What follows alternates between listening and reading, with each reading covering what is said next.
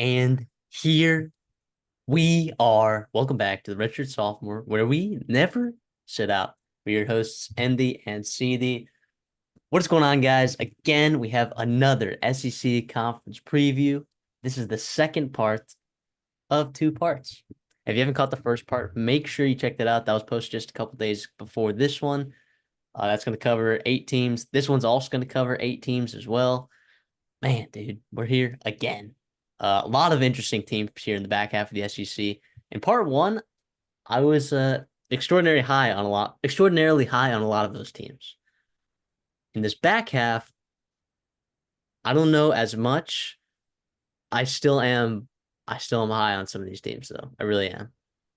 It should be really fun to see how it works out. I'm pretty excited to get back into this. What a treat, man. The SEC is going to be a fascinating conference to follow on, like it is every year, right? But you got new head coaches, you've got big coordinator change even within the conference. As we talked about Blake Baker going to LSU last season, Missouri's got to fill him.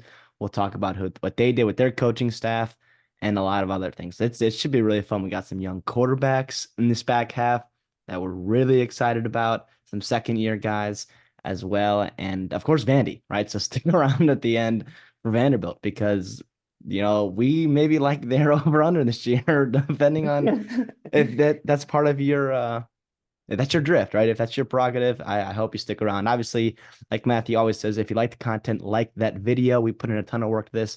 We'd love to see appreciation from you guys, as well as subscribe and share. It really helps us grow our channel as we're moving into college football season. 1000%.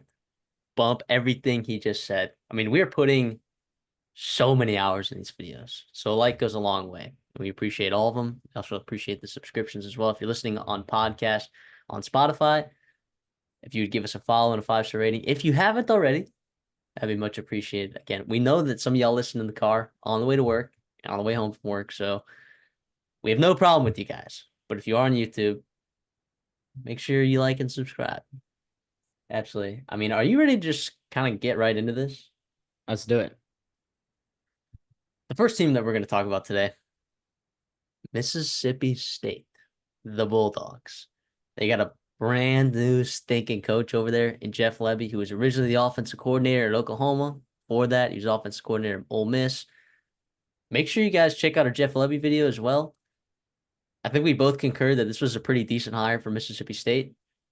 And I actually feel pretty good about the program moving forward under Jeff Lebby. But that is a different question than saying, is Mississippi State going to be a good, really good competitive football team in the SEC? And the answer to that is maybe not. I think Maybe year one not. might be tough. Yeah, like you said. Well, first of all, Mississippi State has had a whirlwind of 18 months, right? 20 months since obviously, Mike Leach tragically passed away. But they're a program that knows itself and knows its identity and knows what it takes to be successful. For a program who is among the very bottom of the SEC in resources, they have had really good pro prospects. Like they've developed really well. They've had successful winning seasons. They've been in the college football playoff hunt back when Dan Mullen is there. That's three straight coaches. I guess, Zach Arnett, I don't really count that as quite as a hire. That was more just like a holdover. See if it works. It didn't work, obviously. But you've got Dan Mullen, you've got Mike Leach, and you've got Jeff Mullen. Or I'm sorry, Jeff Lebby. Those are three innovative offensive gurus and just tricky things that you can do to find advantages because you won't have it talent wise and resource wise, but you've got a head coach that has a really, really fun scheme. And I believe develops quarterbacks, recruits quarterbacks really, really well. Yeah. Well, speaking of quarterbacks, let's talk about the quarterback room over here at Mississippi State. Yep. You got a guy who formerly won the Big 12 championship with his team at Baylor in Blake Shapen.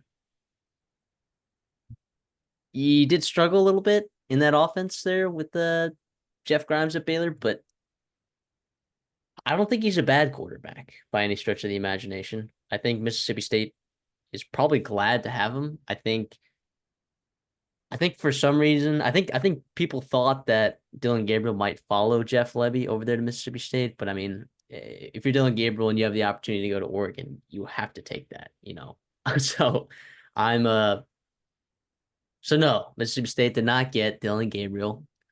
And Jackson They're Arnold too. I mean, there was a hot, just a very, very quick second, like that there was some hope that was like, wait a minute, Jackson Arnold's buddy with Jeff Lebby.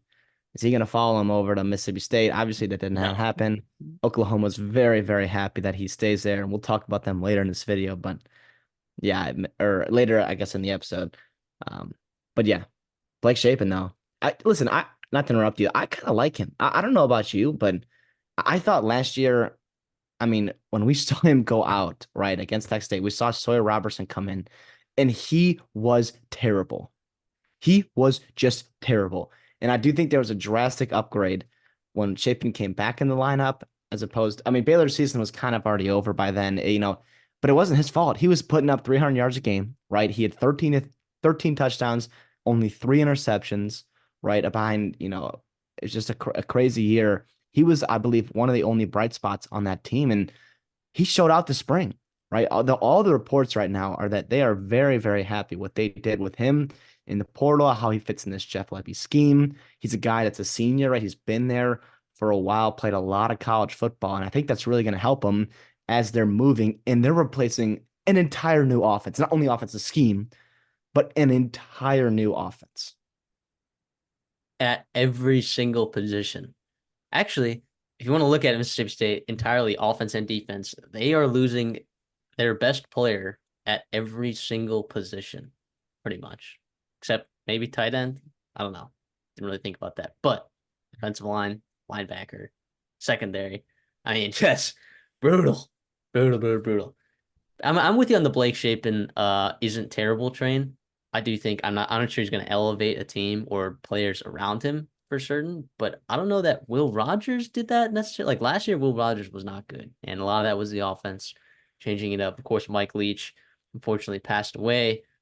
We love Mike Leach on this show, but he kind of put Will Rogers in a lot of good situations there with that offense that Mike Leach ran in the air raid. And I don't think Will Rogers adjusted properly. I don't think the team was necessarily built to handle that new offense. I think he was built to handle the air raid. And I think that's why you see a lot of those players transferring out of there because, it's going to be a lot different. It's going to be a lot different.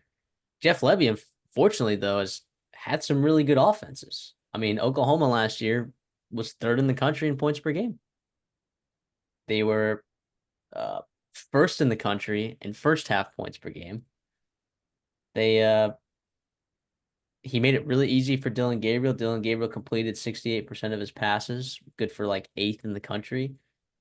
So I think Jeff Lebby has a chance to make it easy on Blake Shapen, but what's not going to be easy for Blake Shapen is kind of managing the talent around him versus the talent on the defensive side of the ball, these other teams that he's playing against. I do want to look at Chris Parsons, though, who's the backup quarterback there. He was not ready last year, guys.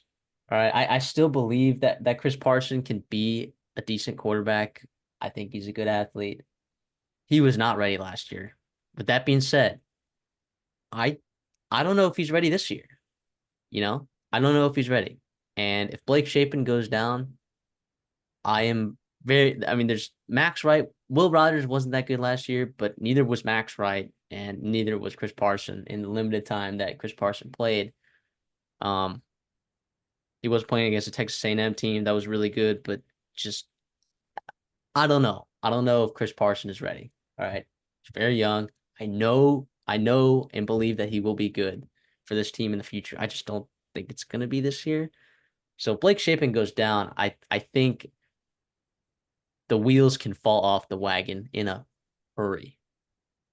Well, that's just what you see. I mean, the transfer portal does a lot of good things for new staffs, right? But the one of the hard part, the transfer portal giveth and the transfer portal taketh, right? You're going to lose depth at positions. And in year one, in a spring where you just have to kind of tape everything together with some duct tape. If you're lucky, you've got duct tape, right? But um, it's hard to build depth, especially at key positions, and quarterback is one of those. And now you give Lebby a couple years, absolutely. I expect him to have, a couple quarterbacks on their roster they feel good about, kind of like he did at Oklahoma, where you had obviously Dylan Gabriel, you had Jackson Arnold, General Booty, right, as well. So you got like that to me, I'm not worried about that moving forward. And Parsons and Van Buren, those are, highly rated guys. I believe in Levy to develop them over time. But like you said, yeah, it's Shapen's a guy. And this obviously goes without saying, but he has to stay healthy. Like you said, like for Mississippi State to have a chance, especially yeah, with their schedule too, in the back half of the season, it could be tough. Let's talk about the talent then around these quarterbacks. I look at the running back room, and you lose Woody Marks, right? Jaquavius Marks. He is a fantastic football player. He goes over to USC. I just know that he's going to do awesome there. I really do. You also lose Seth Davis to injury. If you remember, he went down late in the year last year. Jeff Levy has already said that Seth Davis is not coming back to this football team in the fall. Um, and Seth Davis, I believe, is going to be a really good running back for Mississippi State down the road. But you have experience, at least in your top two slots, right? In Devon Booth, who comes over from Utah State, who was really effective and really good for Utah State, the Aggies over there. Jeffrey Pittman was a spell guy for sure last year. He had 50 plus carries last year. I think he averaged like 5 yards a carry. So I happen to like Jeffrey Pittman a little bit. I also happen to like Devon Booth. I think they're pretty decent running backs. After that, I think there's a lot of question marks for me, but I think they can still have a decent running back room. Yeah, I mean, yeah, Booth, I mean, he's a guy. And we saw it's not like I think there's a misnomer with Just Levy. Like they're gonna like to run the football. We saw what Correct. happened when Gavin Sawchuk last year took that next step for Oklahoma's offense, They ran the right? And ball that's 52% of the time last year at exactly, and Oklahoma.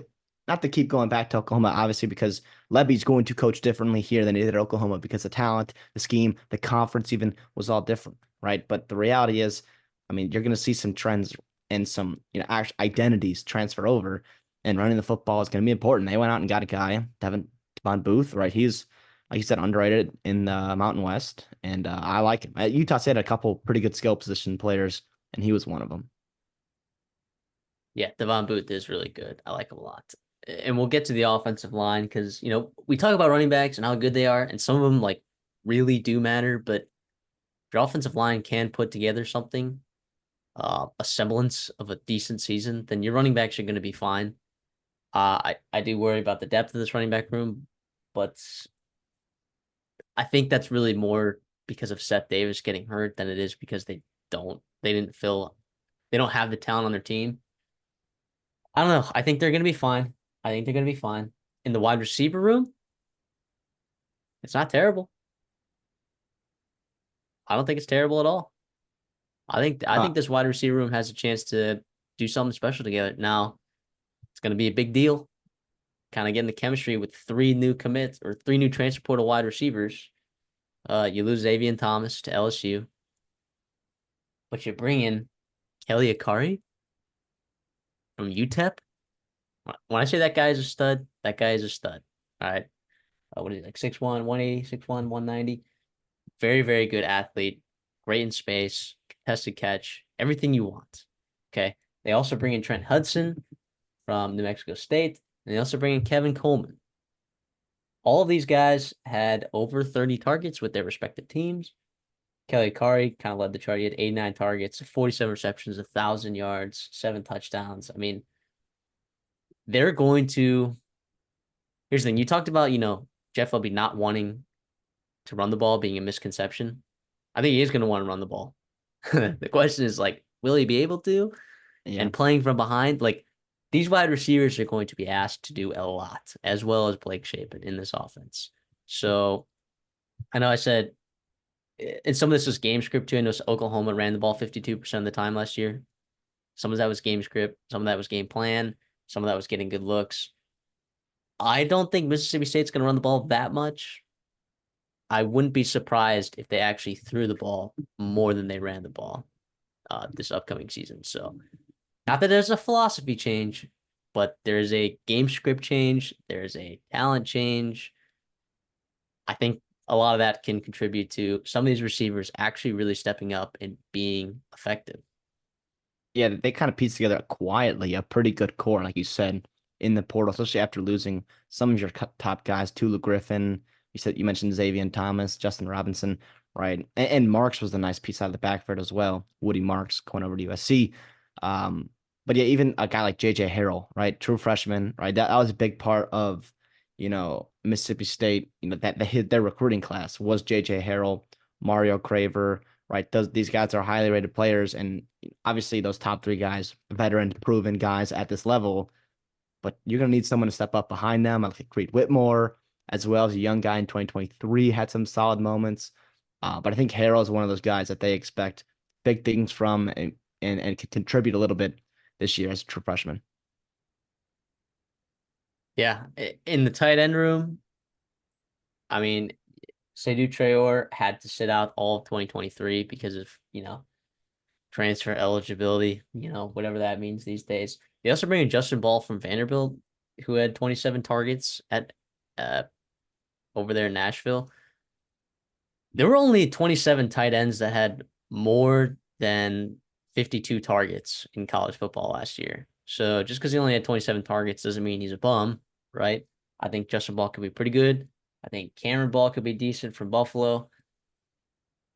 I don't know how much of an impact they're going to have on this team, to be honest, but it is something worth mentioning, worth talking about. I do think you're going to need to. How well can they block? Right. I know you got Yeah. guys coming from other teams. At least Ball has got SEC experience. Terry, right, like you said, hasn't played in a while, but you're going to need some But kind he of also help. And if you he hasn't played in the SEC. He played in the Sun Belt. Exactly. Yeah, exactly. So, how well can they help, a pretty stitched together offensive line, which I guess we can get into right now. I mean, looking at their roster, and I was like, this cannot be true. And they are losing all five O linemen. And if you've been following this video, right, you're keeping track right now. You're looking at Will Rogers, your quarterback. You're looking at Woody Marks, your running back. You're looking at your top four wide receivers from a year ago, and your tight end, right? Even though I think he only caught like I don't know, one pass. I'm looking at right. I mean, they didn't really recruit tight ends under Mike Leach, right? So like they didn't have that much. But anyways, he's gone, and all five offensive linemen. That is wild. And now, was this offense anything extraordinary? No, obviously not. But experience and sometimes like continuity does matter. I'm sure if you ask a guy like Jeff Lebby, he would love if Woody Marks was on his team, even though Boots really good. He would love some of that experience on that O line to be coming back. And they're stitching it together with what, four transfers, right? I mean, it at least there's some, veteran age to it. I don't know about experience level, but at least age in a college weight room, watching film, practice reps, blah, blah. At least you're not relying on a bunch of, freshmen, but I don't know if it gets that much better. And in a conference where, I mean, holy cow, this is not a conference you want to have a bad offensive line.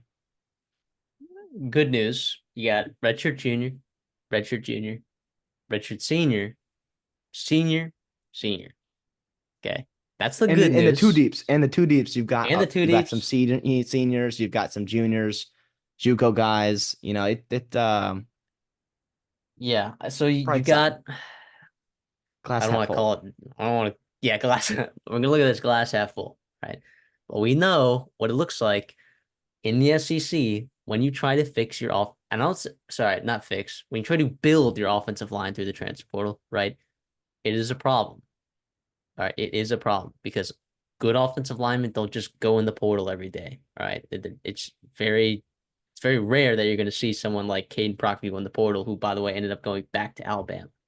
Yeah. So you're not going to get nice pieces like that. You're going to get fillers saying, "Hey, maybe we're missing some depth in the interior. Go grab a guy. Oh, hey, maybe we're missing one spot. Like, see if we can plug this here." Yeah, they're having to not just fix but build the offensive line through the transfer portal, and that's a problem to me. That's a problem to me. So I do see some good names I like here. You know, Ethan Miner, he did some good stuff, I think, for North Texas and Arkansas State. At least yeah, you can Marlon kind of build around Martinez. At him. least he was there with Tommy Moffitt at LSU. Yep.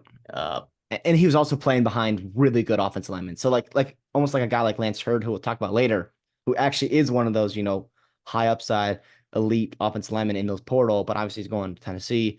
Um, Martinez, just because he just wasn't playing at LSU doesn't mean he's a bad player, but I don't know if the upside is quite there with him. He's a senior, right? So I guess it still remains to be seen. Point being, I don't know how great this offensive line is going to be. Now if they're running a lot of RPO with Jeff Levy and getting the ball out quick, like who knows? Like Jeff Levy, I think understands that this may be a vulnerability on the team, and I think Jeff Levy's going to do his best to coach around it, right? But I struggle to see them run the ball, right? I struggle um to see them giving Blake Shapen enough time in the pocket. I also struggle to see Blake Shapen standing upright. Okay, what happened again? Like we said, if he gets hurt, which is directly correlated to his offensive line, I don't know what the wheels, like I said, could fall off the wagon. But let's move over to the defensive side of the ball. Is that right? Unless you had any more thoughts on the offensive side. Nope, all good. All right. Well, you're missing your key players from every level, right? Your defensive line, your linebacking core, and in your secondary at corner. So I guess we can start with the defensive line. I want to hear I want to hear your thoughts on this defensive line here. I mean, you're bringing back Deontay Anderson, Demonte Russell, Eric Taylor. Those are good building blocks, I think. And you factor that in with a couple of different transfers, one from Purdue and Kepka, and obviously the North Carolina guy, Bingley Jones. But you're losing J.P. Purvis, you're losing Jaden Crumley, you're losing Ty Cooper, right? So that's a lot of snaps you do have to replace, and you're also changing schemes, right? And so we'll see. We'll see how Coleman Hutzler pieces all of that together as defensive coordinator. But at least there's some building blocks. Not a ton of like production coming back in terms of like getting to the quarterback, but I guess we'll see. There are worse units on this defense, or I guess on this roster, but it's not something that I think I'm really gonna be labeling as one of the best on I'm sorry, one of the best in the SEC, at least in Yeah, my I'm not opinion. I'm not wowed by any of these names, but I do trust David Turner like a Yeah. ton. And if he's not going in the transfer portal and getting it, I mean, he got two guys, right? But I think they're just depth pieces. If I'm Mhm. really looking at this, if he feels good about the rest of these guys in the defensive line, then I feel all right about these guys in the defensive line. And uh, this is more of a David Turner. This is more of a trust in David Turner that I have than I have trust in the names that I'm looking at over here at Mississippi State's defensive line, if that makes sense. Is Yeah, that no, I'm fair? with you too. Yeah, because he's earned the right to be like, yeah, you just blind faith that he's gonna be able to piece together something, whether it's like through the portal or recruiting and developing and whatnot. Um, Yeah, definitely. He was a big time. I remember we talked about that in our Jeff Levy video. He was a big time returnee, right? We talked about the players that they lost and players that they kept, but coaching at staff, David Turner's a guy that Mississippi State's been very fortunate to have for a while now. And Jeff Levy gets to reap those benefits too. Let's go to the linebacking core here, right? You lose Nathaniel Watson, which is huge. First team All SEC, drafted to, was it the Browns in the sixth round? That's a good football player that you're losing right there. And then not easily replaceable. And I know, to me, I think linebacker is probably the most replaceable position on any defense, but I think the Nathaniel Watson, I think Mississippi State fans would agree, was a little different, right? He was a really, really good football player. Okay. And who do you go get in the transfer? You go get Stone Bland, right? Replacing snaps with snaps. All right. The thing I like about that is the experience that Stone Bland brings. He's got 780 snaps of experience over there from South Carolina. However, I don't think he's, other than experience, I'm not sure. That might be one of the few things that I like about him, right? I mean, he was getting beat out um at that linebacker spot, competing for snaps. I mean, he started every single game, but I don't know if he was going to start this year. I really don't know. So we'll see how Stone Bland does. I'm just I'm gonna be optimistic and say that those snaps can replace some of the snaps that Nathaniel Watson had in there, and experience is probably one of the more important things that you can have at that linebacker spot. But yeah, it's to me it's a position of concern. I don't know about you. Yeah, I mean, anytime you lose a guy like Nathaniel Watson, and obviously the experience that Jeff Johnson gave you last year, and he graded out pretty well. Also, yeah, it's definitely something to be considerate of. I mean, you mentioned Stone Blanton, good player as well. Terry Russell, we'll see if he probably plays more of that edge position, but regardless, though, hey, maybe he can give you some coverage snaps from there. I don't see a ton of depth here, especially known depth, right? I mean, I'm not going to discount the room in general, but I think the reality is when you replace what almost 1,500 snaps between your two linebackers, there's going to be an adjustment period, right? And I don't know if anybody in the depths there last year and waiting in the wings is going to give you the production that Watson gave you. Yeah, you're right. You're right. So I don't know. I mean, I look at a guy like JP Purvis, and I think, okay, he's got experience there. All right, we like that. Is Don Terry Russell, you know, what's it gonna look like for him this year? I just have a lot of questions. And like you were saying, don't want to discount the room. Okay. But Nathaniel Watson was a huge loss. I don't know if Stone Bland is gonna fix everything with that. We're in the linebacker room. And I'm assuming he's probably gonna play Mike. He might not. Maybe I don't know who's gonna play Mike there. But yeah, I I'm a little concerned about the linebacker room. But if we go over to the secondary, I mean they lose to Cameron Richardson. And the Cameron Richardson was fantastic. I was high in Mississippi State last year, in part because I thought that Cameron Richardson was a really good football player. In that secondary, I thought maybe that they can find that, second piece in there. And well, their secondary was still okay last year. I feel better about the secondary, I think, than I think maybe the linebackers. Is that crazy to say? Am I dumb for saying that? Even though you're losing again, like linebackers, you're losing a ton of production, right? Or at least snaps. You got Marcus Banks, at safety gone. Sean Preston's gone, right? So those are guys that had over 700 snaps themselves each. You mentioned the Cameron Richardson, NFL player, a guy that's going to be tough to replace, regardless of the program, right? He's really, really good. Um, but yeah, I mean, look at a guy like Bryce Pollock. Is he ready to take that next step? I mean, he played 250 snaps as a freshman. He didn't play terrible. He kind of graded out well. He's a good athlete. I think they like him there, and obviously Corey Ellington comes back. Sorry, which is big for you. But other than that, I, like you said, I feel a little bit better about it than linebackers. I Which is not still, good, by the way. I'm not saying I don't think the yeah. secondary is going to be anything spectacular. And I don't think it could still be bad and be better than the linebacking group, but You're also a you're bringing linebacker is kind of an easier position to just kind of you're not going to look as bad playing linebacker to, your everyday fan. So, I mean, we'll see, yeah. man, with the secondary. I mean, I mean, you're bringing in what it's three, three transfers, right? A couple kids from Memphis. You got Miller from West Virginia, who didn't play a ton at West Virginia, I believe, and that secondary was not very good. Um, so yeah, we'll see. We'll see.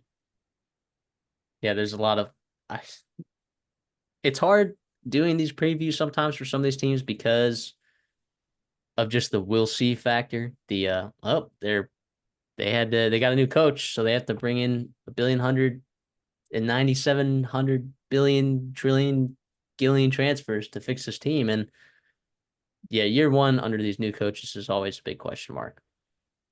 But I guess I we can will, go over.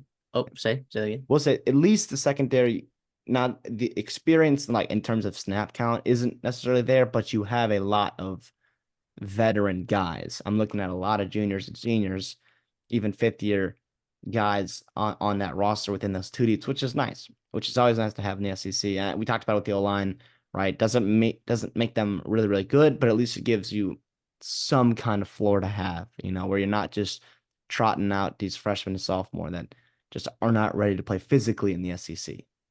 Yeah. Will it be enough? I lean towards probably no, but we'll see. I mean, look, head on over to the schedule then. Okay. You open up with Eastern Kentucky, then you go to Arizona State. That is a game that Arizona State definitely has circled on their calendar. Then you get Toledo at home, which is not a Is about guaranteed win, by the way. no, Literally is not a guaranteed win. They went and they beat Illinois or did they they almost beat sh them? They they should should have have beaten beaten Illinois.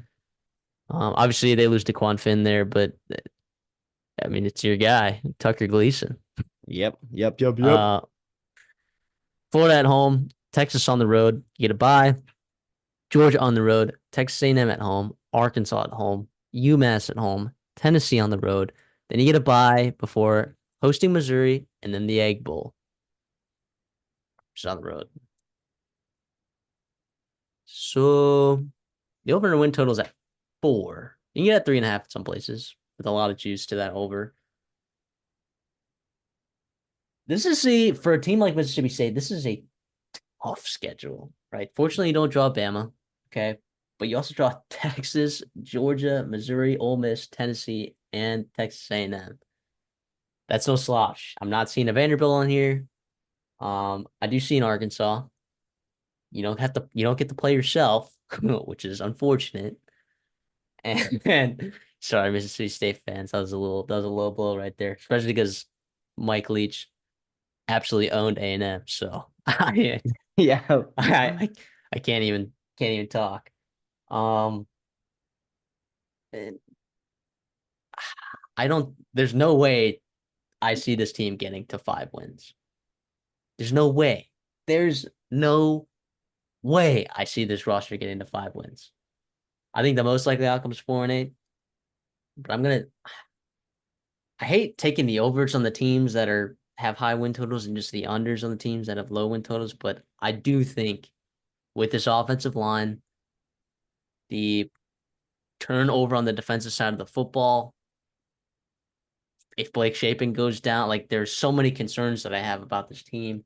And the schedule, I think, is brutal. I'm gonna have to say under 4 wins, man. And State fans, you might have to be happy with 4-8. If y'all go 5-7, I would be immensely impressed. I would be immensely impressed. Now I said that about Northwestern last year, and they were like, "No, we're just gonna win 8 games," But I think that schedule that Northwestern has looked a little different than the schedule that Mississippi State's playing this year. Yeah, I'm with you. I mean, that line opened at 4.5, and it's down to like I guess almost 3.5, right? If you're looking at FanDuel, obviously, the odds aren't ideal there. It's like minus 184. But at 4, I can't take the over on this. I do not see 5 wins on this. Even, yeah, man. I just don't see you going to Arizona State and getting a win and beating Toledo. That's Toledo is probably one of the worst teams that you could draw from Mississippi State in year one because if you lose, it's going to look horrible. But they are consistently the most talented team in the MAC, right? And that's obviously your expectations win that game, and it should be, right, for Mississippi State. But they're not a terrible team. And if you do lose, like Matthew said, potential, like that is a legit realistic possibility that you could lose to them. And then you get really, really frustrated fans, and you got to turn around and play Florida. Florida's a team that's got a tough schedule too, but they've circled this game as a must-win game. Arkansas, that's a winnable game too, but again, with your deficiencies on the offensive line, it's going to be really tough because Arkansas's got a solid D line. They like their D line. So I don't know, man. I'm with you here. Unfortunately, I'm in the under, but I am on Jeff Lebby. I'm on the over of Jeff Lebby because I do think he's going to have success Jeff at Mississippi Lovey State. over 3.5 years. Over or unless or promoted, right? Give me over or promoted somewhere. Not promoted. I'm sorry. It's not very nice to Mississippi State Dang. fan. State fans I'm are just just getting saying. rocked today. No, I'm just saying in terms of like he's gonna have success there. That's what I'll say. We love you, Bulldogs. We love you. We do for the last 2 seasons. I bet y'all's over. So we went 1-1, but we made money because one of them was at plus 135. Actually, both of them were at plus money. So yeah, give me the under here. Let's move on. Let's talk about the Missouri Tigers, a team that loses Blake Baker over to LSU, loses 3 NFL draft picks on the defensive side of the ball. But when I say they return like every single player on the offensive side of the ball, they actually do. The only guy that they don't get back pretty much is Javon Foster, but then they get Cody Katie Reed. Schrader. Cody Schrader. Oh, okay, Cody Schrader. But okay, yeah, that was pretty blasphemous for me to say. But Marcus Carroll and Nate Noel, I think in the aggregate can make up the production that Cody Schrader had. I mean, Cody Schrader was a D2 guy that kind of climbed up the ranks there. And while he was It's really really good. good, I also thought the offensive line was really good. And I think the offensive line is going Yes. to be really good again. And I think Marcus Carroll's really good. And I think Marcus Carroll's going to run for 1,000 yards. Hmm. Or Nate Noel, I guess, whoever comes out of that room. Both Sunbelt guys, but I have a lot of confidence in that running back room. Sorry. But didn't mean to get ahead of ourselves here. We could talk about the quarterback situation. Uh, I mean, when I say situation, I just mean it's Brady Cook, and he Yeah. exceeded everyone's expectations last year by a wide margin, including mine. The guy who I thought Jeff Garcia was going to win the job.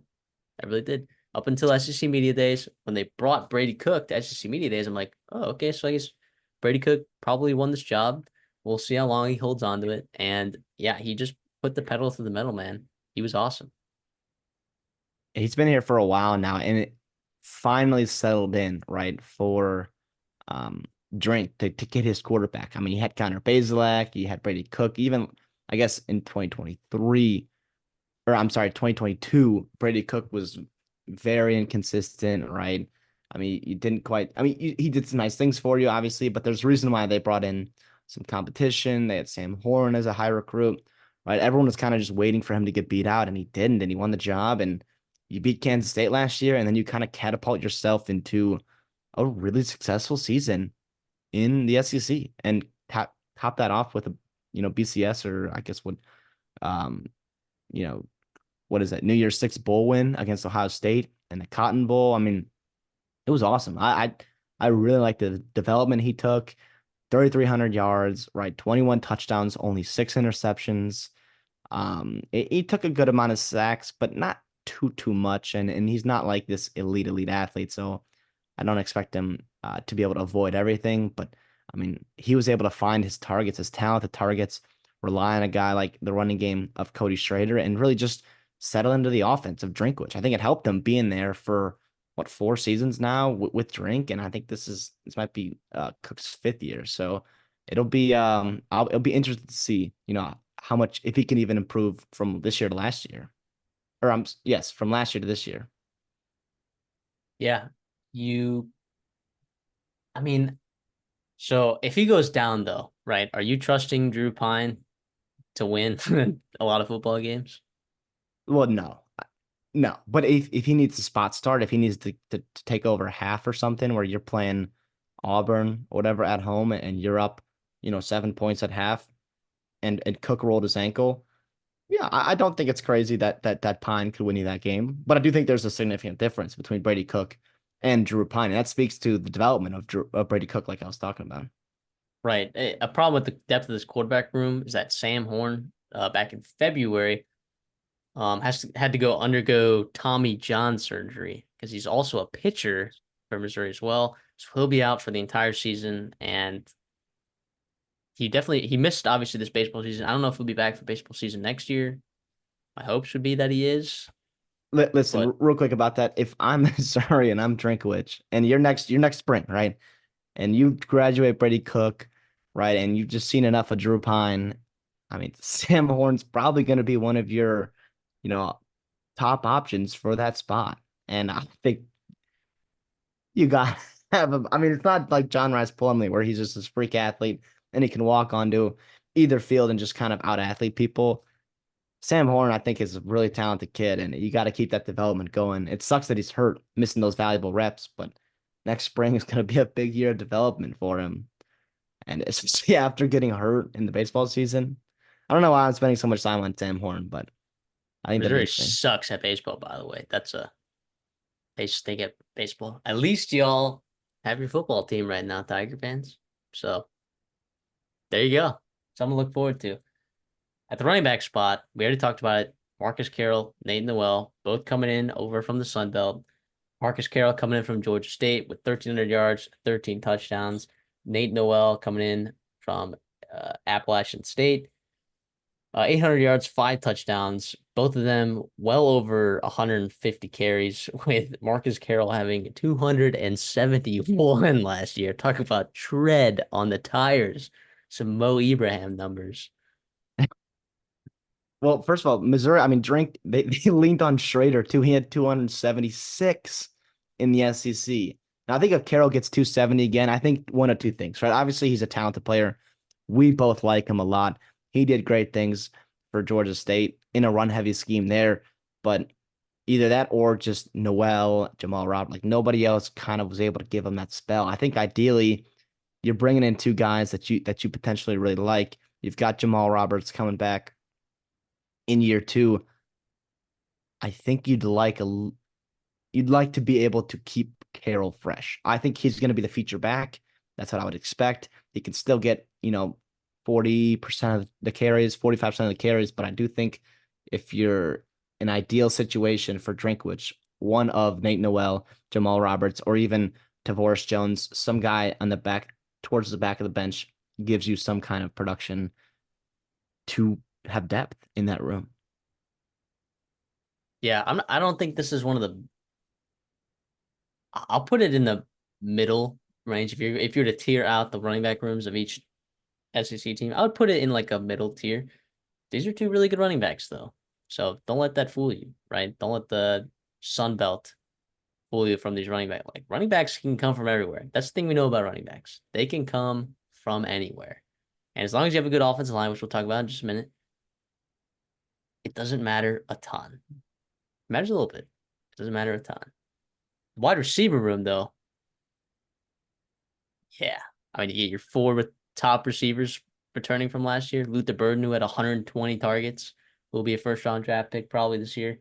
Theo Weiss, who was exceptional last year, kind of living up to that 5-star kind of rating that he had coming out of high school. I mean, Mookie Cooper did. This is it the best wide receiver room in the SEC? It's close. I It's think your top I three, think maybe. Yeah, well, I wonder if the depth of Georgia room, but regardless, though, at least known commodities, the upside in this room too is there. Not only just depth and experience returning, but like you said, the upside is there. Obviously, Luther Burden, Theo Weiss monster. I want to highlight a guy like Marquise Johnson, right? Deep threat. I mean, he averaged almost 30 yards per catch last year. And now, is that sustainable if you increase that volume? Absolutely not, right? But he still played really well as a true freshman. To do that in the SEC, very, very encouraging. And obviously, you give a brain like Eli Drinkwitz, that kind of talent, that kind of speed, the sky's the limit, right? Obviously, especially when you have Burden and Weiss, even Norfleet, right? You're at the tight end room, uh, to take away other, eyes of the defense and scheme those guys out. But you leave Marcus Johnson, you got Joshua Manning, a guy I really like, 4-star kid from Missouri. They like him, but the reality is this room's so deep, he doesn't even have to play yet, right? And which is just awesome. So wide receiver was the only position aside from tight end on the team that they did not go get a single transfer. So I'm going to use my investigative skills there and make an assumption and think that this team feels really good about the wide receiver room, which obviously they should because it's the same wide receiver room that was incredible last year.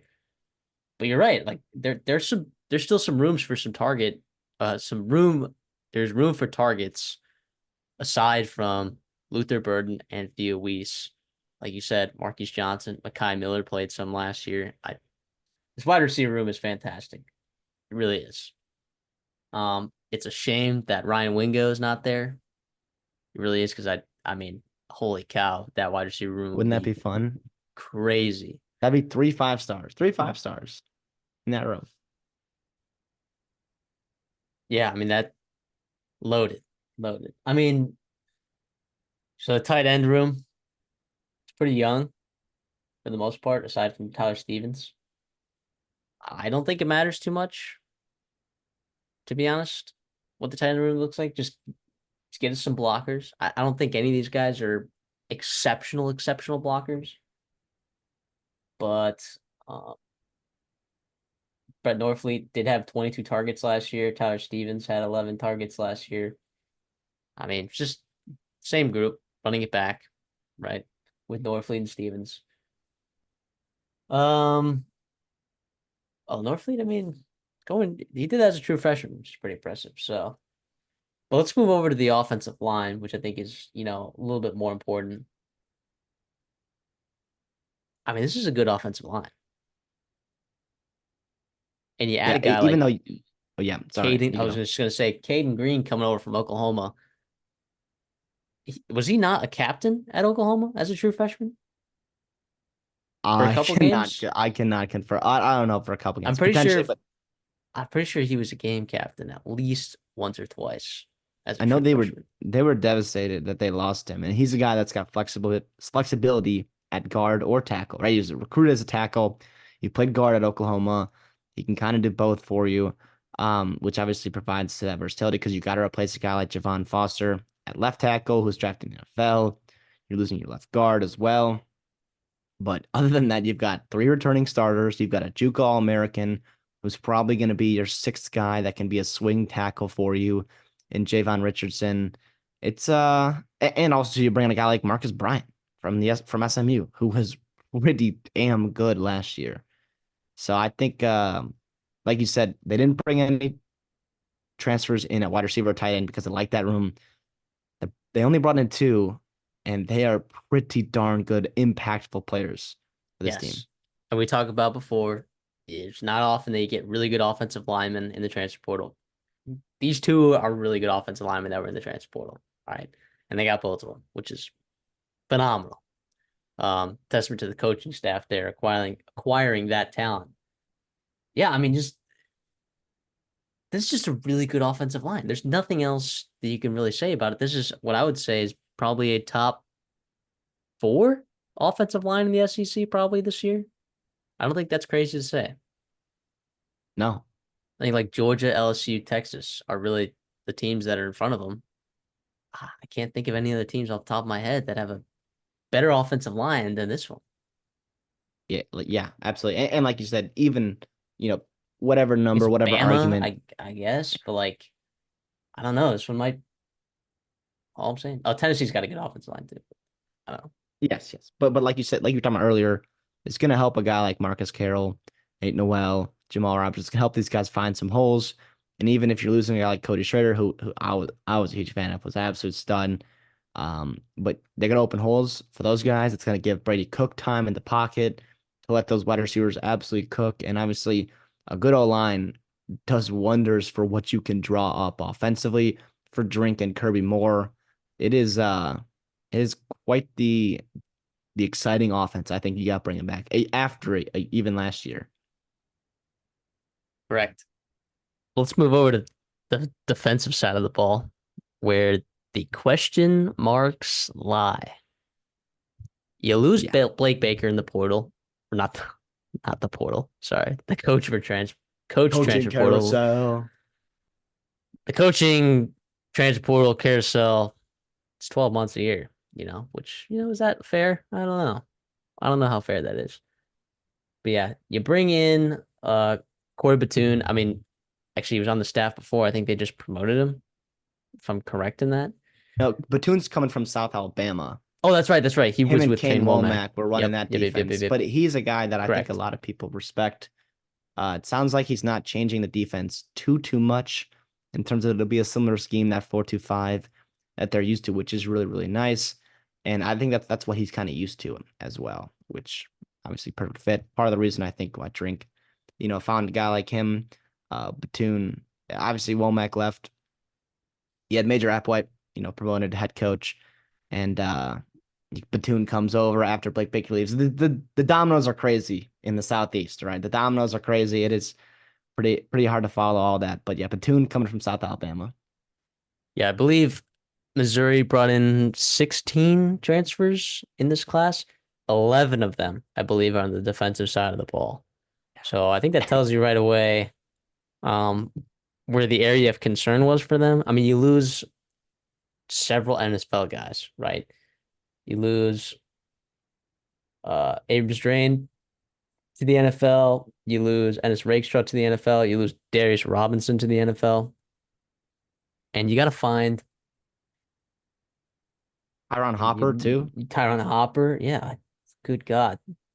Yeah, the point is you lose a ton of production here on this defensive side of the ball, which was vastly improved from years before. The question is like, can they keep that momentum? Like, are they going to be able to score enough points, right?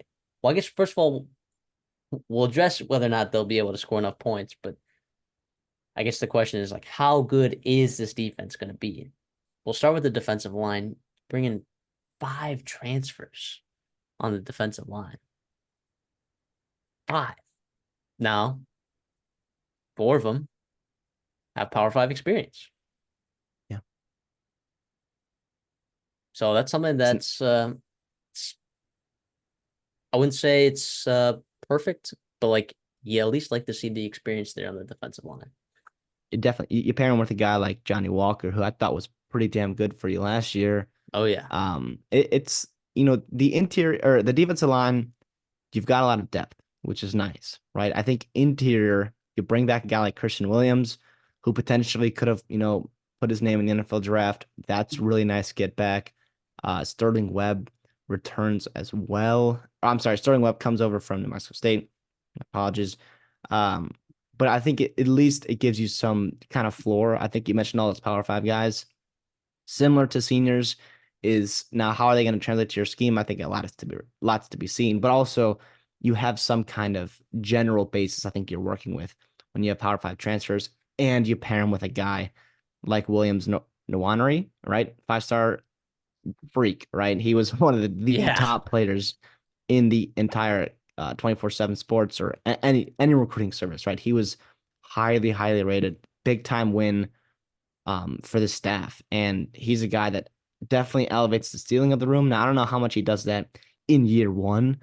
I think if you're leaning on him, I think that could be of concern. I don't think he's going to redshirt or anything, but I do think um, you don't want to have to rely on him. If he can give you spot plays, right? Flash here and there, find out things that he's really good at or schemes that he likes and fits well in, and you really let him go on third down maybe or second and long. But regardless, I think the potential is there for that D line, and they've recruited well as of late too. You got a good amount of talent there, so I think it could be a lot worse. It could be a lot worse. Yeah. But When you obviously, yeah, go yeah. Darius Robinson, I had to mention him. He was big for you last year. That was big for you, and he's a guy you're gonna miss. first round draft pick, first team all SEC, that dude is a freak. I mean, he is a freak. Yeah, that hurts. That hurts. I mean, you had 3 all SEC defensive players, they all go, and that's not even including Ennis Rakestraw, who was not all SEC last year. It's just brutal, man. But when I go to the linebacking core, right, and Tyron Hopper was an all SEC player last year, you're you still have a decent amount of players that have snaps on Missouri's defense from last year. I'm looking at Chuck Hicks. I'm looking at Tristan Newsom. You also bring over Khalil Jacobs from South Alabama, who was in Corey Batoon's system. If I was to bet on someone to take a jump there, and he was playing as a true sophomore last year, he played really well. I would bet on Khalil Jacobs to take a step in this defense and potentially fill a big need, I think. Yeah, and also I'll throw another name there, Corey Flagg. That was a guy who popped a couple years ago, back as a freshman in Miami. I mean, he has a lot of starts there in the ACC, and he also provides at least really good depth for you. A guy with a ton of experience as well. And then obviously you've got the freshmen, right? Brian Huff, Jeremiah Beasley. It's not a bad room at all. I mean, you're losing a third round pick in Tyron Hopper. and you replace them with Chuck Hickson, Newsome, who's got that familiarity, like you said, in that with Missouri, but also Jacobs, who comes in and it's almost like he played for Missouri last year because he's coming over with the coaching staff. Yeah, I don't hate the linebacking room. Believe it or not, you lose Tyron Hopper, but I think they got some pieces there that can kind of make up that production in the aggregate. I really do believe that. We'll see, I guess, what Corey Batoon has planned for that linebacking core. I want to head over to the secondary now because you lose two NFL players at cornerback spot, which is, I mean, goodness gracious, in this day and age, that is tough to replace. What are some stuff that you like about the secondary? What are some of your concerns? Who are some players that you like?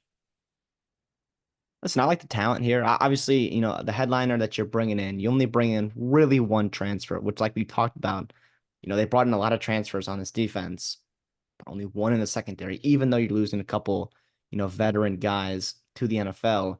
Um, but Toriano Pride, this is a former five-star guy. I think he's a Missouri kid, if I'm not mistaken. So he's coming back home. Obviously, the talent is there. Did he put it together on every single snap at Clemson? No, but he's got his feet wet a good amount there, and it's not a terrible thing. I think you expect him. The expectations are high for him to slide right in and be a very good contributor to your defense. Drayden Norwood, he comes back. He played a good amount last year. It's a former, I believe, Texas A&M guy. Um, but I like him. I He's guess pretty good. yeah, and then Dalen Carroll. I'm sorry, or wow, Dalen Carnell. He was one of your leading snap count guys on your defense last year. Didn't quite grade out the greatest, but he's a guy that's not terrible. You can move him in the box, you can move him in slot, do some fun things at nickel for him. Yeah, I do think I don't know. Did I look at these names and I kind of like them, you know? But obviously there is a significant drop off, I believe, from the talent of the guys last year. But is it still crazy to say that like I don't hate the secondary? No, and it doesn't have to be elite either. I mean, it just has to No. be doable. And this defense almost, not that you want it to play like a bend but don't break, but you almost just don't give up big plays, right? Make other teams drive down the distance of the whole distance of the field, right? And just kind of let your offense carry you to a couple wins, right? And that's going to happen if you've got, the talent that they have returning on that side of the ball. But there are some pieces. Obviously, Charleston comes back, which is nice. Burks is an interesting kid, right? Marvin Burks, he's a young kid, which is nice. Marcus Clark, not a ton of experience, but at least he's an older guy in that cornerback room. So there's a nice mix of some returners. You've got some young guys with talent. Obviously, the transfer, the cream of the crop with Toriano Pride. That was a guy that got it early, right? That was one of the first commits. I remember that, back when it was like right around early signing day. I think Toriano Pride, um, they were doing a big thing just because one of the guys at 24/7 I think coached him in high school. So it was pretty cool. But yeah, Pride's a guy I think they're high on. Yeah, I am as well. I am as well. So on a scale of concerned to basically elite, right? Where do you think this defense falls on that scale? Like heading into the 2024 season, like are you more concerned or are you less concerned about this defense? I would be surprised if it takes a step up from last year. And that's a combination of I think you're losing some pretty darn good talent at the coaching level, right? Blake Baker, a couple other guys, and then like you said, those NFL draft picks, they're just not easy to replace. Darius Robinson, leader of your defense, losing Tyron Hopper, leader of that second level. Obviously, you mentioned the secondary guys with Abram Strain and Rakestraw. Like that's not ideal, not ideal at all. But I don't say if I'm, I don't wouldn't say I'm like super concerned. Like I don't think that this defense is a big enough red flag that I'm not confident that Missouri can accomplish its goals. Which, by the way, make no mistake, their goal is to make the playoffs. Am I right in that? Their goal is to make the playoffs. Absolutely. They're over in their win totals at 9.5. Yeah. 10 wins in the SEC gets you in the playoff, Deja. I don't want to hear it from everybody else. And I'm not an Well, SEC guy, right? here's the thing. We'll talk about their schedule. Like, if they have two losses on the schedule, you're gonna have to find good wins because it's not coming from their out of conference. I'll tell you that. Well, You know what I'm we saying? mentioned their schedule as one of the we did our schedule breakdown, easiest schedules in college football. We took one from our conference, and Missouri was the one in the SEC that we felt was probably was the easiest out of everybody else, and that's awesome for Drink. Now, like you said, you're gonna have to, and we'll get into the schedule, I guess, but you're gonna have to look good, right? Some style points are gonna matter in some games that you're gonna be favored by double-digit points in, and you cannot get blown out by some of the best teams on your schedule. Let's talk about their schedule. They get Murray State at home, Buffalo at home, Boston College at home, and then Vanderbilt at home to start their season. Jeez. So a nice little warm up, and then they get a bye. So they're fresh when they go to Kyle Field to play Texas A&M. They go to UMass and a little home and home. Yeah. And then they play Auburn at home. They go to Alabama. They get a bye. Then they get Oklahoma at home. Then they go on the road for 2 weeks against South Carolina and then Mississippi State. And then they play Arkansas to end the season. And I'm looking at you drew Mississippi State, Arkansas, Vanderbilt on your SEC schedule. Home Can run. can I ask you what is the toughest 2 game stretch or 2 week stretch of this schedule? I don't really see one. Is it It's Auburn and then at Bama, it right? has to be. And which, by the way, Alabama, we talked about it. The weakness of that team potentially is the experience in the secondary, which that Missouri wide receiver core has a lot, you know. And when I'm looking at this over and win total, dude, and I'm looking at it on FanDuel, and it says over 9.5 at a fat plus 146. How can you not take that? Come on. I'm gonna have the over on Missouri right here. Before really diving into their deep defense, I was a little bit concerned about their defense, and I thought that there might be a drop off. But with this schedule, even if Brady Cook goes down, I think they can win 9 games, right? But if Brady Cook just stays healthy, man, I see them getting to double-digit wins. I'm going the over 9.5. I'm with you here. Listen, at A&M, at Bama, it's not going to be easy. Those are 2 tough places to play. You know more than anybody else, Sure. right? You've been both those Lose them. places. Sure, lose them. You're Lose those two still games. still 10-2, baby. And now, listen, I'll say at South Carolina, that could create some problems if That your defensive line, if your agreed. front seven isn't quite as good as we think it is. Here's the thing, though. You mentioned that schedule. As you're reading out those out of conference, those first 4, and I'll say 5 weeks with that bye, you have time to figure things out with your new defense coordinator. You have time to figure things out with your new defensive backfield. I mean, Buffalo with Pete Lembo, God bless Pete Lembo, right? That's one of the worst teams in all of college football.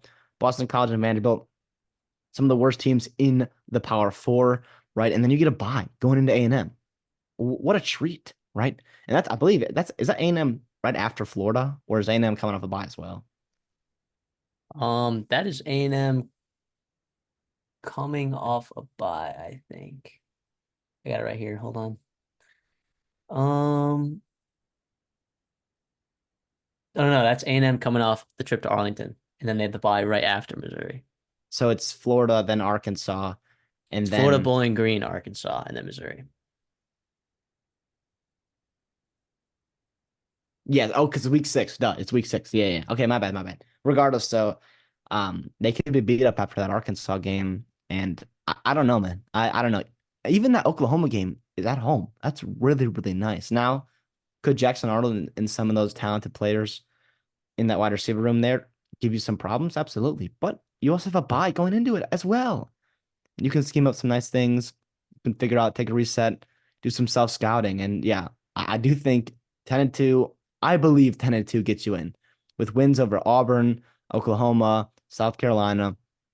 And as long as you don't look terrible on road losses to A&M and Bama, I feel pretty good about Missouri, making the 12 team playoffs at 10-2. But I do think the upside here is 11-1 for sure. And See, I guess I think they got to win 11 games. I really do. I guess Now, We'll now see what happens in the ACC. poll inertia, right? The idea that your preseason ranking actually has weight on where you end the season is Yeah. real. All right, that is real. Poll inertia is a thing. Missouri is going to start pretty highly ranked. I think if they win 10 games, I still don't think it's enough, man. Like, when you look at their schedule, dude, like, where are the good wins if they don't beat A&M or Alabama? It's Oklahoma and Auburn, like I said. But But I like, do but think like Oklahoma with their schedule, like, where are they going to be I just sitting at have that faith. point? Well, a couple things have to happen too here, and I hope Missouri fans are enjoying this because I think this is for the first time in a while, right? Since what, 2008, right? I guess 2000, what, 15? Were you guys in the SEC title game last, right?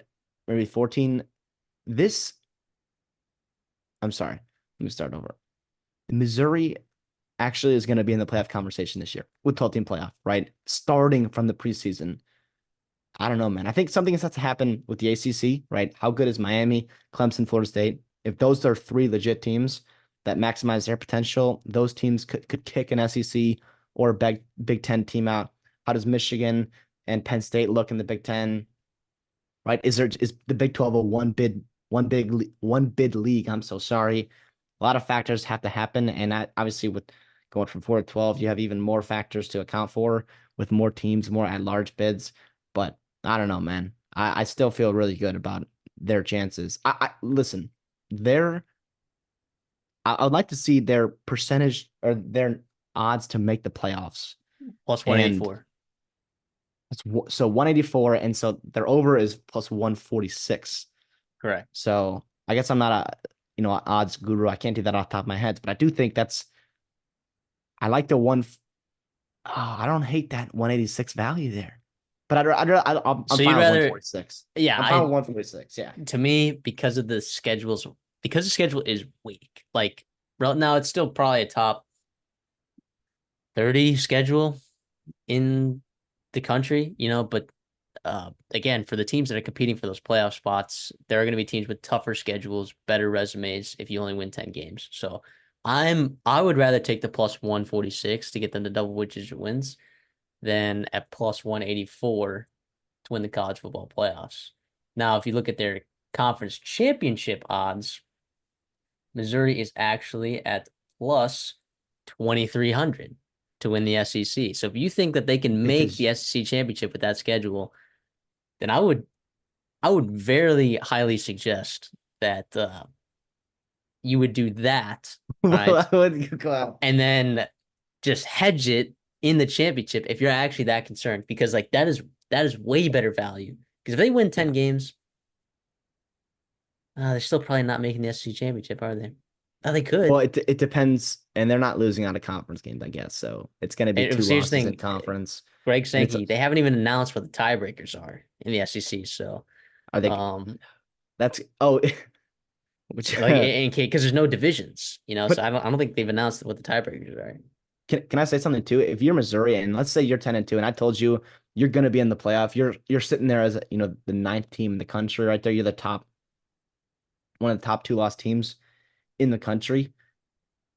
I think you're perfectly content not playing that conference championship game, and that's kind of sad how we are in college football, right? But it's just more chances for stuff to go wrong. You're probably playing a really good Georgia or Texas team, I guess, or even a rematch of Bama. And maybe Ole Miss. I guess you could throw them in there too. But I have a hard time seeing Texas, Alabama, Georgia not being in the title game. Regardless, though, I guess I'm kind of rambling on here. We've been talking for Missouri for a while, but I hope you guys enjoyed that.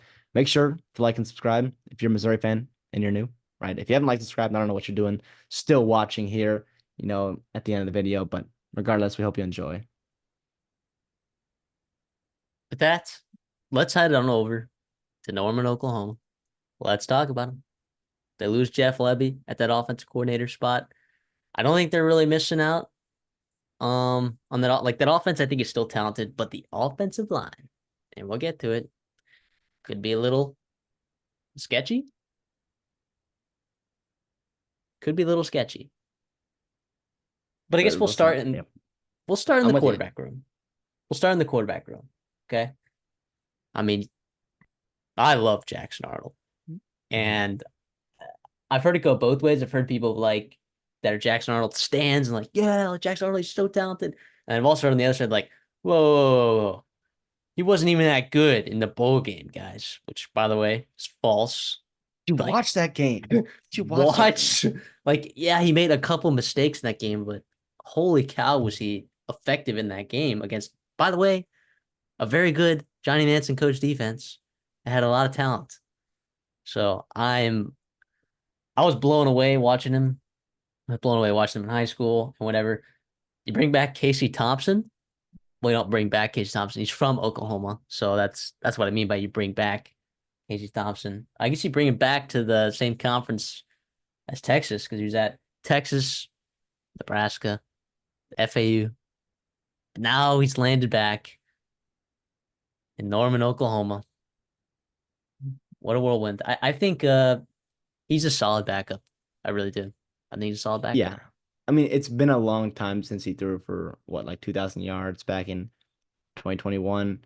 But yeah, I think you could do a lot worse in a day and age where backup quarterback's not easy to come by. It's not with so many options, it's hard to convince viable power four starters if you need, right, to come in and be your backup, especially for a guy like Arnold who's going to be there for multiple years and is obviously you're very committed to.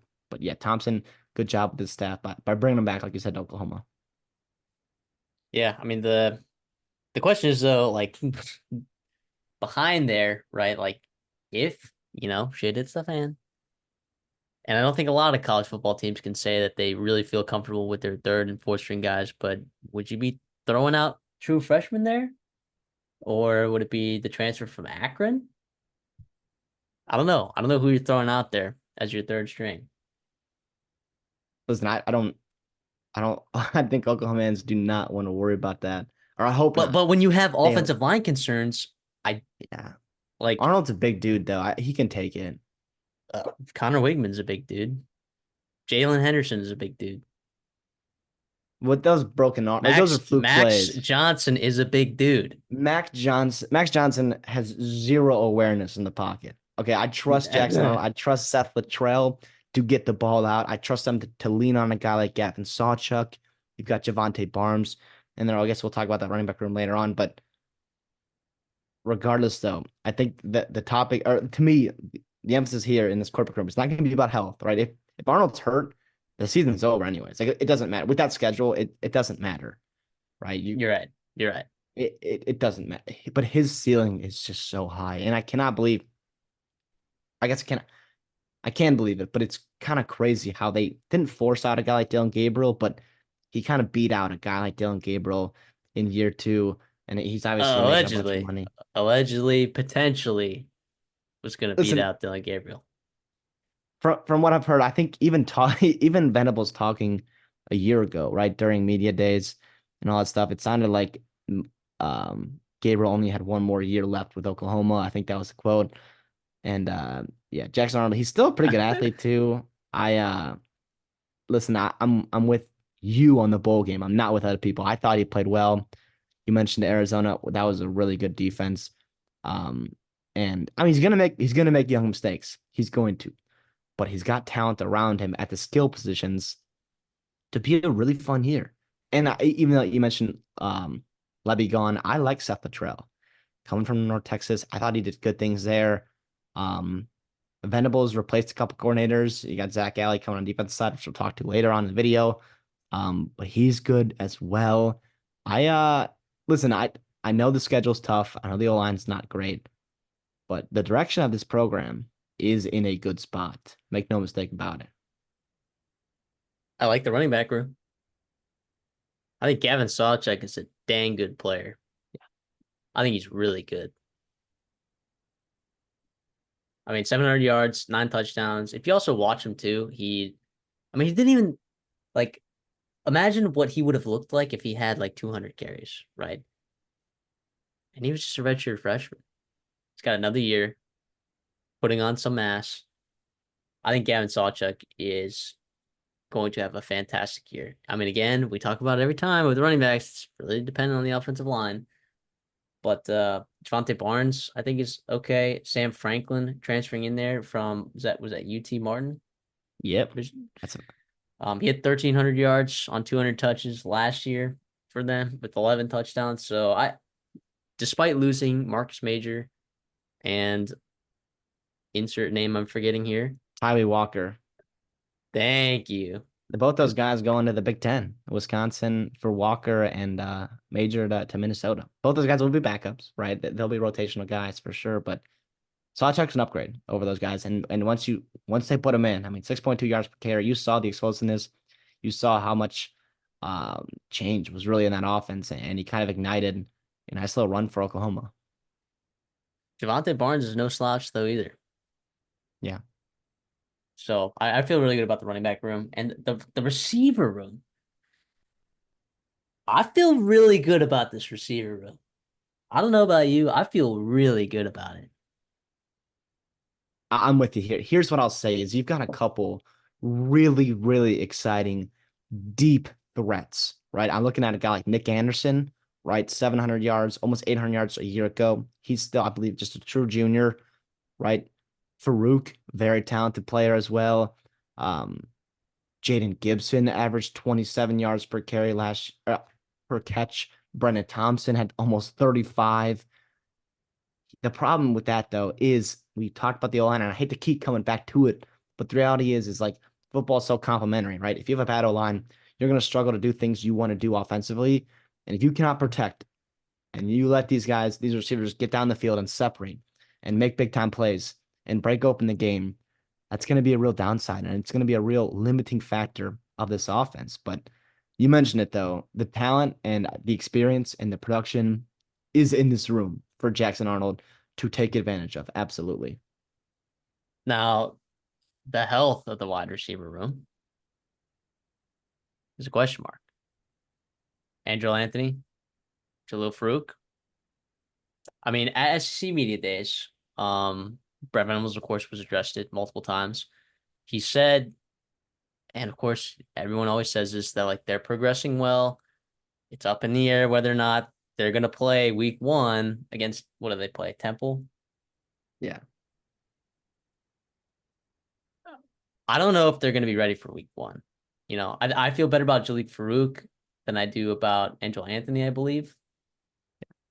Um, Actually, I think the opposite about that, because Venables said that Angelo Anthony has had a really good summer. He's still not fully cleared, and we don't play for probably about 6 weeks from now, so we'll get him in a position where he can practice ahead of that first week. But he's been making really good progress. So it sounds like Brent Venables is a little more confident in Angelo Anthony than he is about Jalil Farouk, which is weird because he didn't have surgery, but he had a foot injury, but he's been out for like a couple months now. And according to him, that the most recent bone structure analysis was remarkably good, and they've got a really good plan in place that's going to get him to where the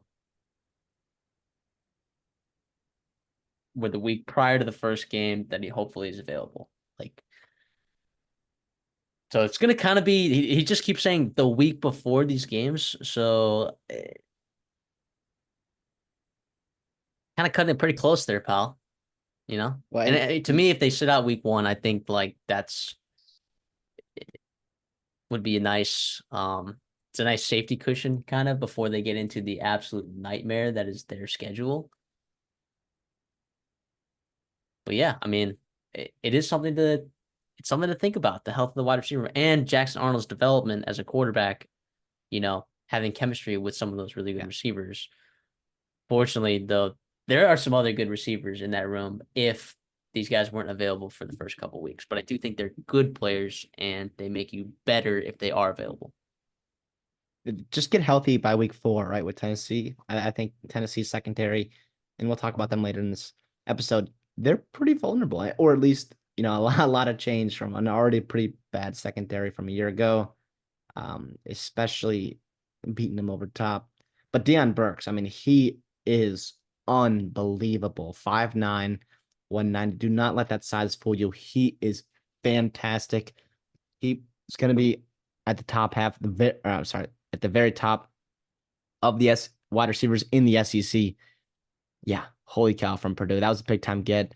And I'm sure Jackson Arnold, Seth Luttrell, those guys are going to love him. And he's also a guy, he can beat coverage early, right? So if you have a tough offensive line, he's a guy's a quick separator, right? So he can, I guess you can draw up some plays, separate him, isolate him 1-on-1, and he can beat coverage there and kind of somewhat limit, some of the question marks of the offensive line. So in the tight end room, um, you're only losing 27 targets, 28 Yeah. targets in that room, and you're replacing it with guys that had a combined over 60 targets in Jake Roberts and Bauer Sharp coming in over from uh, different schools. I think their tight end room will be fine. I haven't seen these players play a ton. I mean, Jake Roberts has played a lot in his career. Bauer Sharp, this is his first year in Division I football, so we'll see what that looks like there in the tight end room. But other than that, to me, it's a lot of unknown. But a lot of young guys. Well, I guess Cade McIntyre played some. Sorry, he played some last year. But Yeah. yeah, the tight end room I think is fine. Listen, I like Jake Sharp. Or, I'm sorry, Jake Roberts. He's a guy that was back at North Texas, and he had crossover with the trail there. He was, he was honorable mention All CUSA back there, so which is nice. Obviously, they didn't use their wide receiver, their tight ends a ton last year. Right, Austin Stockton was kind of the lead guy coming back to Oklahoma. Didn't quite have the success he wanted to. Regardless, though, Roberts and Sharp, those guys are solid complements. But the focus here on the skill positions, right, that are really going to shine, it's going to be those wide receivers and running backs. Agreed. And Jackson Arnold. I mean, skill position, but I am excited to see what this offense can do. But I think it's all very dependent on this offensive line. CD, would you Yeah. like to break down this offensive line a little bit?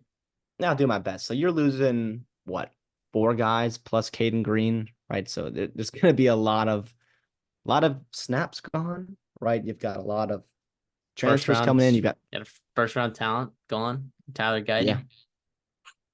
back to back year that you had first round, right?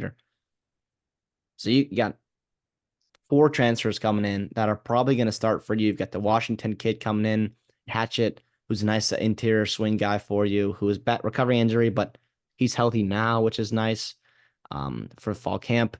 But you're looking at Michael Tarquin. Listen, if you can get closer to the production that he was at Florida, as opposed to what he was at USC, that would be a massive revelation for this offensive line, right? He's probably going to be left tackle. He's a guy that's got a good amount of experience, but was just much better at Florida than he was at USC. I don't know if that was scheme things or whatnot, but he's back, I guess, in the SEC. Hopefully he can replicate some of that success. Jacob Sexton's a guy that's played a good amount for you. He kind of returns, I guess. So we'll see there. It's a former Branson four-star kid as Hickman well. was Good very player. effective at SMU. Very good player. Yeah. The staff likes him as well. Um, like I said, at right guard, you're gonna have Nualu, who's In coming over Nuabu. from North Texas, right? That's a guy obviously Latrell's familiar with, which we always talk about here. Like, if you're following coaches, like expect a good floor and expect some kind of role on your team, whether it's as depth, but or as a starter. And then Spencer Brown, who I never really liked at Michigan State. I don't really want to have to rely on him in the SEC, regardless though he's played a ton of football. So that's good as well. The depth is something of a question mark for sure. But yeah, the reality is you lose what, like five guys, six guys. So it's gonna be tough to replace, but it is what it is. It's kind of what you have to do with in the SEC. You just gotta figure it out because you cannot waste a year of Jackson Darnold. I'm sorry, wow. I said Jackson Darnold. That's crazy. Jackson Arnold uh in this offense. That'd be a shame. It would be. Let's move on over then to the defensive line. Unless you had any more thoughts on this offensive group, which I think could be pretty good. Um, got a new DC over there, Zach Alley. Awesome. Who cares? Brent Venables is the defensive mind. So I'm not really concerned about who they hire in that spot. The defensive line, though, I see some interesting names. I see a lot of experience, is what I see. A ton of experience. That is the headliner of this defensive line going into 2024 in the SEC, which I think is important because you go into the SEC with, I mean, not just going in the SEC, but like having this schedule and not having a defensive line that has a lot of snaps the way that these players do on this defensive line, you are asking for some serious trouble. Yeah. You are, which is good news for Oklahoma and their fans. I'm with you. Ethan Downs is a real good player. You're hoping you get a little bit more production from him, but I do think in general he's going to benefit from other players around him also getting better. You're bringing back, like you said, a lot of experience there. Armason Thomas and Trace Ford. You're hoping those guys are stepping up as well. Caden Woolard, you're coming over from Miami High. He's a guy that just loves getting to the quarterback. I think he fits super well in this defense. Venables and Alley are going to absolutely love him. And they went out and got him. That was a big recruiting win, a big Yeah, I transfer mean portal win. that's something that they struggled with last year was getting the quarterback down. I think they were 91st in the country in sacks per game. So adding Alec Caden Woolard to that edge group, as long as he can maintain that productivity in the SEC, which is a big ask, you know, um, I think you've got a chance to really inject some life into that defensive line, that edge group specifically.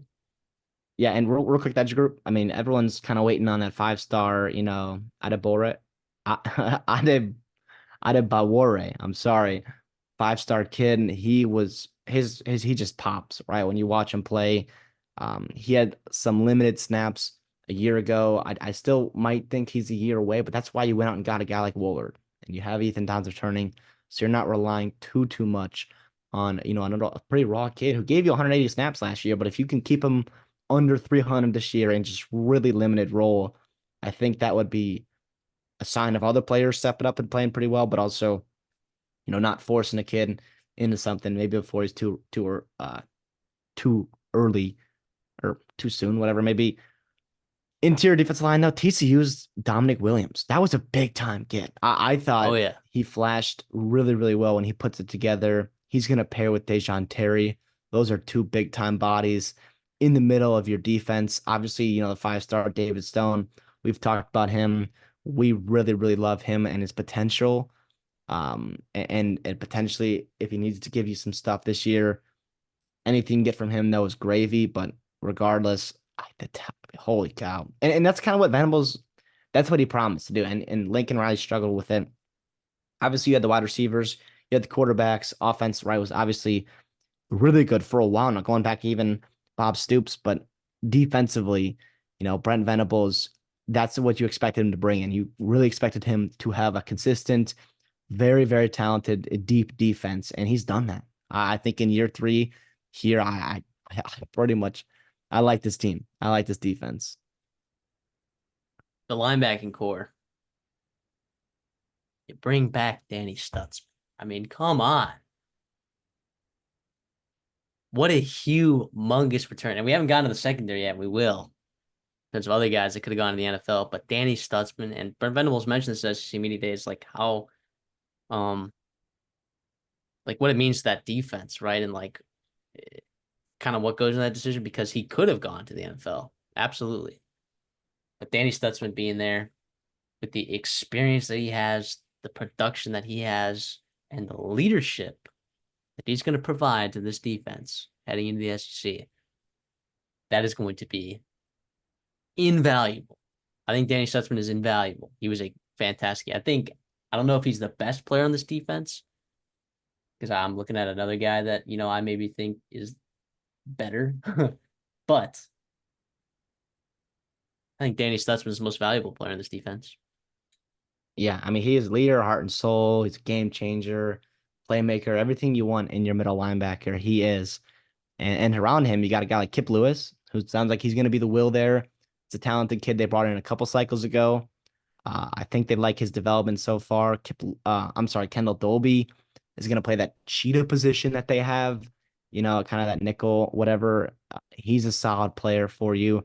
Desan McCullough, he's been there for a while now. He's going to play also in that Cheetah, maybe Will position. There is talent around Stutzman, and he brings the experience, right? He brings the leadership, and then you have athletes, and you have athletes around him go around and make some plays. That is pretty darn good for Venables and Zach Alley. Yeah, I think that's such a great combination. When you have a guy that plays Mike, that is where he needs to be and makes tackles and can put everyone in the right spots. If you surround a guy like that with that kind of experience and, ball knowledge, if you surround athletes, like he's going to put his athletes and Coach Venables' athletes in the right spots in order to make plays. Yeah, and we haven't talked about it a ton, but you got those the mics in your helmets, right? One player on defense, one player Oh, on yeah. offense. You better believe Danny Stutzman's going to be that guy wearing it, and that yes, you like it for maybe a younger and experienced guy because you can have that constant communication with your coaches, but also like the you can have the other way, right? Where you have, I mean, you can't talk back to him obviously, but it just it just goes that much quicker, right? You see that game that much quicker. You can see checks, make checks. You can have that constant communication even more so on the sideline too. I think it benefits the defense like Oklahoma, who's yes, they got a new defense coordinator. You mentioned Brent Venables is going to have a big time hand in it. They're going to get back to blitzing, I think, and some of those best teams, the best defenses he had at Clemson, they just blitzed the crap out of you. It was 60 minutes of just trying to fight off crazy blitzes and your quarterback running for their life, and you got these freak athletes. They finally have the athletes to do it, right? And yeah, holy cow, it should be fun. Very fun defense to watch. Let's move over to the secondary. Uh, Billy Bowman coming back. Are we kidding? I mean, how big was that? I mean, Yeah, right along there with Danny Stutzman. I mean, just getting those two guys back with their experience production is just so valuable. And then you look at a guy like Woody Washington, 851 snaps last year. That's a guy that is physical in the run game as a corner. He gets after it, dude. Big fan of I Woody love. Washington. I think Yep. he's a special kind of player. I don't know if he's getting NFL looks, but in me, I like physical corners that get involved in the run game. That to me describes Woody Washington. Over at the other spot, Gentry Williams. I think it's gonna be him. Yeah, I mean he played 370 snaps last year. I don't think he was terrible, right? I And think this. you're Oh, bringing a guy with the experience of Des Malone too to fight for that spot. That's not from bad at San all coming over Diego's. from San Diego State. Yep. Yep. I think the secondary. Oh, and then Peyton Bowen. By the way, we didn't even. I mean, the youngster. I mean, I think I think the secondary is pretty talented. I think it's pretty talented. Yeah, Robert Spears Jennings comes back. Reggie Powers is a young kid, true freshman that they like there as well. It is exactly how you would have expected a Brent Venables team to look in year three. This defense, they've got playmakers, they've got athletes, they've got experience. It's yes, their O line is questionable and their schedule is brutal, which we'll get into in a little bit here shortly. But there is a lot to like about this team, talent wise, experience, schematically, the way that they fit along next to each other. We mentioned how complimentary that linebacker room is, even that defensive line. I mean, it is well done. Well done, Venables, who kind of got off to, I guess, a shaky start, but he's no surprise, no questions on how they're gonna be in the future of the SEC. Now let's head over to their schedule.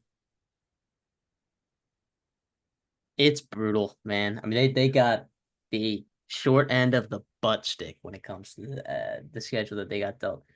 Here's their schedule. They play Temple at home. Okay. Houston at home. Tulane at home. All right. Awesome. Great stuff.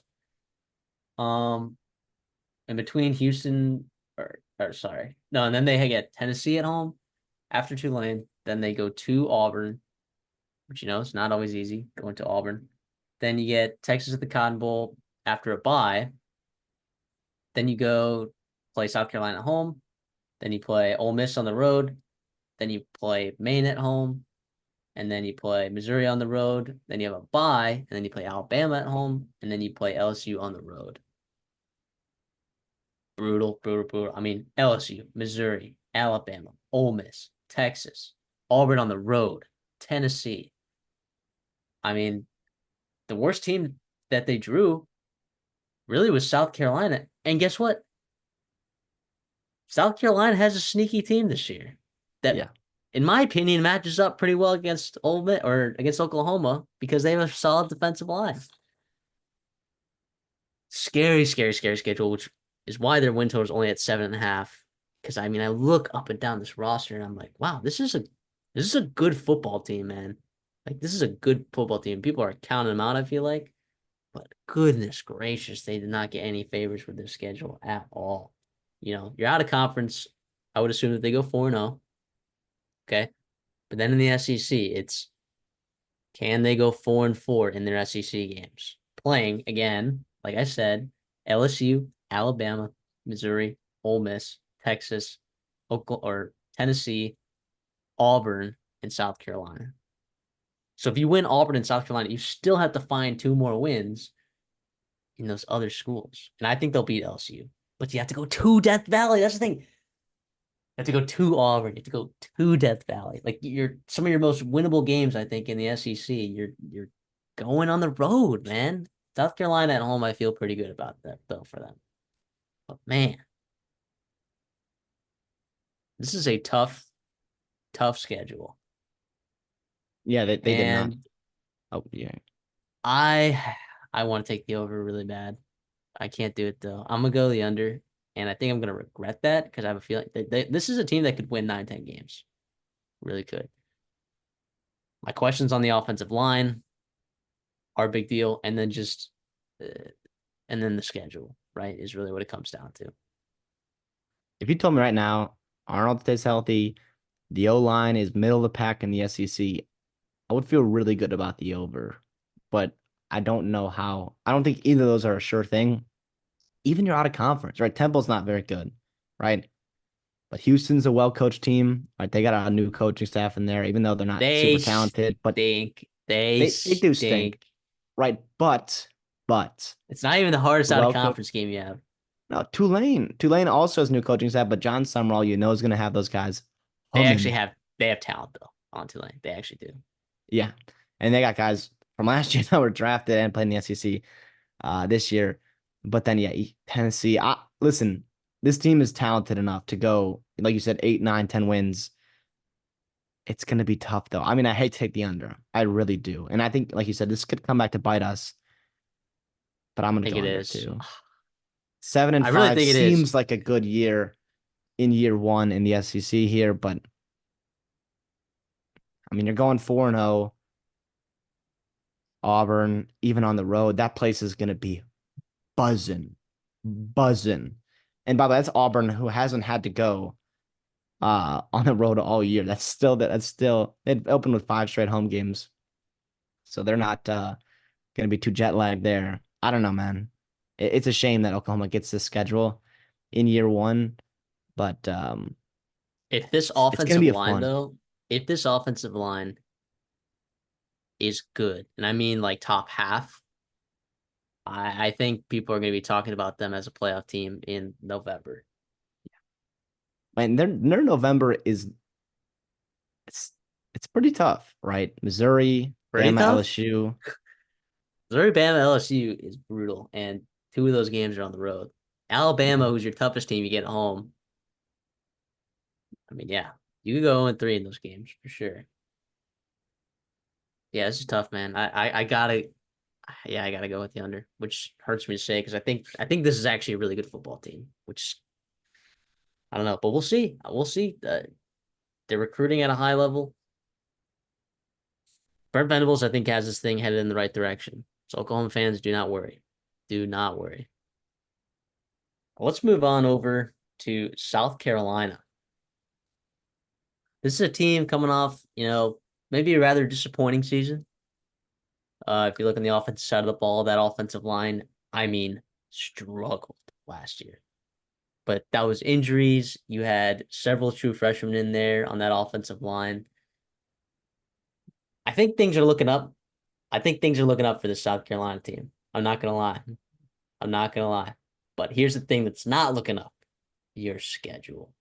And we'll get into all of this. All right. But we'll start in the quarterback room. Okay. You got a new quarterback. Well, he's not new, but it'll be his first year starting. The name is Lenore Sellers.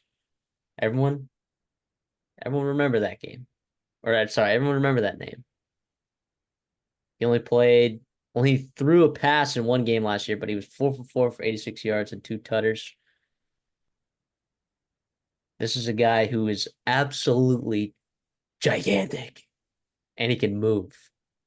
This is a guy that I think South Carolina was very happy to keep. I believe in state.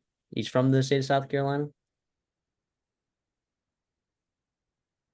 I think Norris is a really good player. However, if he goes down, I think Robbie Ashford can play to a similar style where he's a mobile quarterback. However, I would have concerns if Lenore Sellers went down. But then the flip side of that, Lenore Sellers is gigantic, and I would imagine that he's pretty durable. But we don't know because he hasn't played extended snaps in college football, right? Yeah, listen, but he's also, I mean, he's big enough to take some hits. Obviously, he's going to take a lot because of his scheme and his skill set. And you bring in a guy like Sanders, they're going to run the football a lot. And Sellers is going to be you definitely a big part of that, and that's to his game. But he's a big dude. He is a talented rusher. To me, what remains is how consistent can he be pushing the ball through the air?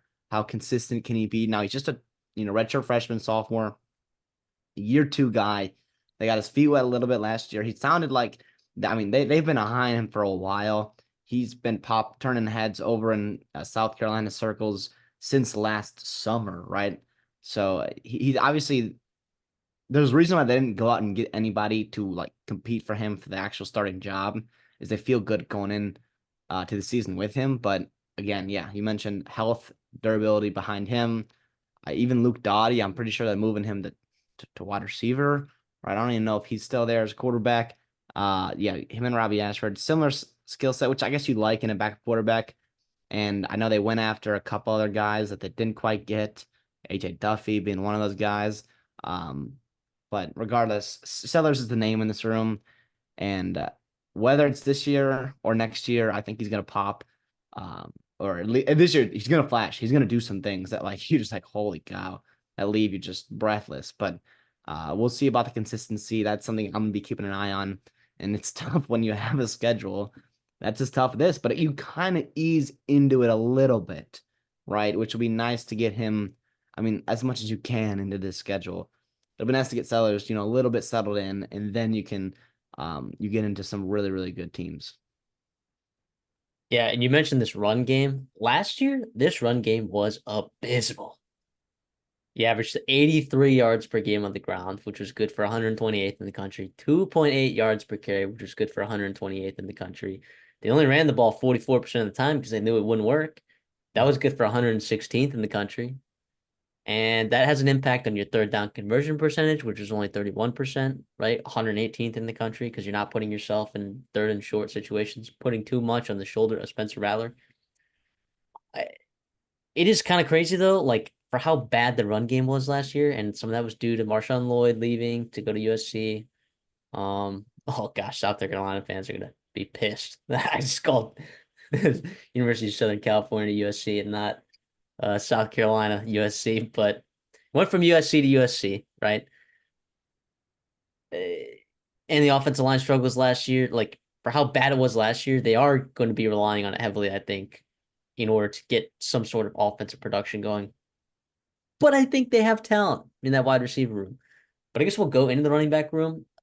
You get Rocket Sanders from Arkansas, right? And Arkansas did not have a good time running the ball last year either, right? Due to their offensive line.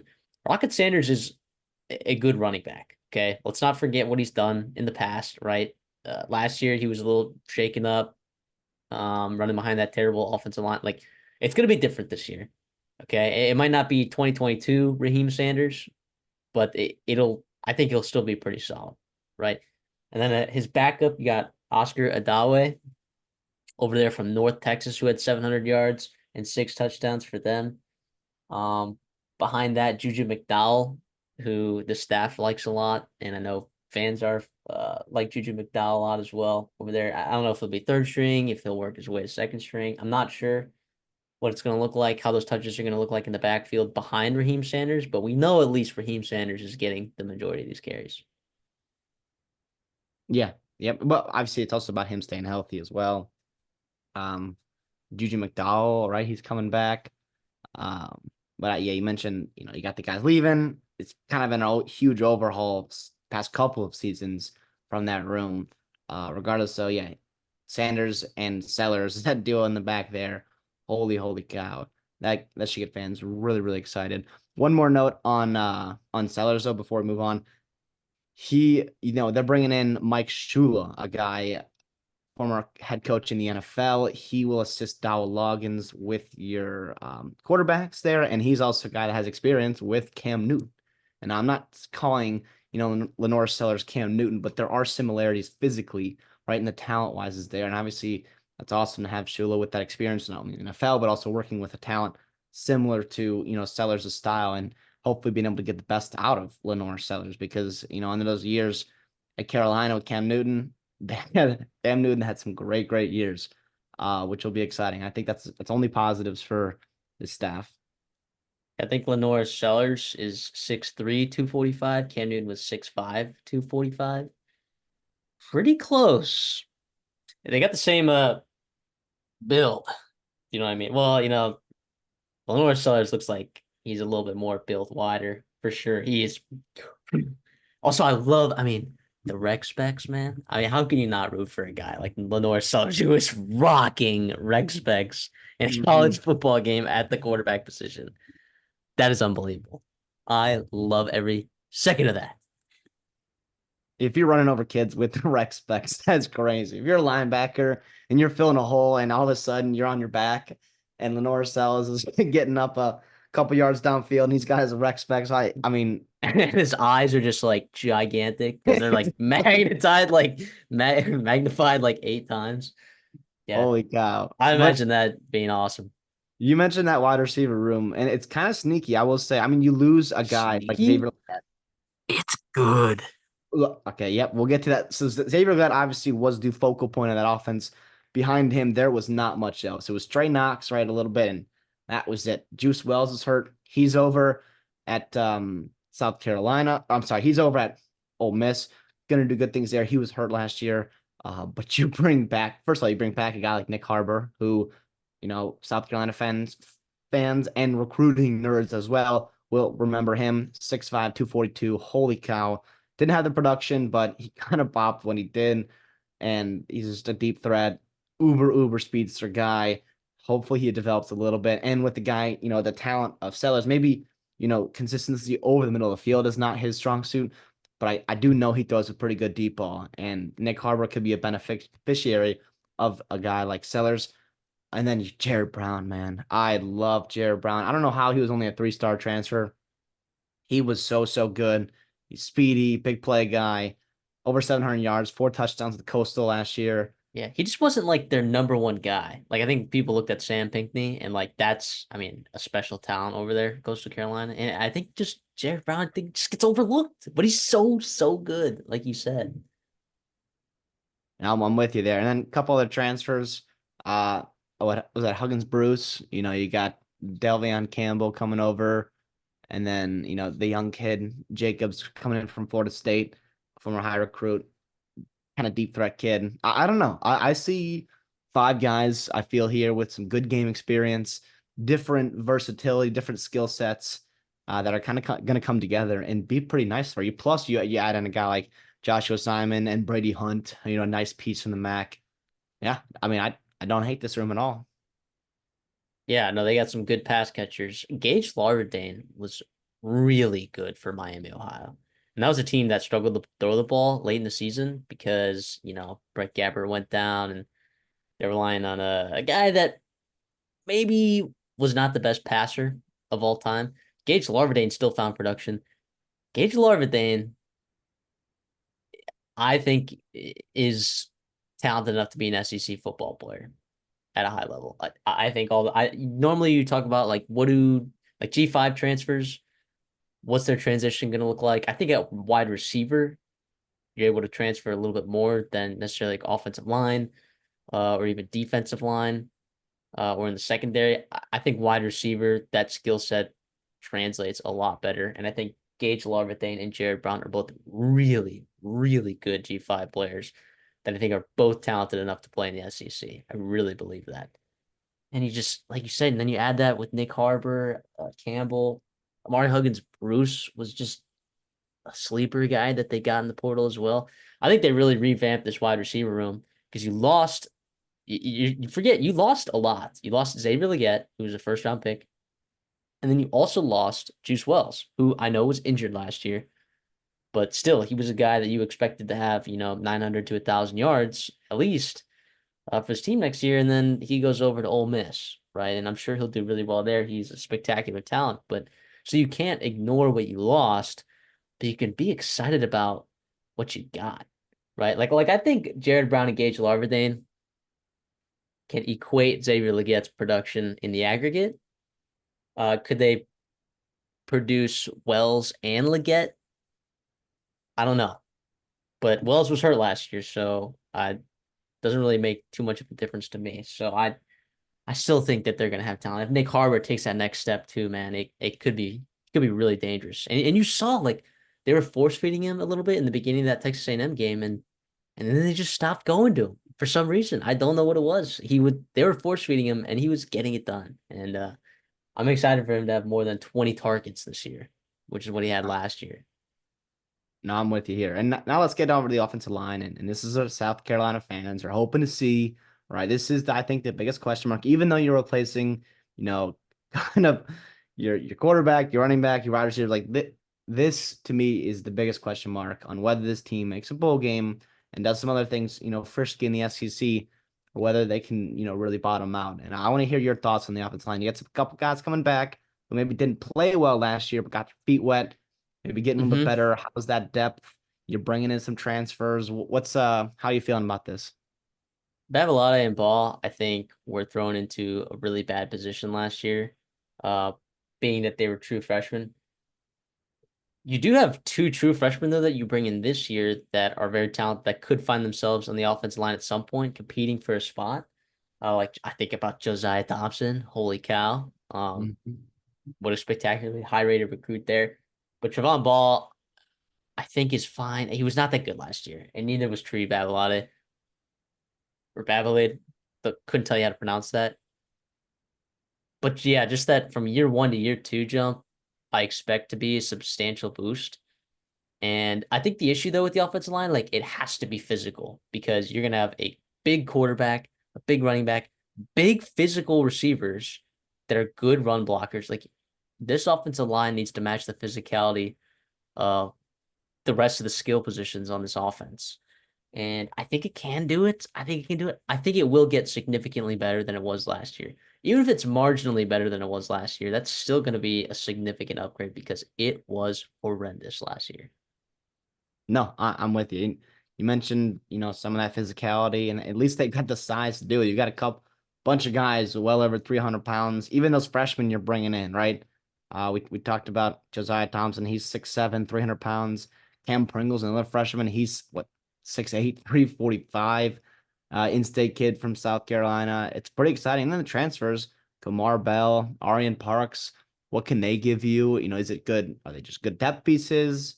Or are they going to push for starting roles? I think the reality though is I don't know if you're going to be relying on guys that aren't ready to play yet, or at least have zero experience.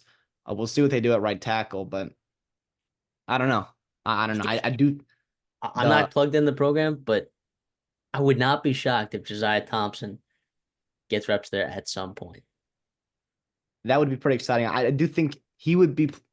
Well, let's kind of get into is the difference with this year, right? And why I feel a little bit better that it's at least going to improve the offensive line is that I don't think you're forcing guys to play before they're ready, right? If Joe Ty, yeah, I'm sorry. If Thompson wins that job as a freshman, it's because he was actually ready. It's because he was a legit 5-star guy. You got him in, you developed him, and you got him ready to play legit SEC football, right? I do think the floor on this offensive line much, much better than it was a year ago. Where if you do have some injuries here and there, you've got some experienced transfers coming in on the back end. You also had your freshman last year. that came in and maybe weren't quite ready to play, and now they get their feet wet. Now they go through another spring practice, and now they're getting ready, gearing up to go through a year two, which will be much better. I don't know. I see Moore and Lee; those guys have started a lot of football. I don't know, man. I don't know. Well, It'd I be think fun. it is important that they have. I don't think they'll have a top half offensive line. Oh, hot take. But they do play some good defensive lines right on the schedule, and we'll talk more about their full schedule. But Kentucky with their good defensive line. I think about Alabama, who has talent, right? Some still question marks in that pass rushing department. Texas A&M has a really good defensive line. Clemson has a good defensive line. So you're still playing some good teams, or Oklahoma, maybe. But I'm just saying, it still is going to be important, right? Yeah, I'm not saying that's the. I mean, it is almost in every offense, right? Like your offensive line is going to be kind of that keystone, like that's going to take you from good to great, great to elite. But I don't think they have to be a top half offensive line to be successful this season. I don't think they have to be a top half offensive line to make a bowl game. That makes sense. well, you've got a bunch of guys that be running the football that are well or 220 and plus, right? And Sellers is pushing 250. I listen. I also think it does help that you have an actual identity on offense, and where you can tell the offensive linemen like, "Hey guys, all off season, right? All spring, all summer, all fall, you're going to be getting ready to fire off the football and really clonk heads with these defensive linemen." And I think it's something that can get you excited about. It's something that you can work on. Like pass pro is tough, right? Like that, it's pretty skilled and whatnot. But I do think like I don't know, offensive line. You gotta love the foot. You gotta love to run the football. And I think that could be exciting. I don't know if I'm just grasping at straws here for South Carolina, but to me, I think that might matter. Where if you have an actual identity, week in and week out, all through the offseason, we're going to run the football. If we can't run the football, who are we? Type thing. And I don't know. To me, that's a nice recipe, I think, for this roster. Let's transition over to the defensive side of the ball. Um, they got a lot of experience, I think, on this side of the ball. Um, a lot of these guys are still left over from the Muschamp era. um, I mean, Tonka Hemingway, right, and the rest of that defensive tackle group is pretty awesome. Not gonna lie. I like the depth that they have there. I like Jules from Pitt. Good one is a very sneaky addition from Alabama.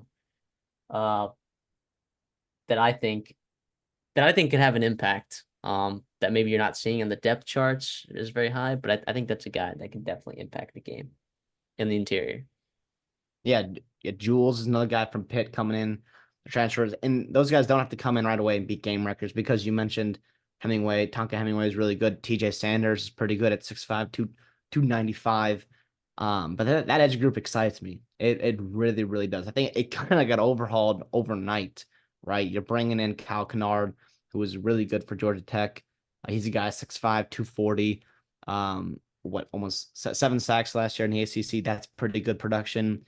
Gilbert Edmond, that's a name South Carolina fans are familiar with. Same guy that was really good with you in 2022, right? Comes back from FSU, hopefully to ignite some of that, past production and success that they had in a Gamecocks uniform. And then Dylan Stewart, similar to a guy like Josiah Thompson. He's a 5-star, right? He had a good spring. That staff obviously loves him. It was a big time recruiting win, right? I think he went up to DC and got him. Holy cow, that would be fun to unlock, his potential and what he could bring to the upside of this defensive line. I like it. I mean, and that's where it starts in the trenches defensively in the SEC. If you can get to the quarterback, right, you can push linemen in the run game. That gives you a chance to win a lot of football games, even if there's a talent disparity there. Listen, I like it. I like this D line. Yeah, you mentioned Kennard, and Gilbert Edmond and Dylan Stewart on the edge. I think pass rush is definitely going to be a factor this year. Like they were not very impressive last year in the pass rushing department. I think if you add that element, right, along with that interior that you have in there, this could be easily a top half defensive line. I think it is a top half defensive line. It could be a top quarter defensive line. Maybe. I mean, top four defensive line in the SC. I'd have to really think about that, but it's definitely up there with some of the better defensive lines in the SEC. And it doesn't stop at the second level either. Like this linebacking group, at least there are two guys, Debo Williams and Bam Martin Scott. Guys I like a lot. Guys I like a lot. I believe Debo Williams was he all SEC last year? It would make sense. I mean, he was over 100 tackles, 9 tackles for loss. That kind of production is really impressive in A the guy that I SEC. like even better though was Bam Martin Scott. What a late what a late surge he had at the end of last year. He was just playing out of his mind. I'm excited to see him kind of get a full year's worth of starting snaps. I think Bam Martin Scott is a really good linebacker, and I think they're excited to have him there. You also bring in a couple transfers to, supplement them pretty nicely. Looking at Demetrius Knight, who made some nice plays for Charlotte a year ago in the American. He had 86 tackles last year. Bangley Kamara coming over from Pitt in a portal. Um, again, good depth for you. He played well last year, 55 tackles. I again, it's nice. It's a nice room, right? You lose Stone Blanton, but other than that, you feel pretty good about this room and in this front seven especially. Yeah, the front seven looks really good. The biggest question, I think comes in the secondary, right? I mean, I like Nick Manwari at safety. I think he's pretty solid. I like Jalen Kilgore at nickelback. Um, God, what a great band. Don't let anyone tell you otherwise, by the way. Don't let anyone tell you. Uh, but yeah, I mean, they didn't really bring in a lot of transfers here in the secondary, which makes me believe that maybe they feel pretty decent. I mean, they brought in two guys, but I'm not sure if these guys are going to be exactly big time impact players, or do you disagree? No, I'm with you there. I mean, you lose Marcellus Dial, right? He's a guy that's gone. But you bring a lot of guys back, right? O'Donnell, Fortune, Emery Floyd, right? Vicarious Swain, he had a good spring game. That's good depth for you as well at the cornerback position. And you mentioned Kilgore. I like him a lot, 6'1", 211. And then Eman and Worry and DQ Smith, those guys are both back. Played a ton of snaps for you last year, over 700 snaps. So to me, I mean, yes, I do think it's not something that's going to be a bright spot in your defense in terms of playmaking. Especially the corner position. Yes, but I Because do think it's not a glaring hole. That's how I'm saying. Like you got some rooms in the SEC that's it like, could be. I don't ah, know. We'll see a corner. I mean, Marcel Style, of course, he's gone. Um, I I think don't Ford's know. a good player or I think Floyd. I Fortune. think he'll put it together. He's talented. Okay, yeah. I look. I mean, I hope it. Well, let me tell you, because we'll get to this in a minute, right, with my pick. But let's just say I really hope that secondary does put it together at the cornerback position because the safeties I feel really good about. That linebacker core I feel really good about. That front defensive line I feel really good about.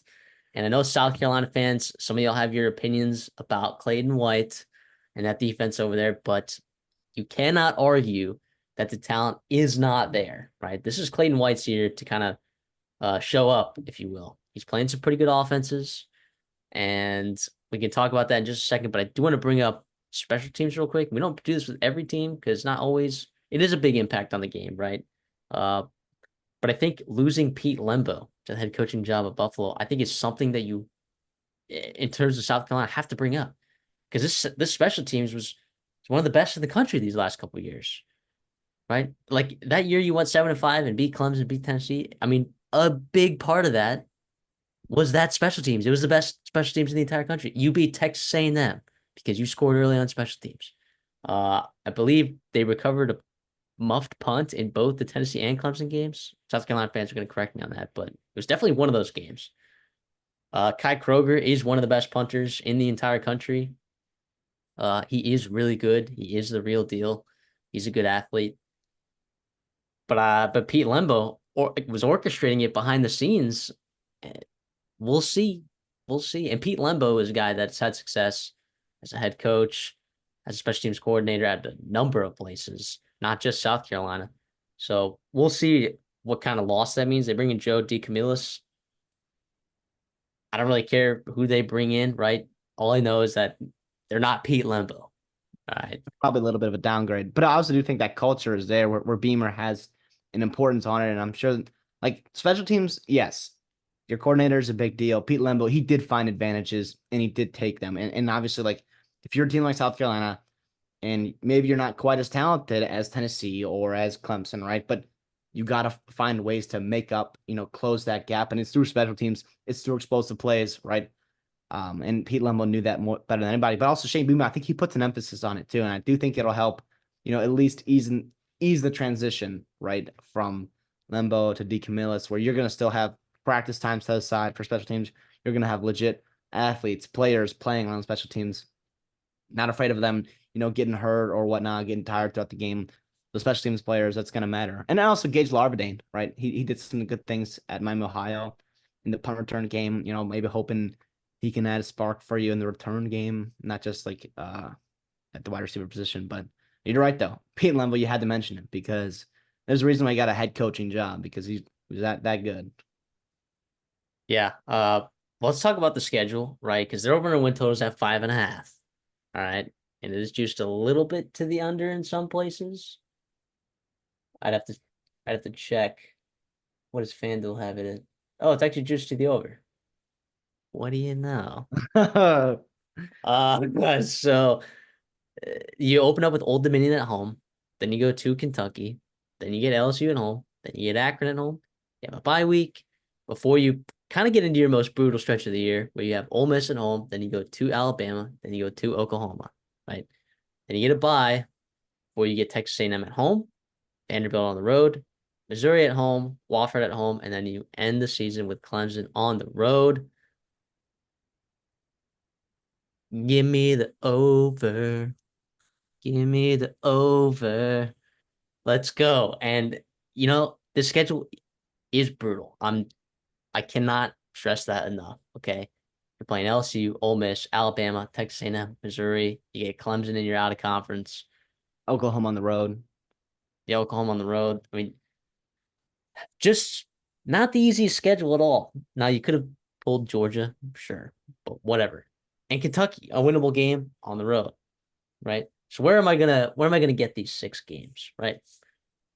Where does South Carolina need to win in order for them to make a bowl game? You got to beat Old Dominion, got to beat Akron, you got to beat Wofford, you got to beat Vanderbilt. That's 4. Okay. Then between Kentucky, Ole Miss, Alabama, Oklahoma, Texas A&M, Missouri, and Clemson, you got to go 3-4. Jeez. No, it's just 2-4, right? Oh, it is Oh three yeah, and four. Yeah, it's 3 and no. It's just 2-4. two and Yes, four sir. because it's Vandy plus the out Or of conference. sorry, two and Three. six. Wait, did I say that right? No, 2-5.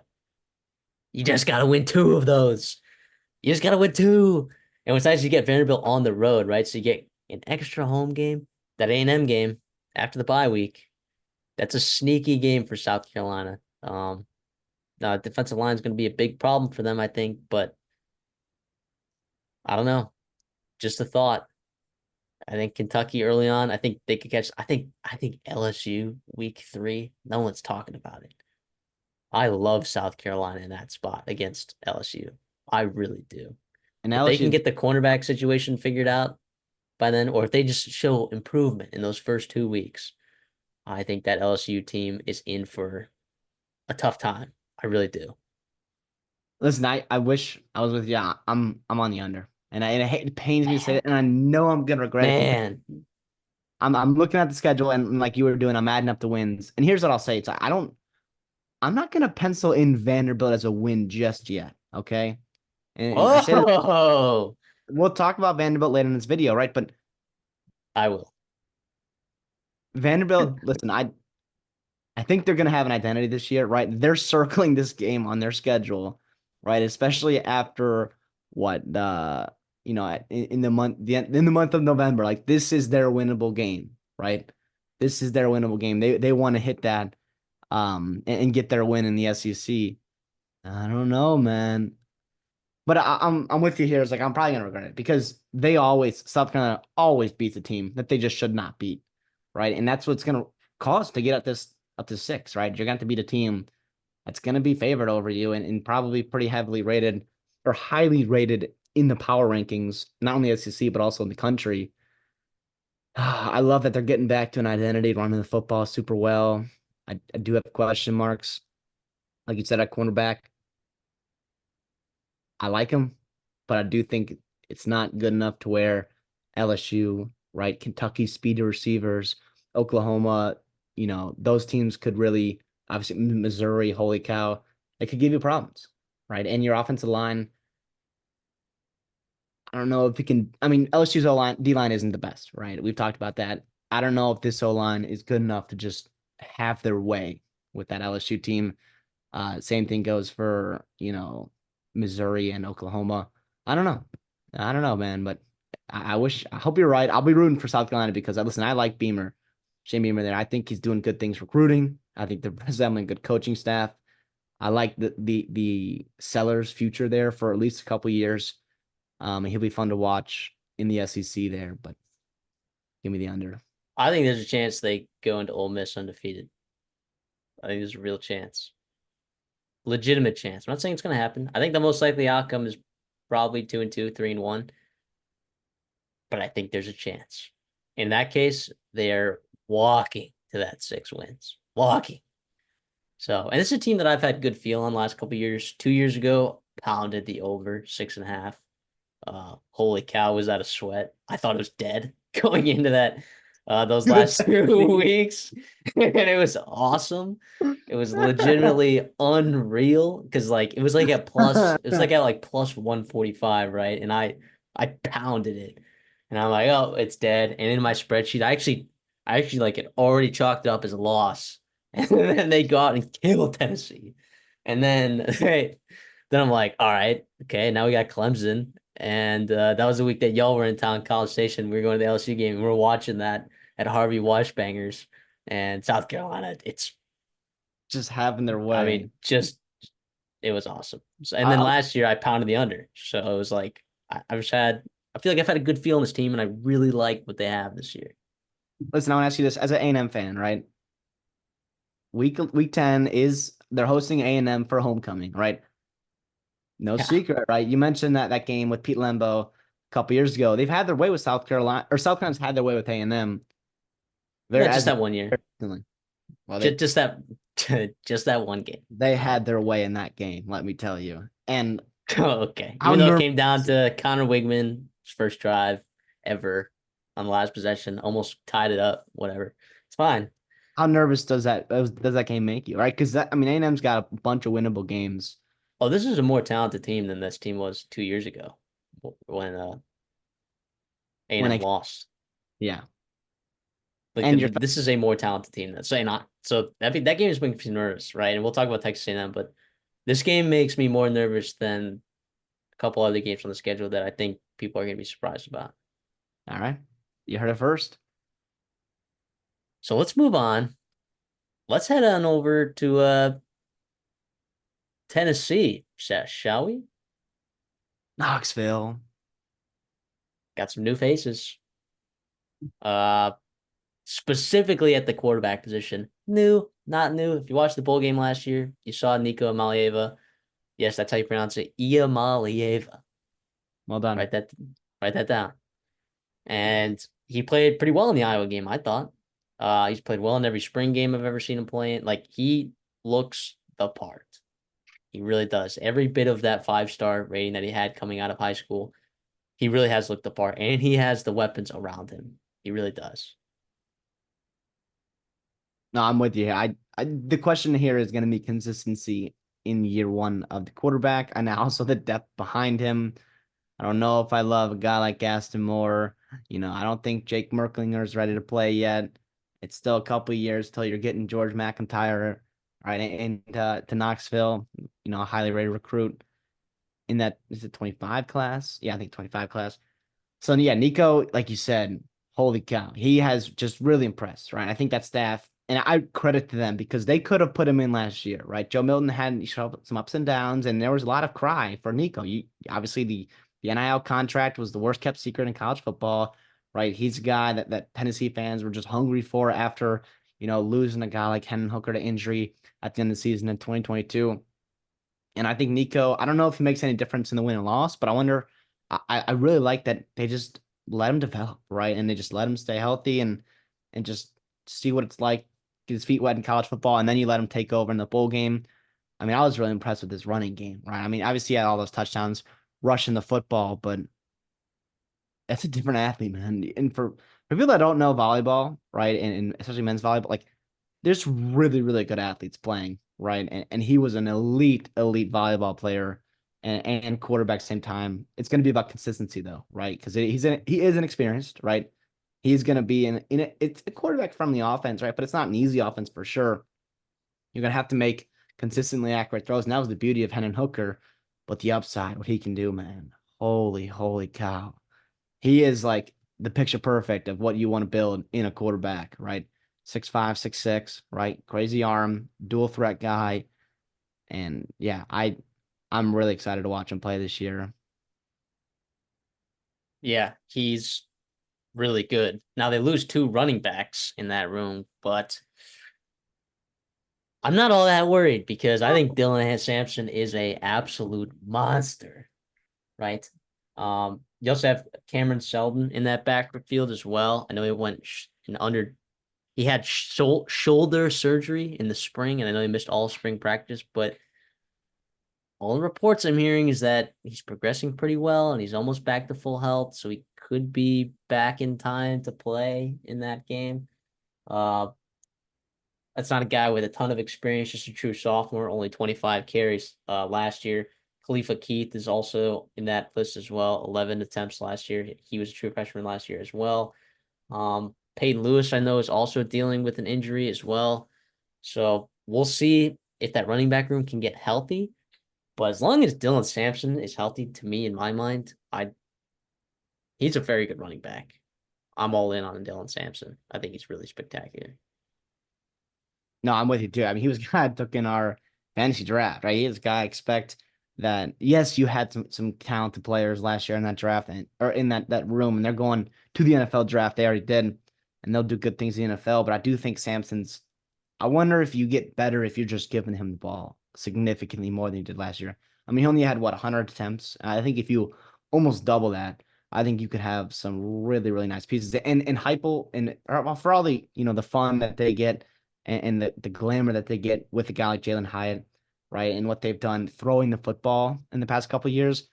Heupel loves to run the football. You have to be able to run the football in the SEC, and he They has to be able were to run the football. they flipped the script last year. I mean, they ran the ball 200 yards a game at 5.3 yards per clip, both top 10 in the country. They ran the ball 53% of the time, which it's pretty balanced. I mean, that's about pretty median. So I, for people that are like, oh, they only no, they run the ball, man, when they want to and when they need to, and they can do it this year. One thing that Joe Milton did, that he was really good at that we have yet to really see a large enough sample size from Nico to see if this is really the case. But a thing that was underrated about Joe Milton was that he took care of the football last year, which I didn't think was going to be the case going into the season. 20 to 5 touchdown interception ratio is pretty impressive. And would you have liked to see him maybe push the ball down the field a little bit more than he did? But he kept the ball out of harm's way, and they had a good defense, right? They leaned on that running game, like you said, with Wright, Sampson, and Small, and Milton at times too. And listen, I was a guy that was talking about let's use Milton in the running game more, right? Let's open that dimension up to this offense. He's struggling just a little bit, right, with consistency and making big time throws. Let's use his legs a little bit. And I wonder how much they do with Iamah Laeva. Right now, you do have the questions about depth, and he is a little bit slender guy. But I don't know, man. I think if you're going in on him, you got to go all in, and you got to use all types and aspects of his game. And I think the running game is just one part of it, and I think that might help the offense as a whole. And he also kind of gets his feet wet. Like I wonder if not that he's going to be a nervous kid because he's been playing under pressure for a while now, but I do think it helps where like if you're struggling, let's say you're struggling throwing the football as a young kid in the SEC, just seeing a couple good plays where you're running the football, right? A couple keeps here and there, you get a couple first downs. what that does for your confidence, man, and getting you into the rhythm of a football game, and then you can start throwing the football well with timing and accuracy. I don't know. And I'm sure Heupel. Listen, I trust Heupel to figure it out. I'm not going to tell him how to do his job, but I wonder if that's going to be something that they're considering. Well, let's talk about the wide receiver room because the last couple of years it's been really good, and I have a feeling it's going to be exceptional again this year. I would, I would argue that Joe Milton wasn't exactly as impressive as we thought he might be going into the season, throwing the football and really airing it out for the speed that they have in this room. Uh, the speed is still there in the room, and you had a guy like Chris Brazzell from Tulane who's just a spectacular talent. 700 yards, 5 touchdowns last year for them. Was one of the higher rated wide receivers in the transfer portal. To get him to come up there to Knoxville was a really great get for Josh Heupel and company there. Squirrel White is still there, right? Brew McCoy is still there. Both kind of burner guys. Dante Thornton is also another guy that's a burner. There's Mike Matthews, the true freshman, get in the mix, who's, by all accounts, pretty dang talented. The early accounts are pretty nice on him, and he is just gravy, right? He is icing on the cake for this room. You mentioned how good it is. I love Brazil, man. I think he was really good as a young kid for Tulane in a crowded room. You had guys like Lawrence Keys, Jaquin Jackson, Keith Brown. Those are good football players. And it was Brazil who was consistently popping off tape. He was the feature guy in that room. He averaged 16 yards per catch, right? So you can push the ball down the field with him and take advantage of the arm talent of Nico Squirrel, right? Unbelievable in the slot. He was, I believe, your leading receiver last year after a couple of injuries. Dante Thornton, getting better and better as the year went on. Sounds like he's been much more fit into the system, which is nice. And Brew McCoy, man, he's still in college football, right? He was still a 5-star. He still has that talent. You finally saw him take steps in 2022. You were hoping he was going to be, the alpha in 2023, and unfortunately gets hurt. That was devastating for that room. He's back. He's hopefully healthy. I don't know if you're expecting him, to have that same juice as he did before. It was a pretty serious injury, but the reality is, anything it helps, man. That big body, that talent, that's really nice to have. And then even Holden Stays, right? The tight end room. Holy cow. Yeah. Holden Stays, and they don't use tight ends much, right? They just don't.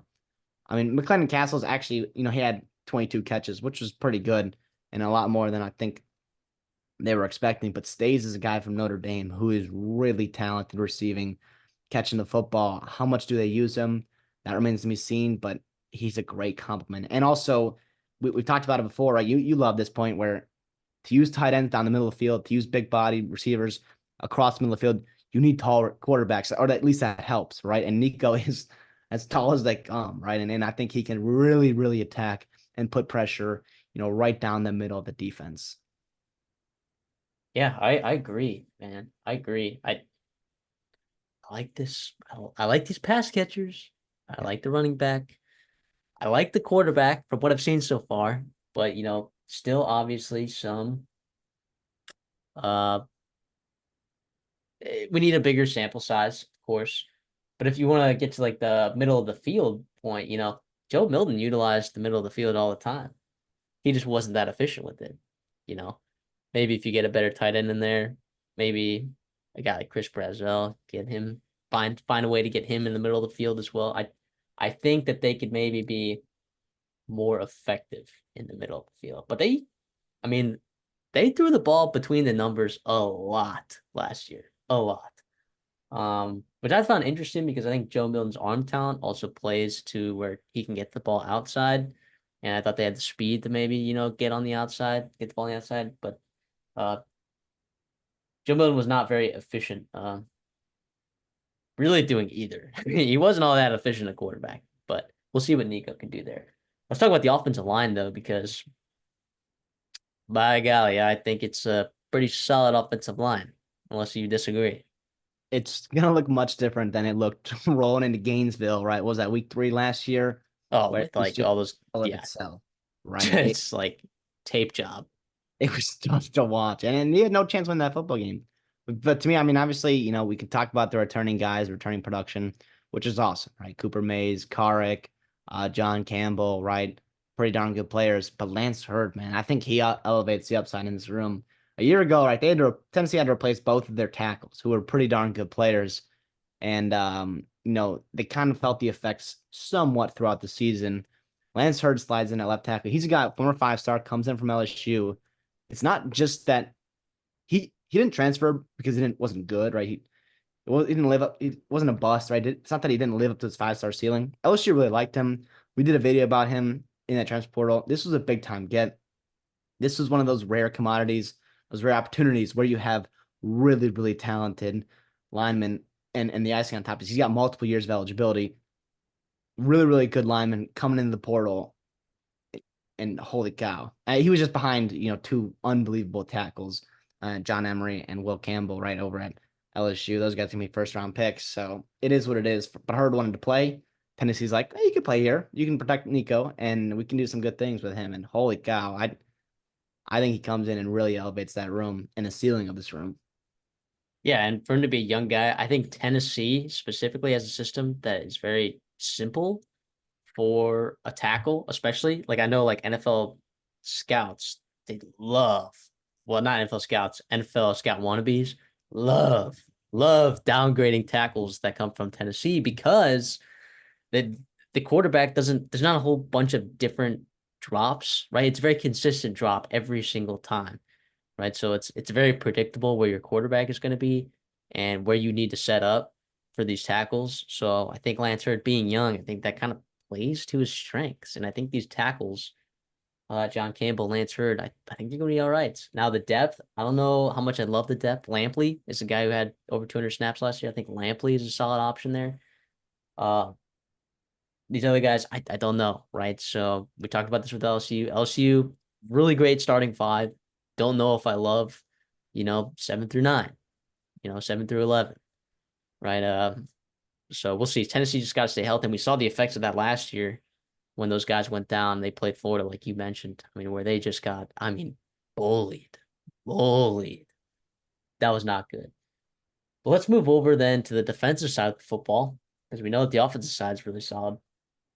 I mean, it's highlighted by James Pierce.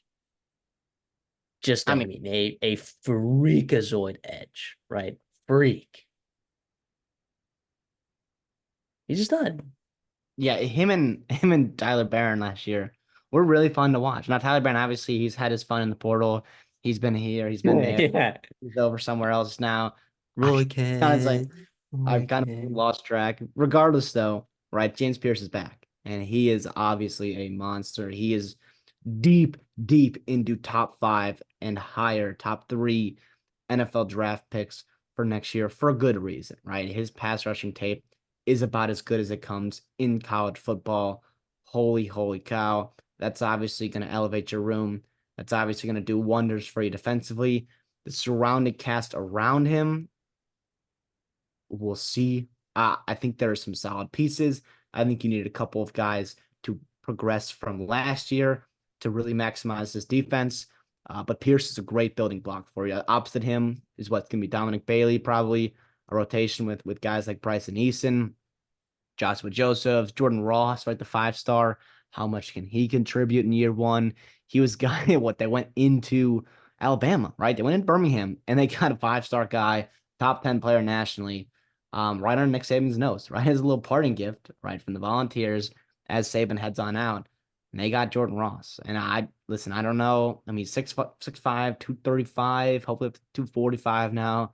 I don't know how much he can give you in year one. I think anything's gravy, but the future of him, holy cow, learning alongside a guy like James Pierce is, as much as you can ask for, right, for a young kid. Yeah, I think the interior is a little underrated. If you ask me. I like Norman Lott. He had a pressure rate of about 11% last year, 5 sacks on only 149 pass rushing snaps. I think that's pretty solid there in the interior, playing 3 tech. And your 1 tech there is going to be Amari Thomas, who, more than anything, just has experience. And I think him coming back is going to be a big deal for that defensive line. If he's just able to anchor there, right, and interrupt that run game. The run game that they really did a good job shutting down last year. I think if he just continues kind of putting on really good tape on that side of the ball in that spot, I I think he's a really underrated defensive lineman in the SEC. So I'm pretty high on the interior of Tennessee defense. I think their whole entire defensive line is pretty solid. Yeah, definitely. Like you think of Tennessee, you don't quite think of defensive line. But I think last year was pretty darn good. This year, I think it's gonna continue to take a nice little step. Staying in that front seven in the linebacker room. Listen, is it crazy? I kind of like this room. Now, Keenan Pili, right? He didn't perform as like last year did not work out, right? Well, for whatever reason, I was hoping that he was really, I was pretty high on him coming in from BYU, but I kind of like him. I still have hope for him to be productive in the SEC. Arion Carter, obviously the true freshman that played a good amount last year. You got Jeremiah Tellander, right? He's a guy that gave you over 150 snaps as a true freshman last year. Eli Purcell is coming over from Wake Forest to give you some, veteran depth there. I don't think this is a terrible room. Khalid Perry is still there. He's in year 3, getting better and better. I don't think this is a bad room at all. What say you? Yeah, I'm with that. I think they're gonna find the right combination of guys to use. I think there's gonna be a lot of competition there this fall. I'm not plugged into the team like those beat writers are. I'm sure. I mean, who knows what they're saying about who's actually going to be starting there? But I I have a feeling that's going to be all right, and I think that having a pretty solid defensive line is going to help with that a lot.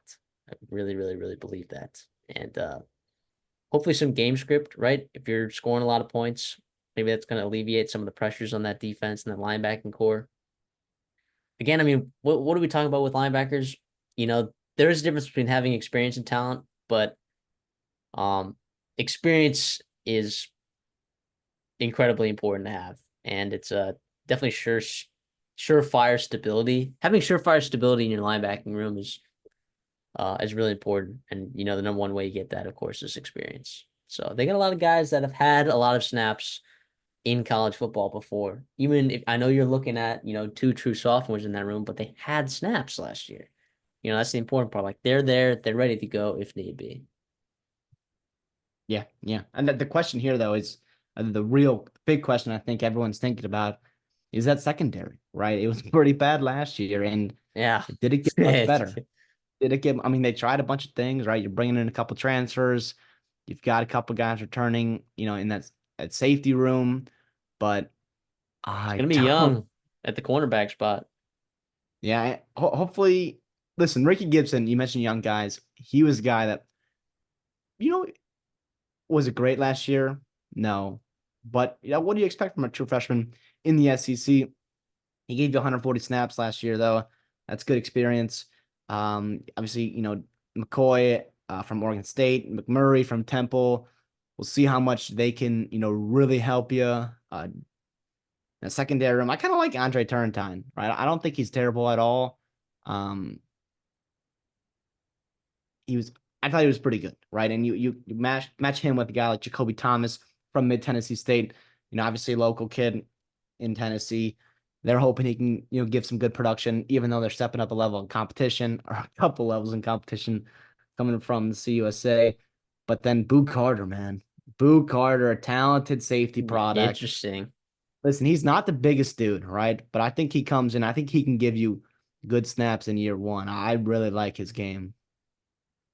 So what do you think he is? Do you think he'd play like more nickel? You think he's gonna play I safety? I would say more of early in the season, definitely like a dime package where he's not one of your top 4, defensive backs, right? As he progresses, maybe you start slotting him in more and more early downs as well. But I think he can give you, good snaps early in the season for sure.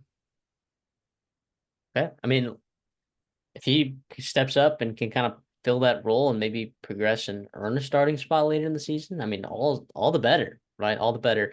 I don't see that secondary taking a step forward necessarily. Unless like you if you absolutely hit on a guy like Jermod McCoy, who was effective for Oregon State last year, as a true freshman. I think you could see some improvement there if someone like him hits. I still have my doubts, right? But what's one thing you can do with the secondary if you have a great front seven? That's hide it. If you Yeah. have great pass rush, you can hide a secondary, and I think Tennessee is going to have just that. Yeah, James Pierce needs to be healthy. He needs to be healthy for the secondary to look good. You know. Yeah, I'll say this. Yeah, you mentioned that you got to stop the run, right? First, second down. You got to get them in third and long. Third and long, this defense can play well, right? Because you've got the pass rushers, you've got at least some athletes back there that can cover for a short amount of time. But if it's just, or I'm sorry, yeah, you can cover for really a short amount of time. But if you're, third and four, right, third and five, you're getting into a lot of different things you can do offensively. I think that really puts a stress on that defense, especially that defensive backfield, and you could run into problems there getting off the field. And by the way, the number one thing, well, not the number one thing, but a huge thing in the SEC is getting off the field on third down, right? A huge thing. And that determines a lot of team success. That determines a lot of games and outcomes, right? And especially you want to get your offense back on the field as quickly as possible. So you can get off the field on third downs early in drives, all the better for it. Yeah, and Tennessee did a good job of that last year, but that was negative play driven, right? They need negative plays on the defensive side of the ball. Um, but yeah, like you said, I guess you don't need negative plays if you're stopping the run like they did last year as well. But uh, I think negative plays are really important in terms of, like you said, stopping the run and then negative plays. I think are going to prevent you from teams converting on that third down. Let's go move over to the schedule then, right? Their over and win totals at 8.5 right here. Okay. Looking at UT Chattanooga's coming into Knoxville August 31st. Then you get NC State the next week at home. Thank goodness that game's at home. Isn't that Uh, neutral site? oh wait, is it in Is it Charlotte? Charlotte? It I'll might I'll be in double Charlotte. check real quick. Please double check that because that actually is a big difference. Then you get Kent State the week after NC State. Then you play Oklahoma at Oklahoma. You get a bye week, Arkansas on the road, Florida at home, Alabama at home. Then you get a bye week, Kentucky at home, Mississippi State at home, Georgia on the road, UTEP at home, Vanderbilt on the road. Is it in Charlotte? It's in Bank of America Stadium, home of the There you Charlotte, go. while the Carolina Panthers. In Charlotte. That game's at minus 4.5 right now. Tennessee. Yeah, that's gonna be a Neutral good game. site. Neutral site. Yeah. NC State's a good ball club there. NC State's a good ball club. I have a feeling I know where you're leaning, and look, I struggle with this because I think Tennessee, like their only hole, I think, on their entire team is their secondary, right? And the schedule, you draw you draw the three best possible teams that you can draw in the SEC, right? You draw Arkansas, you draw Mississippi State, you draw Vanderbilt. And you're out of And conference. I'm expecting, Kentucky too. well, they get Kentucky at home. Oh, I get that. Yeah, but I'm sorry. Yeah, but in general, the SEC. Yeah, yeah. Yeah, and Florida, getting Florida at home is also a big deal too.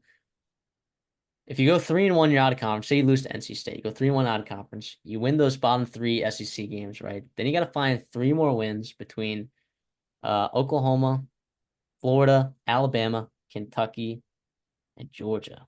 So you got to go 3-2 in those games.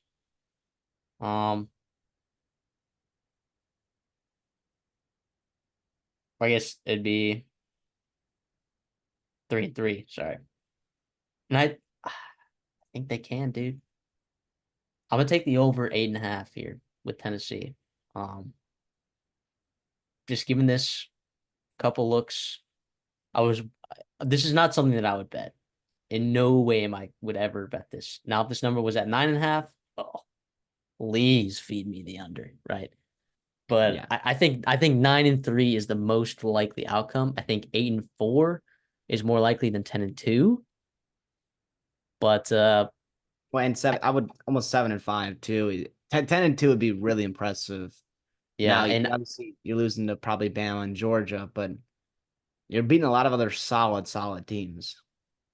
yeah, I think look, if someone wanted to argue with me and be like, look, Nico's unproven. How can you take this over? Sure, I'll hear your argument. I'm not betting this, all right, because I have those questions, right? But if you're gonna make me pick a side like we do for all of these games, all these teams, I'm gonna take Tennessee's over 8.5. I think I'm on the under. And listen, I am on the over of Nico. I am on the over of Josh Heupel. I'm huge fans of the way that they're running the program right now and the future of Tennessee football. I think, they've got a lot of things aligned in the right direction moving forward, but it's just about the consistency offensively, right? I believe they're going to run the football well. I believe in Nico. I just worry about one or two bad games here and there, and you could lose to a team that you probably shouldn't lose to. And then also that secondary, while it's might get a little bit better than last year, I think your defensive line, specifically your pass rush, might get a little bit worse than last year. Kind of counterbalances, and I wonder if you could drop a game here or there because of it. Yeah, to me, I think the margin of error with the schedule and with how high that number is, I think your margin of error is pretty darn low because Alabama and Georgia, I just think with this year and the rosters that both those teams have, I think they kind of overwhelm you. It's pretty much you can only drop one other game against a couple other pretty good teams on the road or neutral site. And to me, that's not worth it. But like you said, yeah, I'm not betting this because I'm not betting against Nico, right? I do not want to be the guy who's betting against Nico and obviously Hypo as well. But for the sake of this video, I'll take the under, and I guess I'll fade you. Tennessee Alabama game. That line right now in Neyland Stadium is Alabama -2.5. Yeah, dude. I'm just saying, I think some of these games are more coin flippy than you think. Well, I guess No, I think the Alabama game, sorry, is more coin flippy than people think. well, yeah, and they can expose that if Nico's on, right? They can expose that secondary potentially. But I do think it's later in the year. Everyone's like, I think Bam has depth this year, a little bit more than I thought they were going to have. And I think that the later in the year that you're playing them, right, I think the worse you are for it because that's more and more time that they're getting set in that system. It's more and more time for those young guys, those talented young guys to get experience. Um, but obviously Tennessee's got talent too, and they would not surprise me if they win that game. Or Georgia could be different, right? Georgia could be tough, right? Especially in Georgia. Like the last time you went in there a couple years ago, it got ugly. But The game that I am most worried about in terms of shooting my over in the foot is that Oklahoma, September 21st on the road. I think that's a game that Oklahoma could definitely win. And then that would kind of blow the door open of my Oklahoma under and my Tennessee over. well, and that's Oklahoma's first SEC game. That's their first SEC home game. They're going to be buzzing in Norman. They're going to Oh, be. yeah. Oh, yeah. They're going to be fired up. And Jackson Arnold and that system, he'll have had another 3 weeks to get acclimated, as will Nico. Yes, As will Nico. Underrated quarterback duel there from that class. That's awesome. God, I the love future. college football. The future of college football is in good hands, right? With that class right there, with those two, Childs. I guess I'll throw Arch Manning in there, right? We'll see if Dante Moore gets it together. Oh, Marshall Reed. Marcel Reed, dare I say Jalen Rayner, right? Oh my goodness. Yeah, that's a good class right there. Let's let's head on over to Texas. Let's go to Austin. They're moving over to the SEC for their first time. And boy, did they get some favors with this schedule in the SEC. Now, we actually made a video early in the season talking about and we talked about, some of their peak games being some of the hardest in the country, right? Because you have to go play Michigan in Ann Arbor, right? And obviously, we know this is not the same Michigan team as before. Okay, we know that. It's still a good Michigan team that matches up well because that is going to be a trench battle for the ages. It is going to be meat on meat in that game. I'm really excited to watch that game. You got to go play Georgia, get them at home, which is like, you know, geez. And honestly, your toughest road game all year might be Texas A&M at Kyle Field, November 30th. I'm It serious probably it's them in Michigan, right? It's because your them in other Michigan. road games in the SEC are Vanderbilt and Arkansas. And neutral site is Oklahoma, so that's how they only have three road Correct. games, quote unquote, road games in the SEC because that you got four home game, four road games, right? So one of those quote unquote road games this year it falls to be Oklahoma. because of the way it switches back and forth for OU and Texas. But yes, yes. Yeah, that Georgia game, the line for that game is only Georgia -2. It's in Austin. So just an interesting thought to have there. But I guess we'll talk about Texas the way we talk about every team. We'll start with their quarterback room. Okay. Obviously, you got two big names in there. Quinn Ewers, Arch Manning, uh, uh, Malik Murphy transfers out of there. He's over at Duke now, with Manny Diaz and co over there.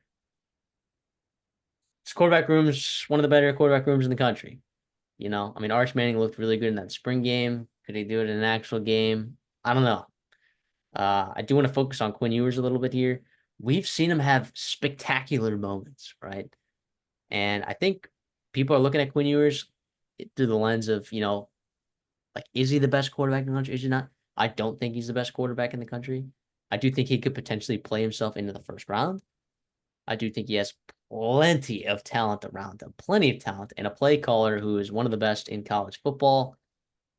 I'm so I'm still high on Quinn Ewers, in terms of improving once again this season.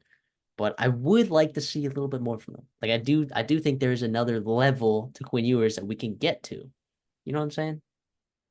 Listen, I will say him in big games, he's been really, really good. You think back to even 2022 against Alabama in that,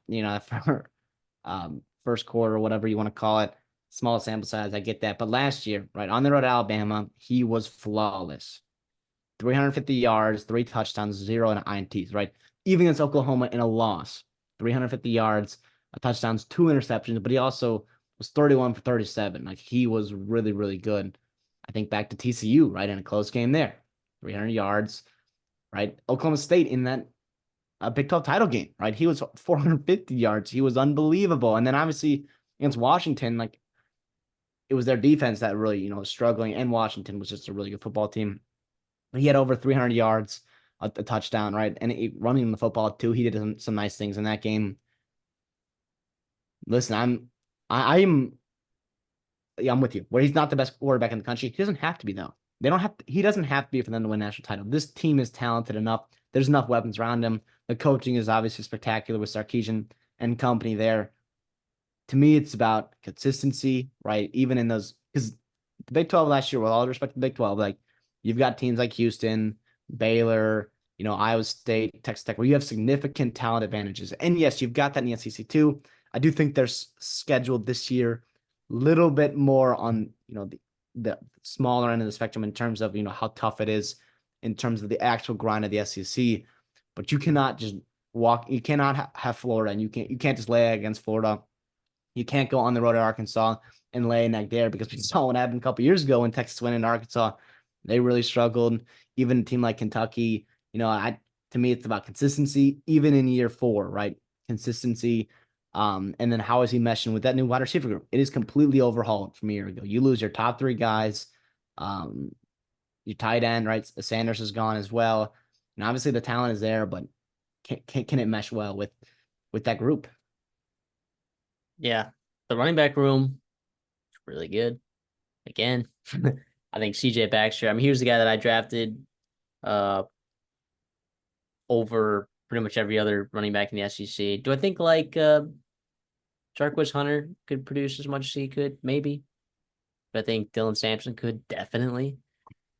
But I think CJ Baxter is one of the best running backs in the SEC. He is a phenomenal athlete, just as a true sophomore, and he's running behind a fantastic offensive line, which we'll get to. We'll talk about that in a little bit here.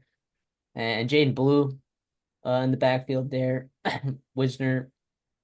And then you got two true freshman running backs who knows if they'll even see the field if they're not just feeding it to CJ Baxter and Jaden Blue every other play. Yeah, it's a good running back room. Texas just seemed to have a solid ground in that these last couple of years. Yeah, embarrassment of riches. You go from obviously Bijan, over to Jonathan Brooks and the success he had early in the season before he went down.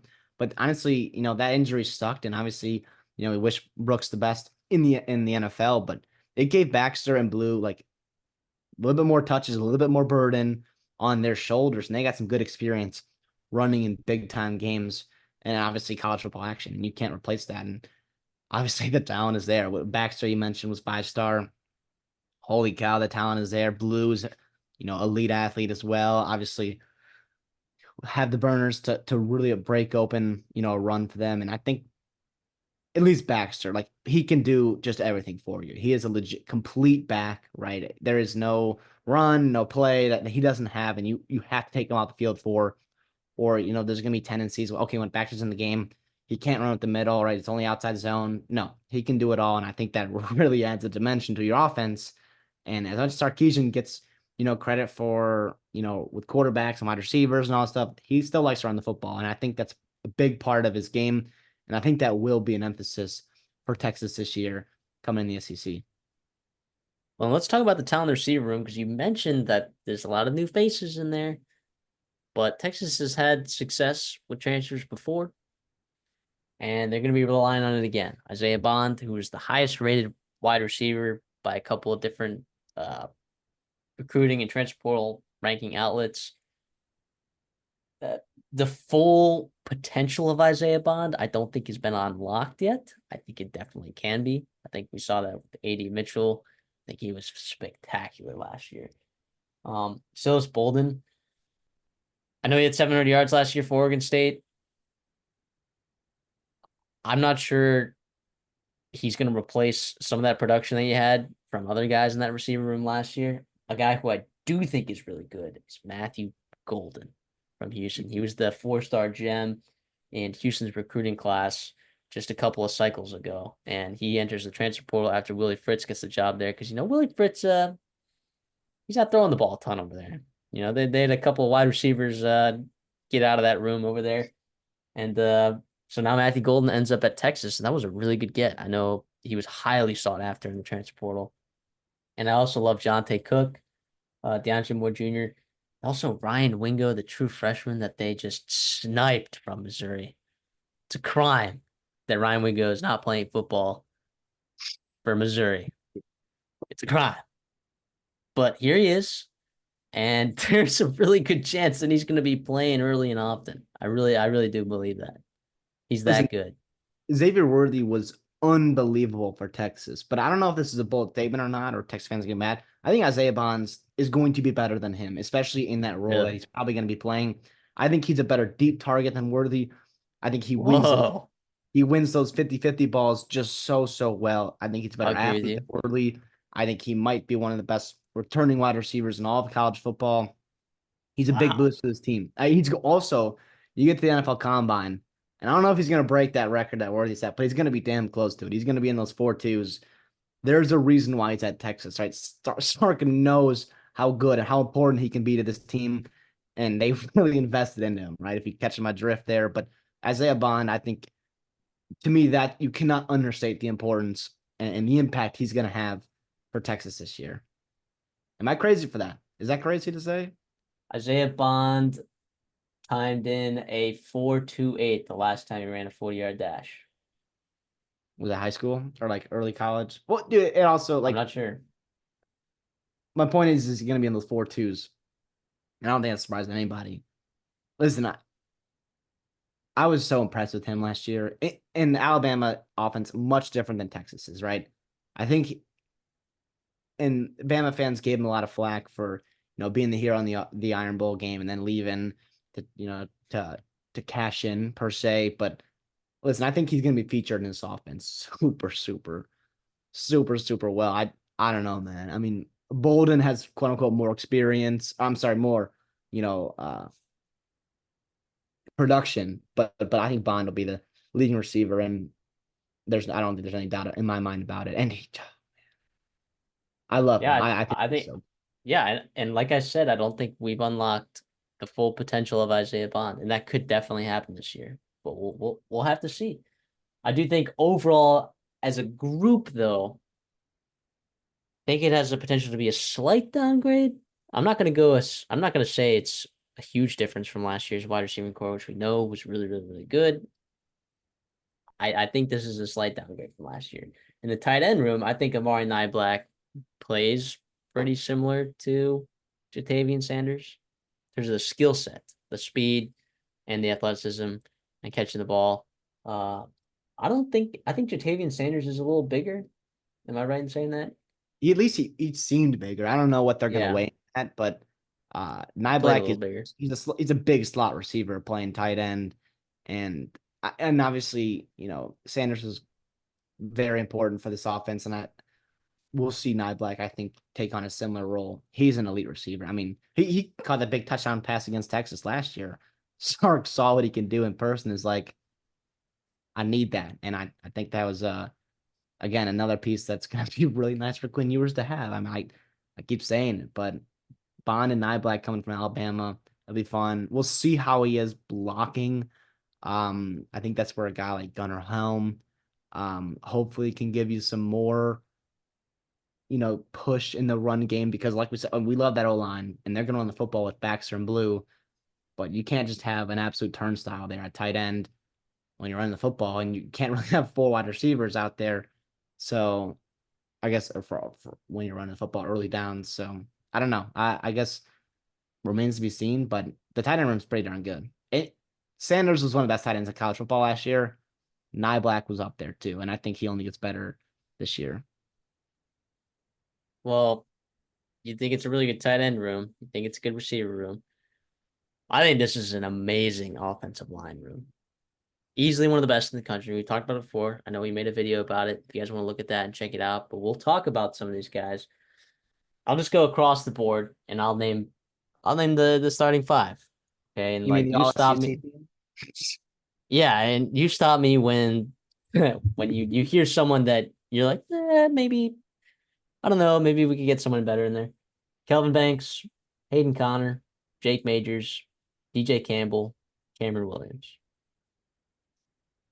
Listen, no, and I'd throw Cole Hudson as a Cole six. Hudson, yep, Holy cow, absolutely. the five-star freshman Brandon Baker. Just throw him in there as a luxury piece. What can go wrong? And to me, I want to highlight, and Kelvin Banks gets his flowers because he should, right? He's one of the best tackles in college football. He's been very experienced, starting since true freshman, big time recruit, blah, yada, yada. Good for him. To me, I want to turn my attention to the right side, right? You're a little bit less experienced there.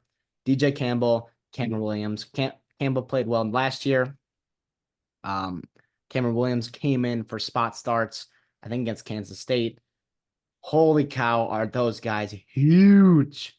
That side of the offensive line is crazy big. And you're talking about road graders. You're talking about guys that played well. Wow. I think they should really be able to run the football behind those two guys. And when it's 3rd and 1 in the SEC or 4th and 1, and everybody knows you're running the football, and you can line up behind DJ Gamble and Cameron Williams and just get a push, and there's nothing the defense can do about it. That's nice. That is really nice to have.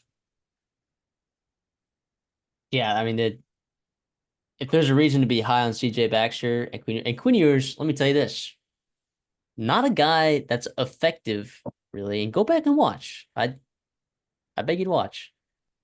Not very effective at getting rid of the football under pressure. 31% of the time, when that guy is pressured, it turns into a sack.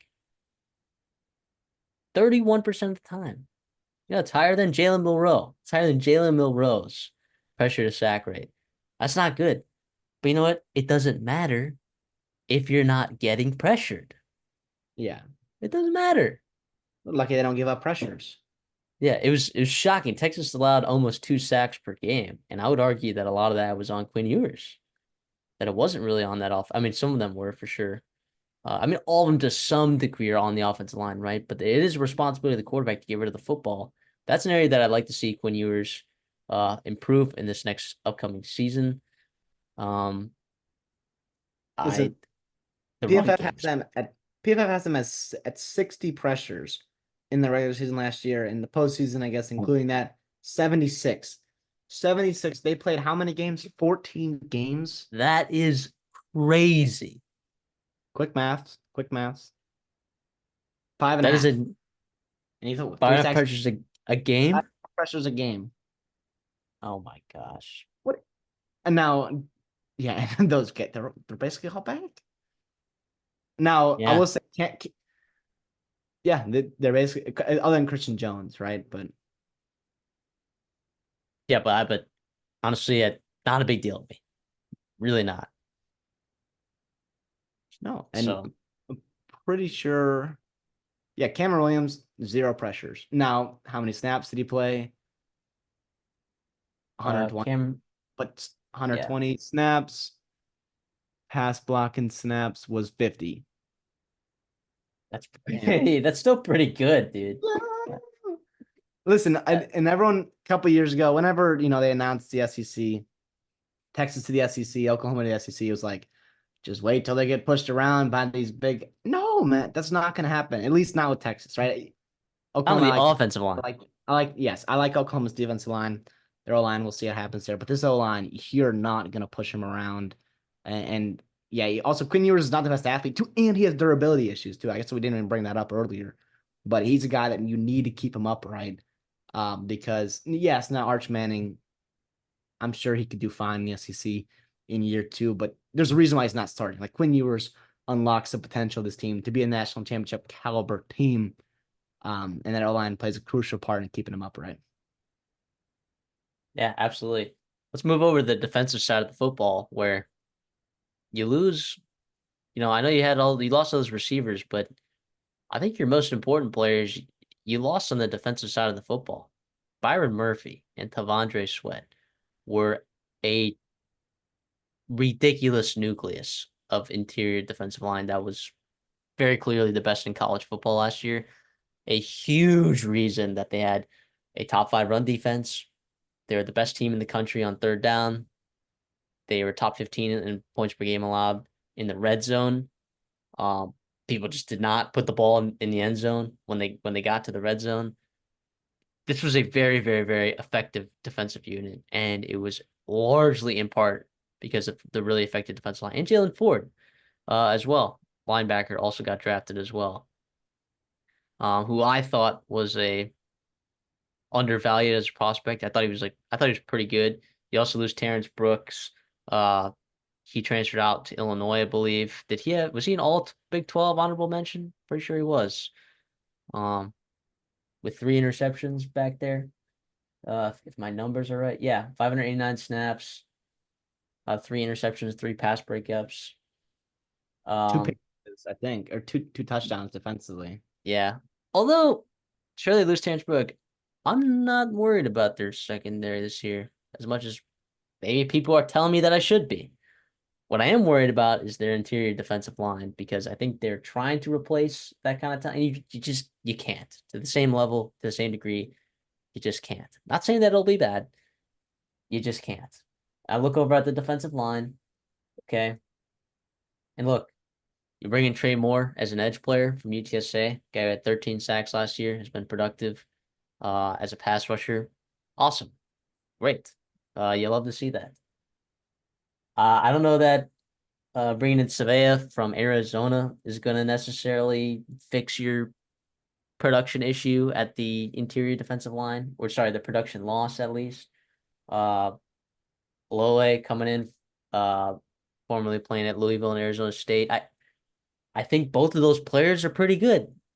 Are they going to replace the production completely from Byron Murphy and Tavondre Sweat? I don't know. But like seriously, like this is how good they were. Like I don't think so. This Texas defense was probably a top 15, top.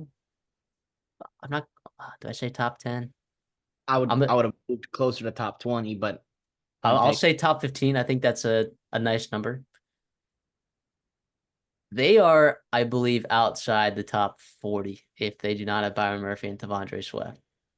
Without a doubt. Without a doubt. Now, hey, you got Alfred Collins back, right? He was a former high recruit. And in year five, you're hoping that the consistency is there. They've been waiting for him to put it all together. It was nice where he can give you, spot plays, spot drives when you had Sweat and Murphy as your alpha guys in that room. But this year it's his room. It's him and Vernon Broughton. Again, another fifth year guy. He's moving in the starting role as well. You mentioned some of those other old veteran guys as well. To me, the depth is the concern, right? Because you lose your top two guys, and now your depth becomes your starters, and now who's your depth, right? And that's why you bring in a couple of transfers, some old veteran guys, but we'll see how they translate to this defense and this scheme. You also lose Troy Carter too. Troy Carter was I'm sorry, Trill Carter's a guy that I'm familiar with from Minnesota. I thought he did some good things, back in the Big Ten. He was obviously buried behind really, really good defensive line. He's probably the fifth guy in that room. It is what it is. What can you do there? He goes to Auburn. I think him and Gage Keys are gonna, reunite there and do some nice things. But he'd be nice to have as well for a depth piece in there. You mentioned Trey Moore. I kind of like him, right? And obviously, it comes from a lower level of competition, but he was fun to watch as a pass rusher, right? If there's one thing that you had you know, question mark about this defense was your edge rushers and how they were getting to the pass rusher, right? And they couldn't really take advantage of the push they were getting interiorly from Sweat and Murphy. But Moore, I think he's really creative in pass rush. He's a veteran guy, right? So he knows how to get to the quarterback in multiple ways. His pass rush, quote unquote, tool, his bag, whatever you want to call it, is pretty fun. And also is a blue collar guy in terms of, he's always got that motor going when he's rushing the pass rusher. You saw it on his highlight tape where you're seeing him, get to the quarterback on his second and third move. He's looping around defenders, or I'm sorry, looping around offensive linemen and just creating havoc. I think a lot of the same that's kind of stuff translates to the SEC, and then it'll be about Ethan Murk, Justin Finkley. How do these guys, translate? Step up in year three, and then the 5-star, right? Colin Simmons, right? What can he give you in year one? I mean, you hope you don't have to rely upon him, but the talent it's obviously there, right? I'm sure if you struggle getting the pass rusher, fans are gonna be, where's Colin Simmons? Where is he at? And hopefully he doesn't have to play, but I do think if he's ready to play, that's only gravy, right?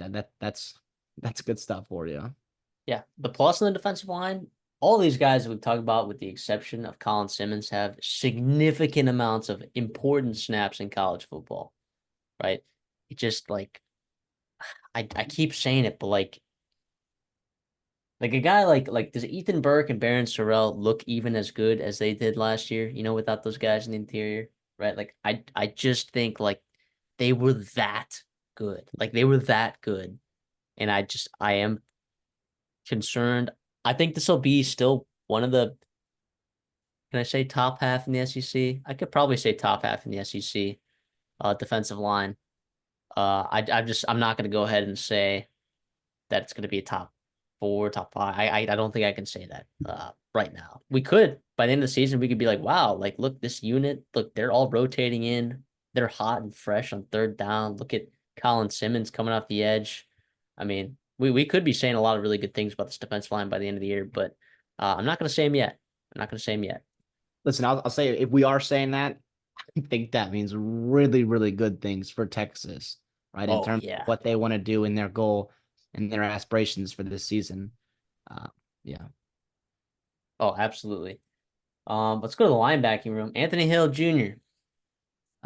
He was pretty good for them last year, I thought. He was pretty good. I think people overvalue his performance last year, but I think he was still really good, and I think he can only get better, man. He was a fantastic athlete from Denton Ryan.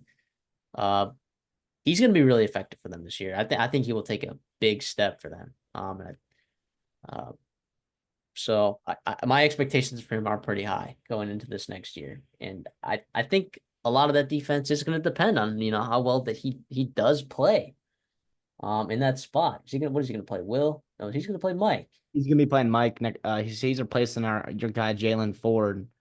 Yeah, see, I think he should play Will. Yeah. Well, I mean, you lose a guy. Pete? No, Pete Kwiatkowski's still there. Is We lose Jeff Choate, yeah, Jeff Choi. Yeah, over to Nevada. So but Kwiatkowski and Johnny Nansen are coming into that defense. mhm. The coach and linebackers as well. I mean, yeah, he is talented. I'm with you here where I like him in space. I like him, kind of having the freedom as a will guy to make plays.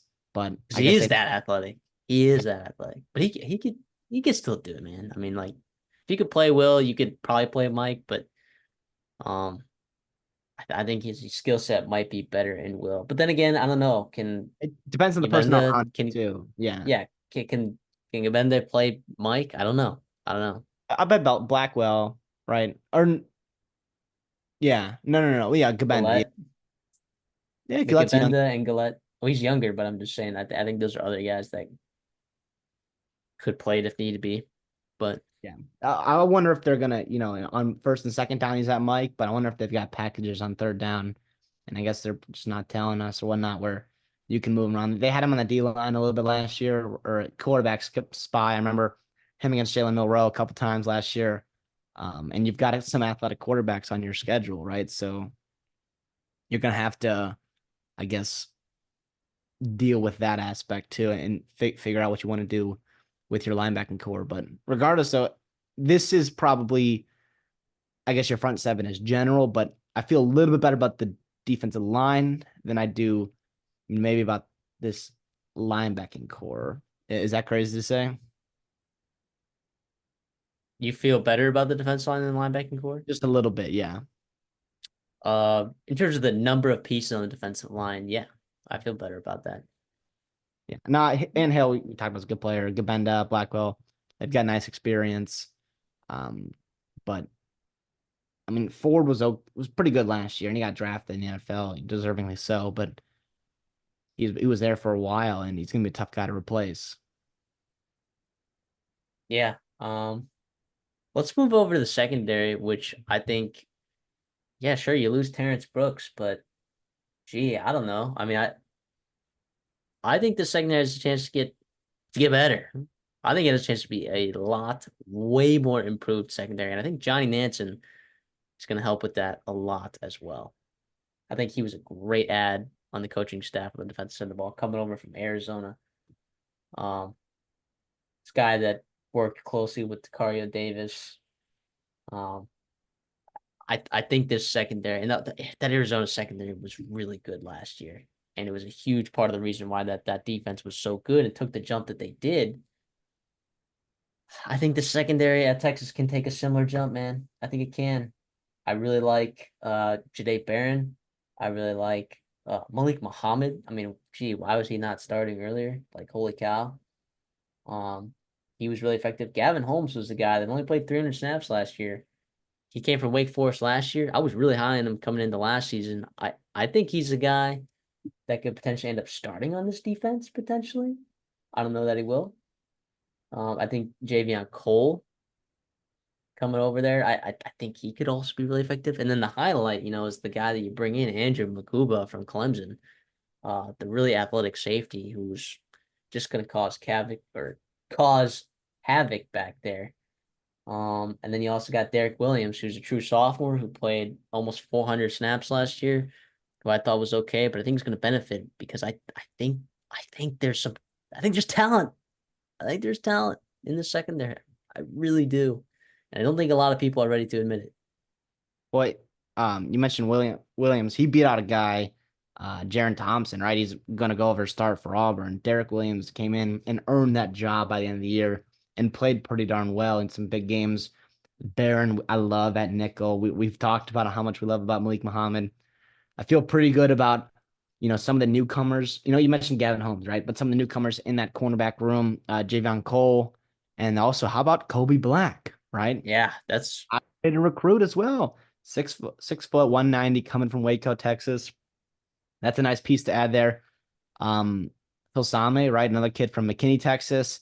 He's a highly rated defensive back recruit as well. I mean, the talent just keeps being replenished as well. Even though you and had some guys transfer out, I still think they feel really good about this room.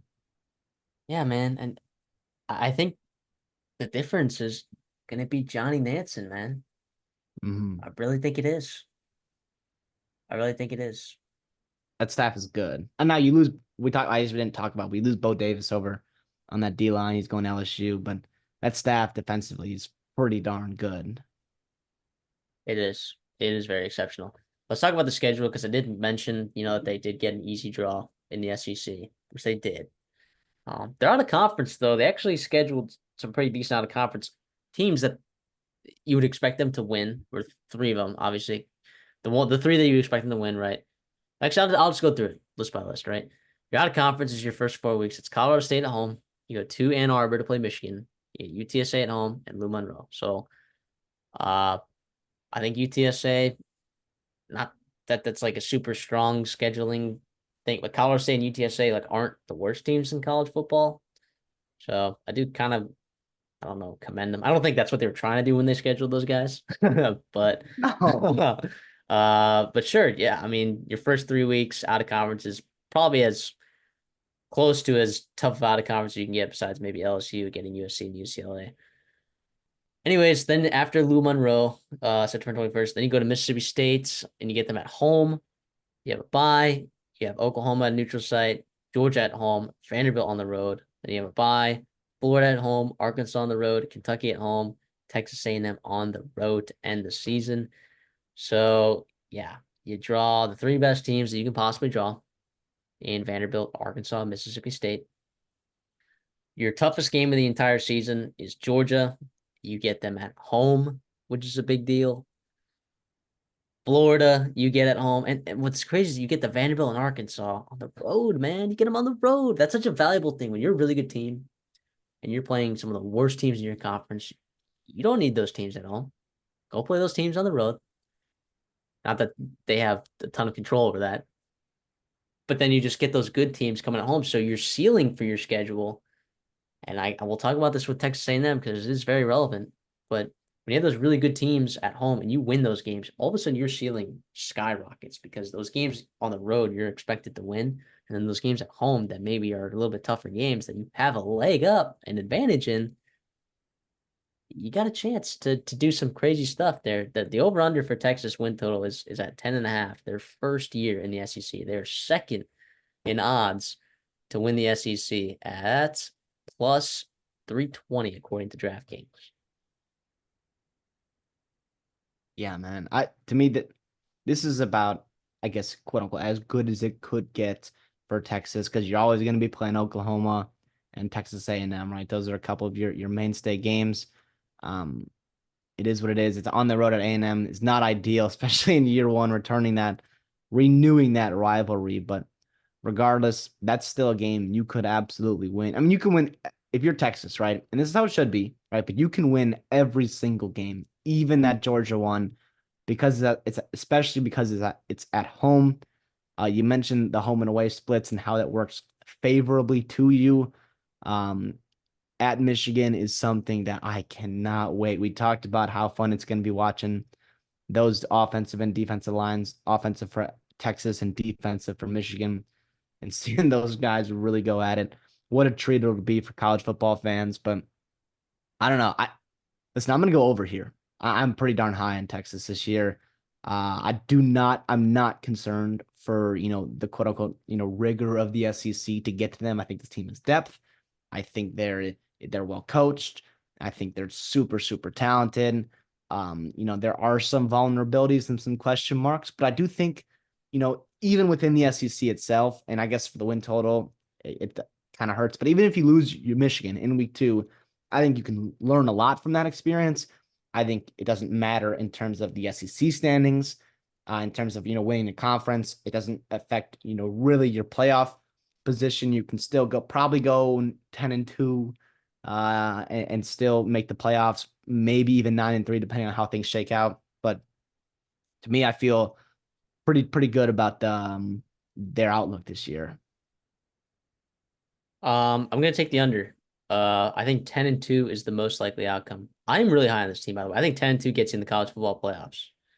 And dangerous If team, as yeah. long as Michigan stays relevant, if they can win that game, and then if your losses come to, well, actually, so here's the thing. I kind of chalk it up 10-2. I think one of those losses is Texas A&M at Kyle Field.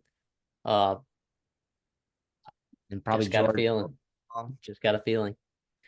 Uh, Attendance records. I know that Texas A&M can't do what they did against Ole Miss in like what was it, like 2016, where they had like 110,000, but they're gonna get as close to that as as possible.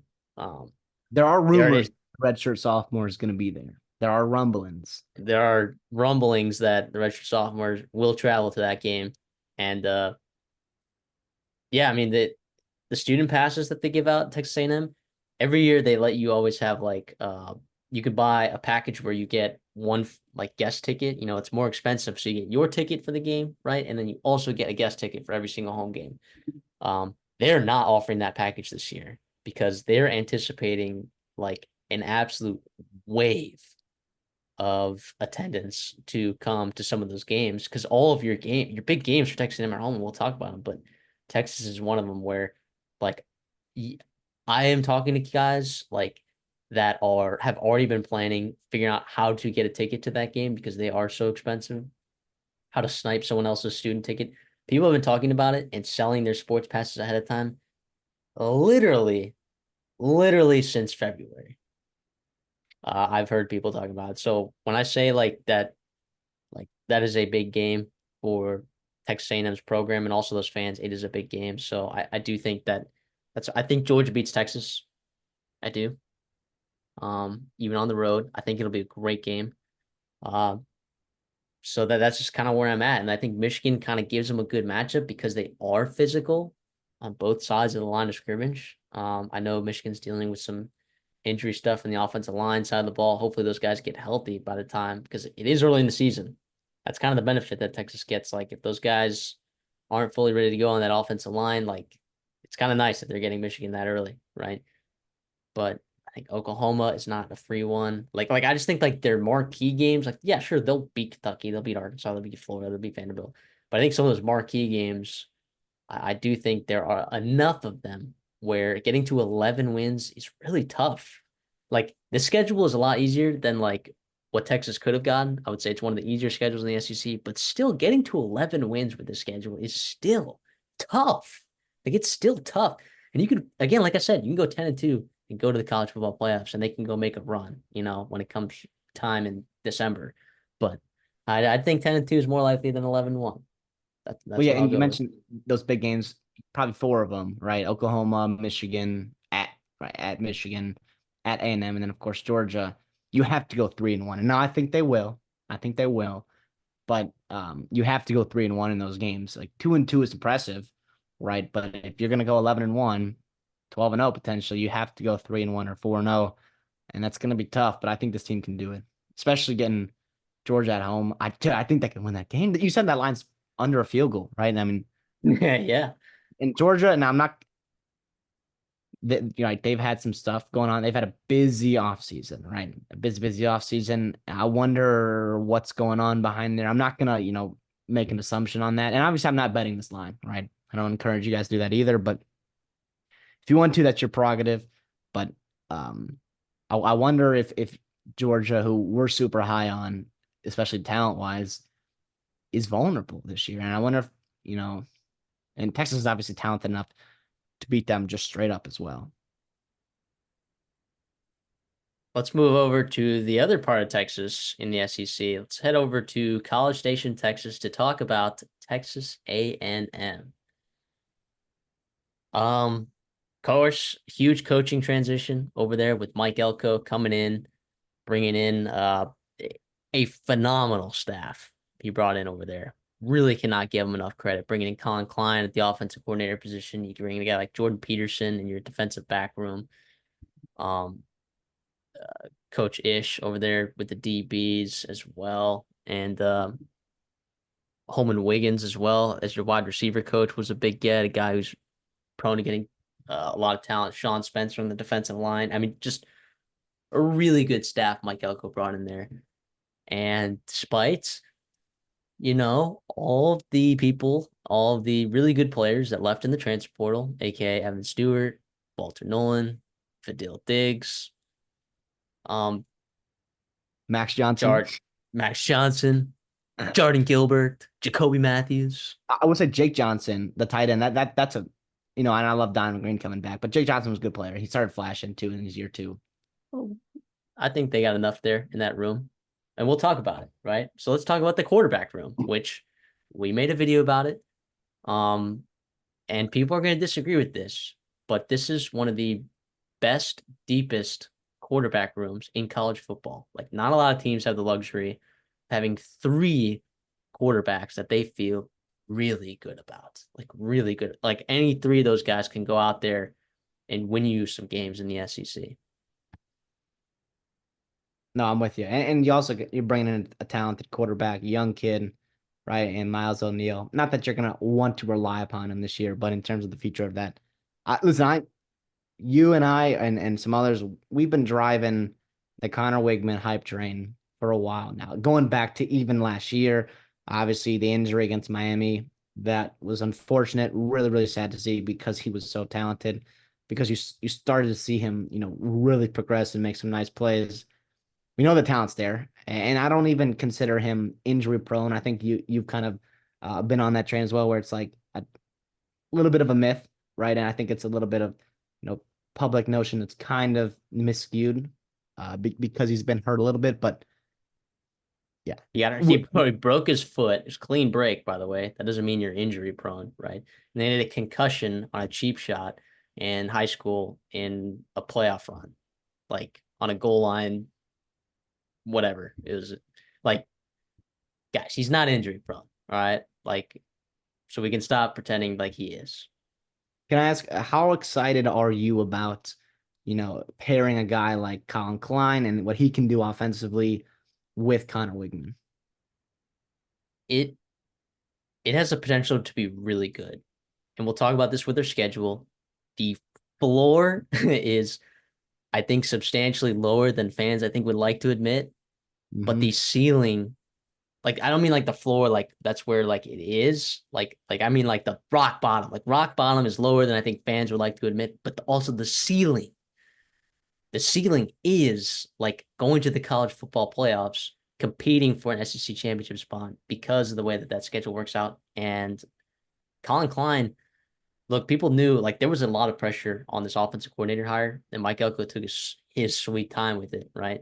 Bringing in Colin Klein to help with an offensive line that struggled big time with it was a big deal, right? And the biggest deal I think in the offseason was hiring Tommy Moffitt as your strength and conditioning coach. Because Lord knows injuries have been a serious problem for Texas A&M these last couple of years. Like a serious problem. And bringing in a whole new strength and conditioning coach, I mean, it, I think like over the summer, I mean, you got guys like Donovan Green who got hurt that put on 20 pounds. Shamar Turner put on 30 pounds. I mean, you got guys putting on weight left and right and good weight. And this is the first time in years, and Mike Elko mentioned this at SEC Media Days, that you're going into fall camp with all of your offensive linemen fully healthy, which they have not been able to say these last couple of years. So it is interesting that part. The running back room, I want to look at that as well. Pretty deep here. You're lacking a little bit of the top end talent. You're hoping that that's Ruben Owens this year. And Colin Klein has been typing him up a ton. Former 5-star, number one recruit in the country, right there with CJ Baxter, kind of 1A, 1B. I happen to think that CJ Baxter was actually better coming out of high school, but we'll see with Ruben Owens what he can do. Le'Veon Moss still might end up getting the bulk of the carries. He was really good for them last year, kind of exploded late in the season. They split a lot of time. Amari Daniels is a guy. I don't know. I see him kind of getting phased out of this offense a little bit. They bring in EJ Smith from Stanford, who had a lot of success there. I don't know that he's going to see the field all that much. So they're set in the running back rooms in terms of depth, right? You're not worried about that. In the receiver room, you worry a little bit about depth, and you would like to see these guys take another step, right? You saw flash from Ja'Day Walker. You've seen flash from Noah Thomas. You've seen flashes from Moose Muhammad, but it's just flashes, right? Like, how do you get these guys to play consistently at a high level with Connor Wigman? That's the serious question. The guy that I'm extremely high on is Cyrus Allen from Louisiana Tech, who I thought was fantastic. They bring him in. I cannot say enough good things about him, right? And people are gonna question his ability to play at the Power Five level. Go back and watch his game against Nebraska. I mean, he absolutely lit them up. So I'm a big Cyrus Allen stan. Jacob Bostic was a guy that they needed to get in the portal. They got late from Iowa, who I like a little bit. If there's a freshman that's gonna play, it's gonna be Isaiah Williams. He looked really good in the spring. He put on a ton of weights. Not a ton of weight, but I think it was like 10 pounds or something just since the end of beginning of summer to now. So that's a guy to look out for, certainly if you're going to think if you want to look someone to look out for in terms of true freshmen taking a step. But yeah, I think the skill positions are pretty good. I wouldn't say it's like an upgrade over last year because it's a lot of the same guys that running it back. In the tight end room, Donovan Green's healthy. They bring in Trey Watson from Fresno State, who was one of 27 tight ends in the country to have over 50 targets. So he's a guy who's experienced. Um, He was over at Fresno State. He was recruited by Kalen DeBoer. Then he was committed to Kalen DeBoer at Washington, but Kalen DeBoer goes to Alabama, which kind of opened the door again for his recruitment. He ends up with Colin Klein at Texas A&M. That was a really good get for them. Theo Orstrom Mellon is also a guy who's highly recruited in that same class with Donovan Green and Jake Johnson, who you mentioned transferred out of there. They bring in Garrett Miller from Purdue because Lord knows Colin Klein loves his H-backs.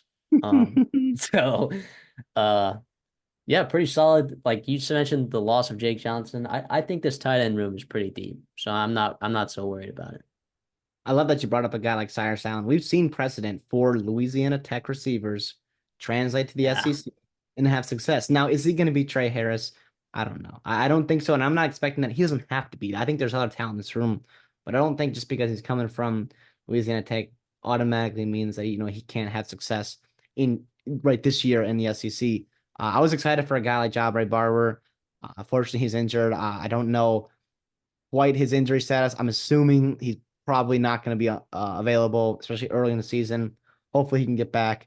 But Jade Walker, Moose Muhammad, Noah Thomas, those guys, I think the potential is there with those three guys, man. Where's Moose Yeah, it's Muhammad a been? Where's he been? And now I don't know what's going on off the field or whatnot. I'm not going to speculate, but what I saw him do in person, right, against LSU a couple years ago, was incredible. Where he took over that game and you saw the chemistry with Wigman.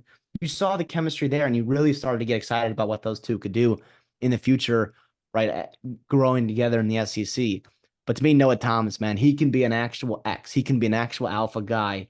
And you've seen him flash multiple times now in spring games, right? And it's just about putting it together over the course of an entire season. Walker, too, man. He's fun. He was fun to watch coming from D2, right? I was really yeah. impressed with the way he translated Had and some started fitting in. he has drop issues. He does. He's still a really good athlete, and I like him there. I think it's underrated is Cyrus Allen in the spring game. I mean, Connor Wiggins' first pass coming back from injury. Whoop, dart to Cyrus Allen. They were chatting up. They were pretty much talking like after every possession. I know their team kind of got rocked because Connor Wiggins was, I guess, playing injured a little bit, and you know, Torin York is apparently a terrible GM because Trey Zune absolutely blew him out of the water with his draft of those players because that's how they do the spring game there. But I mean, Scourton just, was having his way. But I want to ask you about a guy like Micah Tease, right? He was a former high recruit that they got a couple years ago, right? In that 2023 cycle. I think he's a really good athlete. I think his explosiveness is something that you might not see in the rest of that room. Is he going to be a factor? How much? I mean, I know Colin Klein likes to do some stuff, getting his wide receivers involved in the short to intermediate and even the run game a little bit. Micah Tees, is he that guy or is there going to be someone else? in limited time that I got to see and watch them at spring practice, Micah T's flashed for sure. I thought he looked really good in spring. Again, limited time that we got to see them for, but he's a guy that has to step up, right? Like they don't have a ton of depth at this position. Like but we're talking about a top three that we know, but we keep talking about that they still kind of have to take their jump, right? And then Cyrus Allen like's got to translate, like Isaiah Williams, true freshman. Like there's still a lot of like these guys need to take the next step, right? So Micah Tease is, I think, also in that category where he does need to take that next step. And even if he's like their number four, number five, guy on this team, if he can fill in that role, I think he'll be pretty good. Let's look at the offensive line here because I think it's really interesting. Um, it was pretty bad last year. All right, Chase Basantis is kicking down to guard this year, which is good because I think his pressure rate was like 10% or something like that. One in every 10 dropbacks, the guy was getting a hand on Wigman or Jalen Henderson. I mean, Lord, you wonder why. I mean, this team was getting hurt left and right. But at center, you lose Bryce Foster. I think the team was definitely okay with that. In fact, they let him go, if you will. It's And Naboo time. Mark Naboo. yeah, it's Mark Naboo time or Kalinu Value. I don't know how to say that, but the Utah transfer, I think Mark Naboo is leading right now in spring because uh, Kalinu was a late transfer from Utah. So I think Naboo's got the edge there. At guards, Amaj Reed Adams has been a guy that offensive linemen have been talking about a lot. So I think he's going to get the start there. And I think Basantis is going to be the other guard. And then at tackle, it's definitely Trey Zune, right? He was at SEC Media Days. He was a guy that was their best offensive lineman last year at left tackle. And then at right tackle, I think it's going to be a competition between Fothery and Demetrius Cronover, and you need someone to step up. I'm of the belief that it'll be Fothery, and you hope you see what you just hopefully you get what you got from him as a freshman, right? He was ridiculous as a freshman. He was a freshman All-American, dominated Will Anderson as a true freshman. He's a huge talented lineman, right? Like hopefully he can do something. So I do like, 8 guys, I think on this defensive line or offensive line goes deep. You bring in um uh shoot, Adam Cushing as your offensive line coach. I think he'll definitely improve some there. But yeah, you need to see this offensive line improve. You really do. And I think Colin Klein has been adept at making the most out of what he's had in the run game. So I'm expecting this run game to get a lot more creative and hopefully that kicking down Basantis to guard and putting Mark Naboo at center can and getting our Reed Adams, who's looked really good so far. Hopefully, like getting that interior kind of set just leaves you that one question mark at right tackle, and hopefully you can get that figured out through competition. Yeah, I'm with you. Listen, if there's optimism for this team this year, getting better consistently, week by week, it's because of that offensive line. You're hoping with the changeover and staff and scheme, they get better. Also, with experience, I like Reed Adams coming over from Kansas. I think it gives you some flexibility. Does he have tackle flexibility? I think he does. Does, but he won't. He won't play tackle. I think Obviously, like if someone went down, it'd be Crown over or either Fathery or Crown over, like whichever one doesn't he's not get the playing. You got start. to kick him out there. Uh, I like Yeah, your but I think interior. in an emergency, I think they might kick out. Well, they might kick out Basantis to tackle. DeSantis I don't or know. Blake Ivy, right? The true freshman, if he's ready, which I don't think he is. Um, Yeah, but listen, I will say that I think I like the top 9. Well, really 8. Where's Cam Dewberry been, man? He was a guy that flashed as a freshman. I liked what he did. And now listen, I think yeah, it's good that he's not playing because I think it means that there's better players ahead of him. And at least it gives you some kind of floor as a depth guy. But I was hoping he was going to progress into an all SEC kind of guy. But you mentioned the upgrade at center, Pasantis the left guard, where I think people are underrating him because, they saw how he played as a freshman. And look at a guy like Isaiah Adams, right up at Illinois. He was playing tackle out of position, right? Quote, quote, out of position, significantly worse than his guard tape. Like I think you see some guys that just play guard, tackle because they have to. You move them in the guard and they get much, much better. But Santos, I'm hoping, is in that same mold.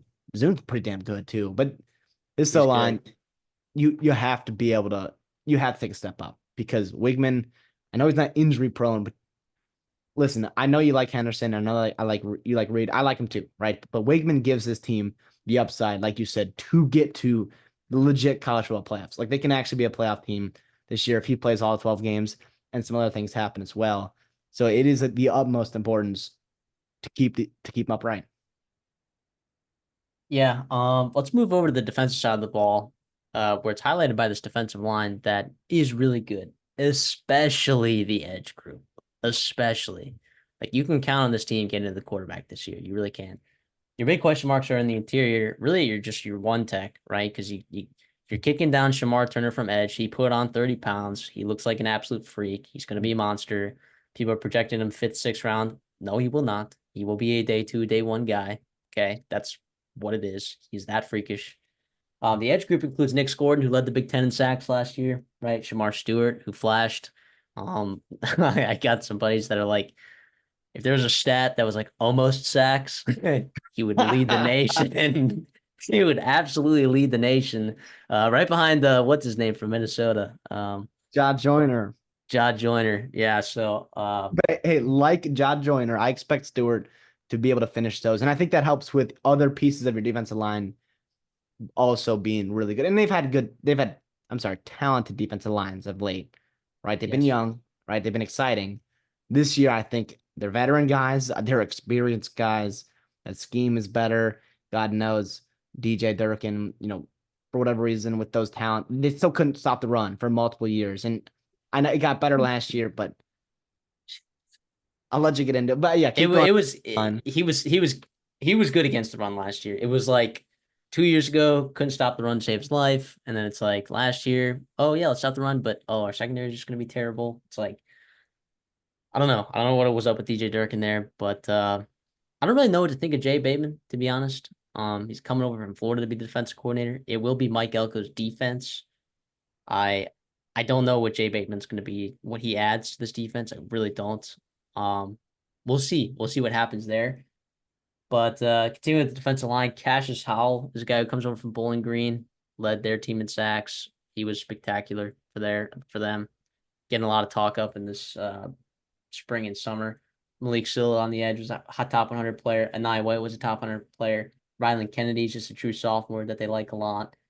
It's pretty nuts there. Now at three tech, you're set because you got Shamar Turner and DJ Hicks that you love, right? Unless you kick down Turner to one tech, which you could do that. He's 300 pounds now. But your one tech is going to be Albert Regis or Gabriel Brownlow Dindy. And Gabriel Brownlow Dindy was a 5-star recruit that has been injured these last couple years. Like if you want this defensive line to really take a step, you need Albert Regis, who I think is pretty good, but you need Gabriel Brownlow Dindy to show something. Like you need him to be the dominant force that they recruited him to be, that Mike Elko actually recruited him to be when Mike Elko was over at Texas A&M a couple years back. And I think he can. We just haven't seen it yet, right? And I haven't heard a lot of players talking about him, which makes me a little bit nervous that maybe I don't know. I don't know. We'll have to wait and see. At the linebacker spot, you lose one of your better defensive players that you've had there in a while in Edgerrin Cooper. He goes off to the Green Bay Packers in the second round. You're replacing him with a number of guys. You like Torian York at Mike, but in terms of your weak side linebacker, you got a couple athletes to pick from. Scooby Williams, Solomon DeShields, Damian Sanford. I don't know who's going to start. Excuse me. I don't know who's going to start there. My lean is that it's going to be Solomon DeShields. That's my lean. Transferred from Pitt, 58 tackles, good athlete, played star. He was a 3-sport athlete in high school. Uh, I think he could be really good at the weak side line. I don't think he's Edge Cooper. I don't think he gets off blocks like he does. I do think he has that kind of speed, though. I think he is that kind of athlete in space. I think Scooby Williams is the same way, but I think Scooby Williams, it's up here. I don't know if he has it up here. So, but we'll see. I think any one of those three guys could end up starting and running away with that will spot. And I think they're going to benefit a lot playing behind that defensive line, which is going to be really nice. And oh yeah, did you have any other comments on the linebacker room? Well, I think it's interesting. I do think, I mean, Mike Elko obviously uh has had success, right, with his defenses. I think he helps even like guys like Williams maximizing his potential. Jay Bateman's gonna be working with them. At least there's some kind of continuity. Sean Spencer is a D-line coach, right? He comes from Florida. It was obviously, that's where Scooby Williams coming from. They're hoping there's some kind of continuity, or you know, vouch, right? If there's vouching for, a guy like Scooby Williams, it's like, hey, we need this guy on our team. He's gonna contribute depth to it, or production to our team. But yeah, you mentioned the Shields is a guy they got after the spring portal, correct? Yep. Or during the spring portal. So he's a guy you went through spring practice. You had a guy, Alex Howard, who was coming over from Youngstown State.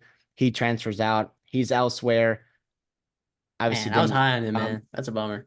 Yeah. So the Shields comes in, and obviously, I wonder if that was pretty intentional. And Mike Elk was looking around his room, is like, we're missing a will right now, and we got Williams, and there's Sanford there, but I don't know if those guys are quite up to par on what we need in the SEC. Yeah, I think it speaks volume. I'm hoping the Shields can come in and because York is so good. York is really, really good. He's a leader, all that He good just knows stuff. what he's doing. He's in the right spots. And hopefully you can get a guy like the Shields and Williams in right spots as well. In terms of the secondary, you can tell that this was an area of concern because they brought in a ton of transfers, right? Guys that were pretty big names, though. Like guys that you like to see. Returning, you got Tyreek Chappelle, right? Who wasn't that good last year, but he played his best season as a true freshman under Mike Elko. So he's coming back to Mike Elko's defense. So we'll see if he can kind of get back to shape there, maybe improve a little bit. You get Bryce Anderson back as well, who was, I think, one of their better defensive players last year, is one of their better defensive players for this upcoming season. I'm sure you're checking depth charts online and stuff. He probably will play safety. Probably won't play nickel if I had to guess in this defense. Um, I I think even though you bring in Marcus Ratcliffe and Trey Jones, I think your starting safeties, believe it or not, I think it's gonna be Bryce Anderson, Dalton Brooks at those That's two safety spots, which two is homegrown crazy talents. because I love Marcus Ratcliffe. I love Mark, and I like Trey Jones too, the transfer that they brought in at safety.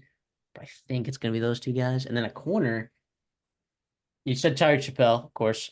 Will Lee was a guy who brought in from Kansas State, who was an all honorable Big 12 mention. BJ Mays coming over from UAB. Des Ricks, 5-star brother of Eli Ricks, coming over from Alabama, true sophomore, or redshirt sophomore, I should say. Jaden Hill coming over from Florida. I have a feeling that he'll play nickel. I feel like he's the guy that'll play nickel. And yeah, I think Tyree Chappelle will start just because of experience, but don't I don't know if they'll finish the season there. You know, I'm high on Willie. I'm high on Des Ricks. See about BJ Mays. I think they have the pieces. We'll see if they put it together, right? Last year I was fooled. Last year I was fooled. I thought that they were going to be really good in the secondary last year, and they were not. Well, they Um, whiffed on all their transfers. Now they this year, did every single one. I think the floor on these transfers much bigger than the floor on. We I should have hope seen the so. writing on the wall with Tony Grimes and a couple other guys that they brought Josh in. DeBerry, Yeah, come on now. But I do like their staff, right? So obviously, Sam McCall, yeah, that was tough. So you got Outco there, obviously, but he brings over Ishmael Ristad, right, coming over from Duke to be defensive backs coach, as well as returning, a guy who's still on the staff from the previous generation, or the previous regime, Bryant Gross Armiento. Right, a little bit of continuity there. My question here is Terry Bussey, is he going to play year one? Now you mentioned you've got like guys like Chappelle, you've got Willie, obviously Des Ricks, a lot of experience or recruit talent in that room there in that cornerback room. But Busty, I think a guy that a lot of fans are excited about. He was a big time recruiting win at the end of the cycle, going into National Signing Day. He's a freak athlete. Obviously, the level of competition he played at in Texas is much lower than what he'll see, obviously, in elsewhere in the state, but also in the SEC, of course. So we'll see how up to speed he gets. But I think obviously he's going to start on defense, is what it sounds like, correct? When I say I start on don't defense, know. like he's going to be a defensive back. Yeah, and Is they'll there a see about wide receiver wide down the receiver? road. If someone gets hurt at wide receiver, I have a feeling that he's going to start getting reps there. But yeah, he'll be on defense. I don't think he starts. I don't think he plays a ton this year. That's crazy to say. I think he'll play some special teams. But I don't know. He's not a huge guy, right? Um, I man, A&M fans are gonna hate me, but I don't see him. I don't see him cracking in this lineup this year. I really Listen, don't. and that's a great thing. That's a great Yeah, thing I to think have I think because so too. I think so too. you've got guys ahead of him. That means you're recruited well. Like, okay, the pass regime recruited well with guys like Chappelle, Brooks, right? Even a guy, I guess, Braven Rogers, right? But this new staff, you brought in guys that you really expect to compete and play well. But I want to ask you this: is what I love about this secondary is the versatility. And I want to ask you to speak on a little bit of that in terms of the different body types you have to go up against different, formations, fronts, schemes, things that you're going to see in the SEC, with different size or matchups that you can have. Yeah, you want giant human beings in your secondary? Look no further than Donovan Sanders, who's a transfer from Cal Poly. Look at Will Lee from Kansas State, I mentioned previously. Marcus Ratcliffe, Trey Jones. Those are big boys, right? And Mike Elko does love his big physical folks in the secondary. Tyree Chappelle was kind of an anomaly. If you look at past Mike Elko secondaries, Tyree Chappelle was kind of an anomaly. And Bryce Anderson is not quite that big, but he can play safety. He can play nickel. So can Dalton Brooks. He can play safety. He can play nickel. Like there's a lot of stuff that they can do here. There was a thought that are they going to move Will Lee to safety? These are like legitimate conversations that are being had. Like people can play everywhere. Is Mark Ratcliffe, is he going to play nickel? It's like dude, there's a lot of positional versatility. Jared Kerr, nickel, safety. Like a ton of positional versatility in the secondary. He said that last year though as well, right? And it's hopefully, man, like a couple of these guys hits. It was a clear problem last year, and I don't know. I mean, I'm worried about having going to the transfer portal, but there are at least a couple names on here that I do like. So I'm gonna stay optimistic about the secondary. Well, hey, the off season is the season of optimism, right? That's what I like to say here. I think it. Why not? Why not be happy? Everything works out. But I do want to mention last thing here is with all that versatility. I think in your back half of your defense, I do think it does help that you're having that helmet communication coming in to probably Torrey and York, right? So you can have last minute checks to do different things. And if you've got veterans, which I'm looking at your two deeps, you've got guys with a lot of experience and versatility. That means you can do a lot of things, right? Especially towards the back half of the play clock where you can really make some last minute checks and fool guys. And I'm looking at your schedule, which I guess we'll get into in a little bit here. There's some quarterbacks that I think they can be had, and I think they can be prone to some interceptions. So that's all I got on the defense there. Yeah, special teams wise, all you need to know, they are drastically improving at the punter position because Nick Constantine stunk last year. All right. Tyler White was a very highly rated punter coming out of high school. That dude's got an absolute leg. He's got a cannon. All right. I am looking for that game to improve drastically because you lost some games because of that. Not going to lie, you lost some games because of that, which is crazy. So let's look at their schedule, right? And over in Wintel's at 8.5. And gosh, like this was a team that was down to their third string quarterback by the end of the year, fourth string quarterback by the end of the year. And they legitimately were in so many games last year, right? Notre Dame at home this year, then at McNeese State, then you go to Gainesville.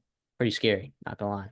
Bowling Green at home, Arkansas, neutral site in Arlington, Missouri at home, bye week at Mississippi State, LSU at home, South Carolina on the road, not gonna lie, pretty scary. Bye week, New Mexico State at home, at Auburn, not gonna lie, pretty scary. And Texas at home. Here's what I'll say about the schedule. All right. Your four biggest games of the year: Notre Dame, Missouri, LSU, Texas. What is the common denominator? They're all at home, baby. They're all at They're home. all at home. Every single stinking one of them. You know what A&M has been terrible at in recent years? Going on the Road road. games. And that is a Jimbo Fisher stat. That's not a Mike Elko stat.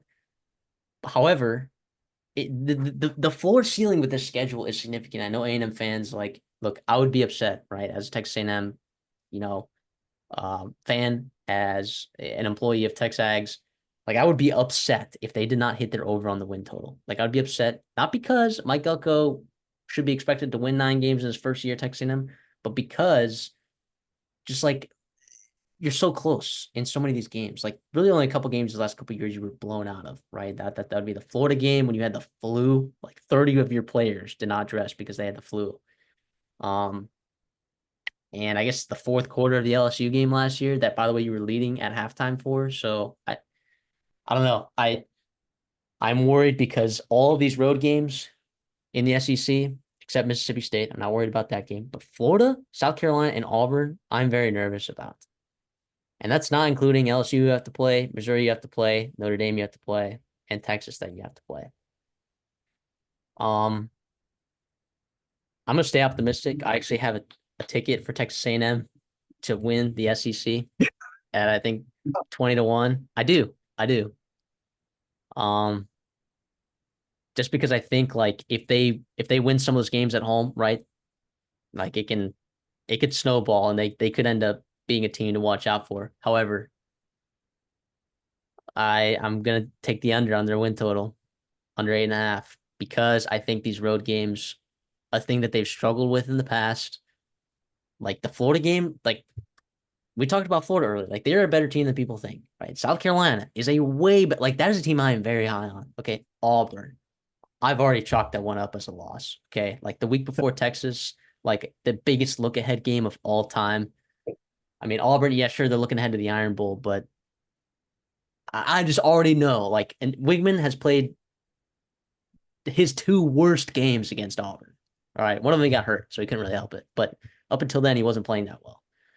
So I worry about some of those road games, and I think look, please let's win a road game. They haven't won a road game since Missouri when they won in 2021. All right. They haven't won a road game since 2021. Let's just get two this year. All right. If they get two, right? My guess is that they go 8-4 because they drop to Auburn and Florida, and then I think they drop to two of Texas, Missouri, LSU, and Notre Dame. Although I happen to think they beat Texas. As you mentioned teams that you're scared of, how could you not mention New Mexico State? Dare I remind you what they've done in November last year? Holy crap, they went to Auburn and beat the piss out of them. All jokes aside, that's a new staff there, so I guess you're not too worried. And there's new staff at A&M. To me, I think that's where you see the difference here. As you mentioned those margins, you mentioned how close they have been in these games. To me, I look at their schedule, like you nailed it, right? The spectrum is huge on where you could end up, right? The floor could really bottom out where you lose a bunch of close games, right? And you don't even make a bowl game. And then it's mayhem, right? Then you're gonna have we bought out Jimbo Fisher for this, and it's gonna be wild. Yeah. And I'm there for it. But listen, I'm that would be wild. I don't even want to imagine that. But I think the difference is the margin of the coaching staff. I think Mike Elko is super particular. I think he's very nitpicky. I love what he brings to A&M and really getting them back to winning games they should win or close games and closing that gap.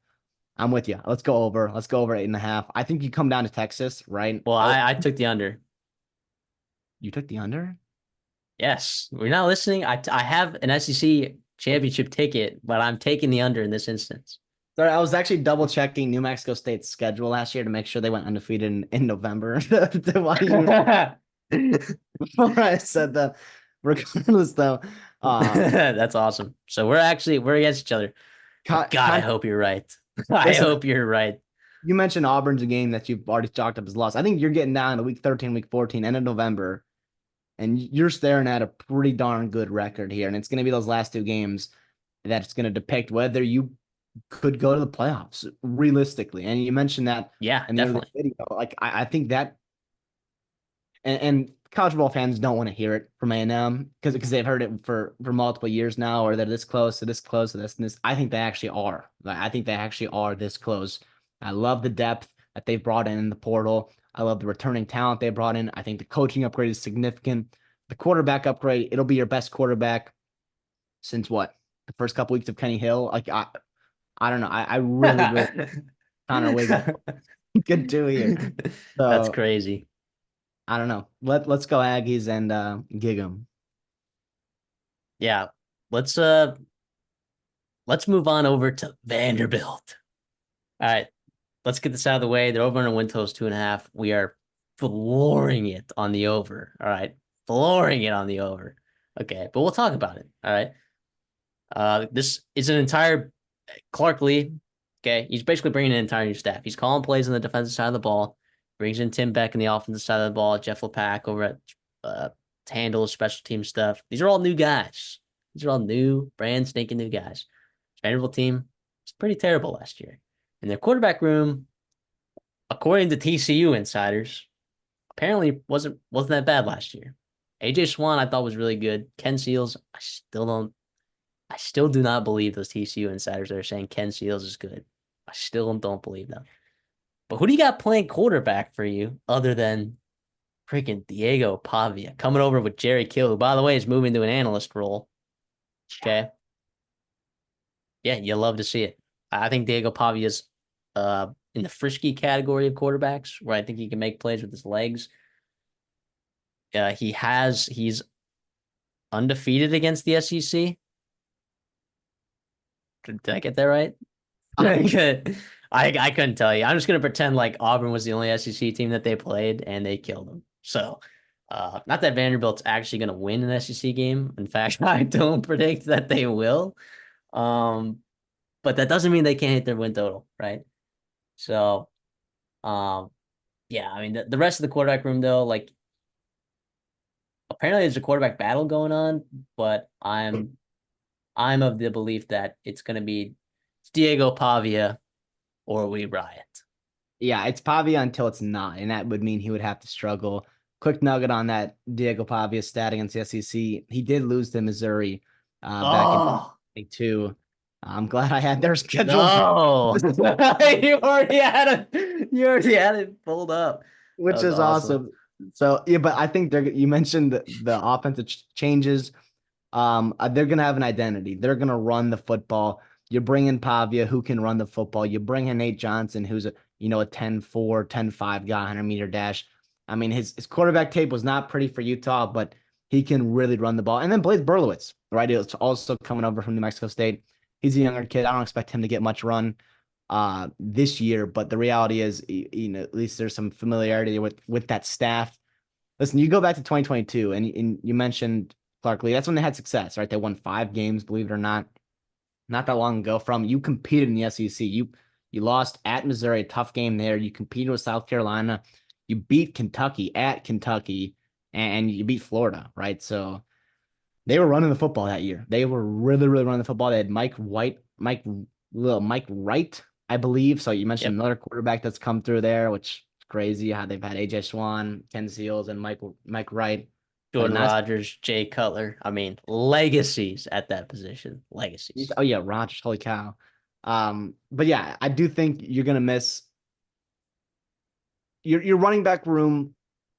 Listen, it's not there's no Ray Davis in this room, right? Obviously, he was a stud for Kentucky last year, but there's Cedric Alexander flashed a little bit last year. Jamani Jones is coming over from New Mexico State. That could be fun. Chase Gillespie's a young kid as well. Got his feet wet last year. Um, Young coming over from New Mexico State. We'll see what he gives you. He's not terrible as well. I do think they're going to rely a lot on this running back room, as well as the quarterback's legs as well. But they lost a ton in that wide receiver room, which we'll get to. But you're going to have to run the football if you're going to be successful. And I think you can. If you're going to hit your over, which we think you will, right, at 2.5, you absolutely should. You're going to have to run the football against teams that you should run the football on, right? Yeah. The wide receiver room decimated by the transfer portal, right? London Humphreys and Will Shepherd were two pieces that were really good. Really, really, really good wide receivers. Will Shepherd over at Colorado, London Humphreys over at Georgia now. Both are going to have an impact on their respective teams. And what's left maybe isn't the best. But feels like someone always comes out of that Vanderbilt wide receiver room. And I mean someone has to get the production, right?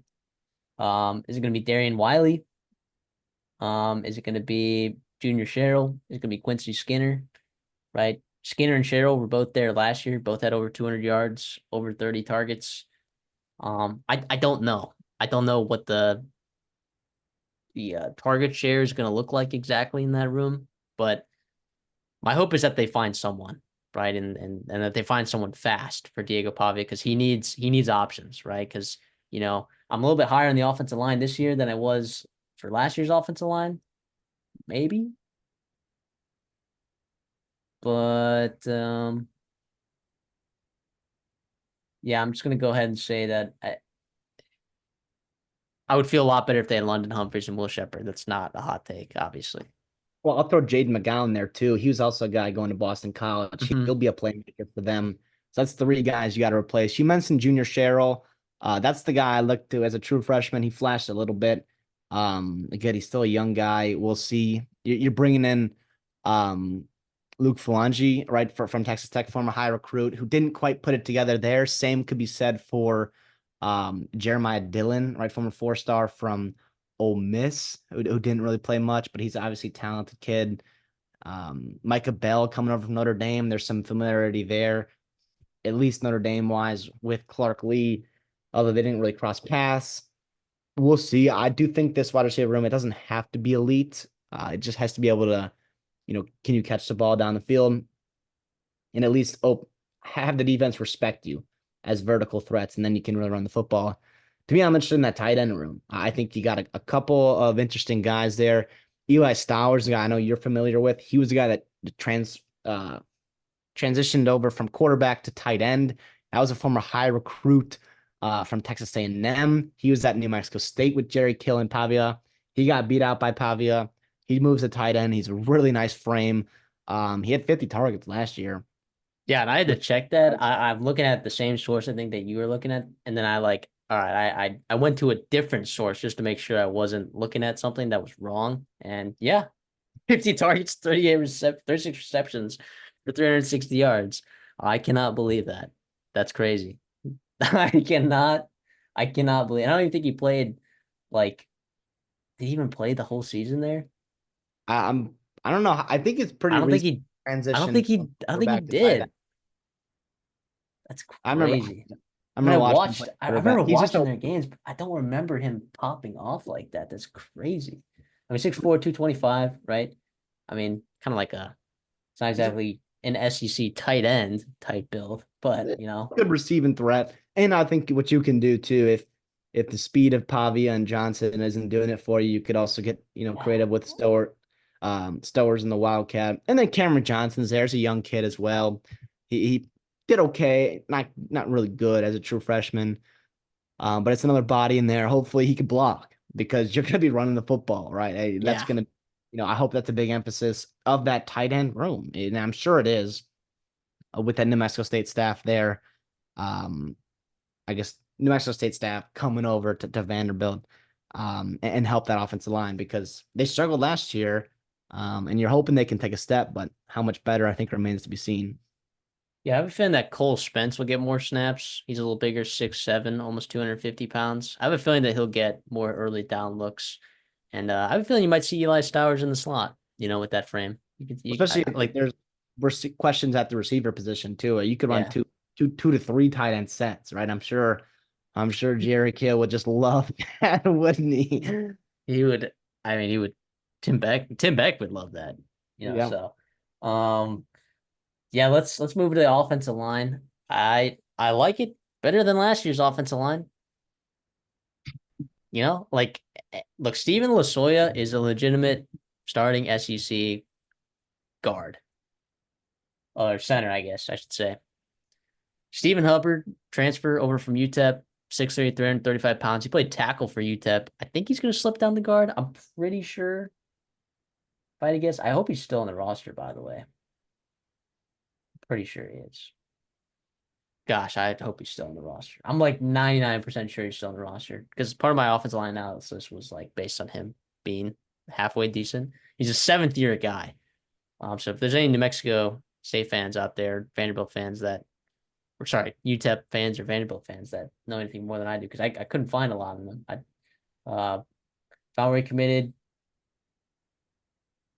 He's on the Vanderbilt roster, right? Yeah. But one of my reliable websites that I'm using, I'm not seeing his name on there. So uh, Chase Mitchell coming over from Liberty.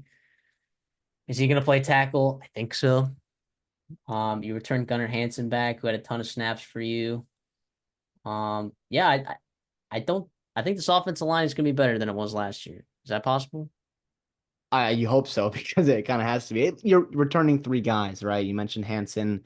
You got Delphin Xavier Castillo at guard as well as Gage Pitchford. So we'll see how they want to rearrange those dominoes and figure out what five players and what five spots you want them at.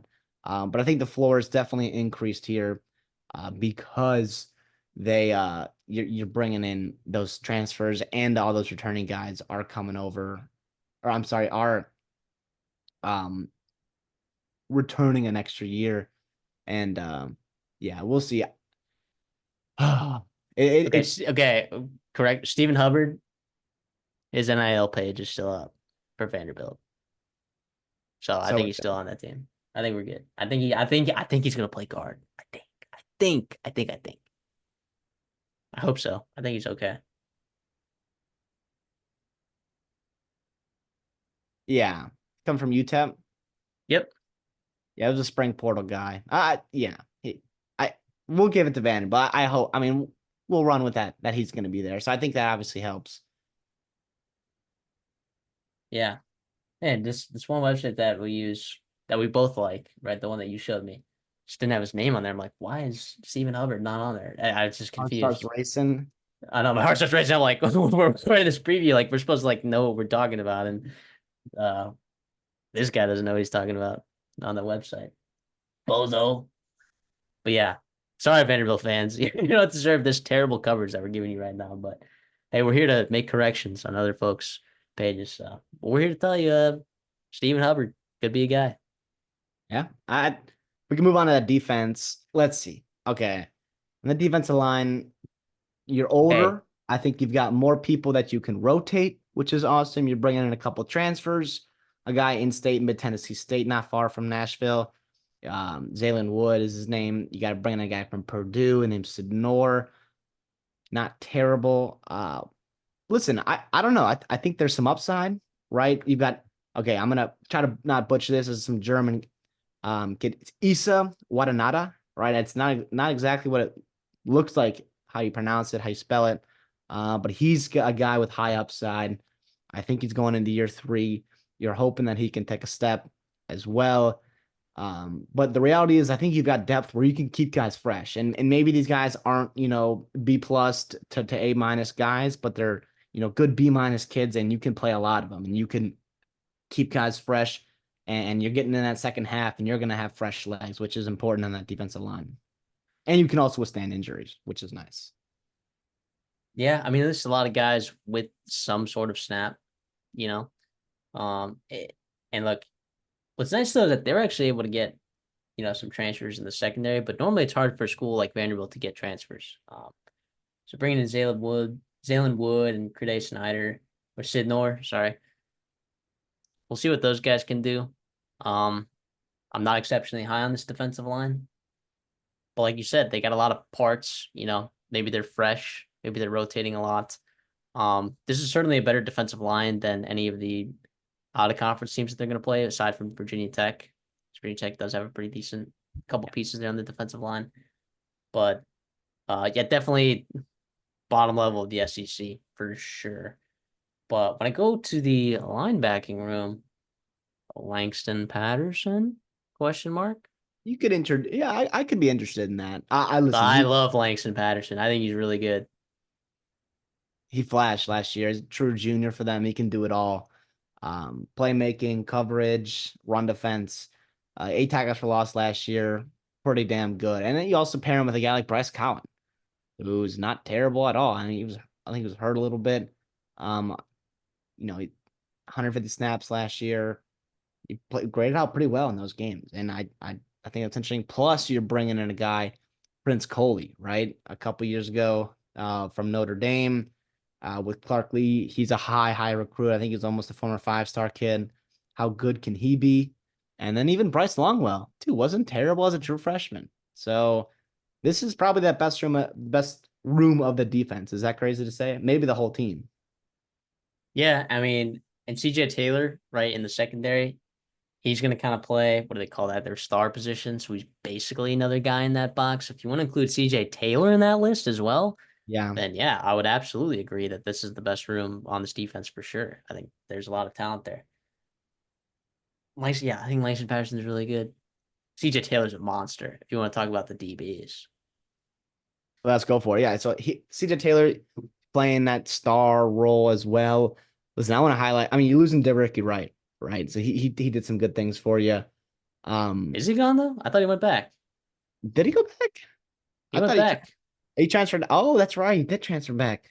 Thank you for that. Sorry, Vandy fans. That's actually huge because you could pair right CJ Taylor and how about true freshman Dante Carter, right? And now I don't know what the expectation is for him to play early, but he has the talent. He had a nice spring. He was an early enrollee. He got his feet wet in spring SEC football. And they don't make many athletes like that on Vanderbilt's team. And he can absolutely contribute, I think, for you in year one. And that makes for a pretty darn good safety room. Yeah. I agree. Yeah, like your back seven, I guess, is pretty decent. I think it's I'll say it's Power Five level, and the unfortunate part is you can't always say that about Vanderbilt's secondary, right?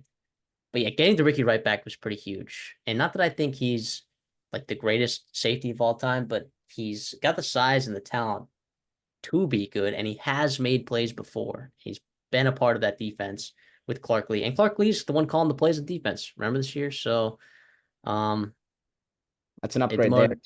Yeah, they scheming. demoted their defensive coordinator. I guess demoted. He's just not calling plays anymore, right? He didn't get fired or anything.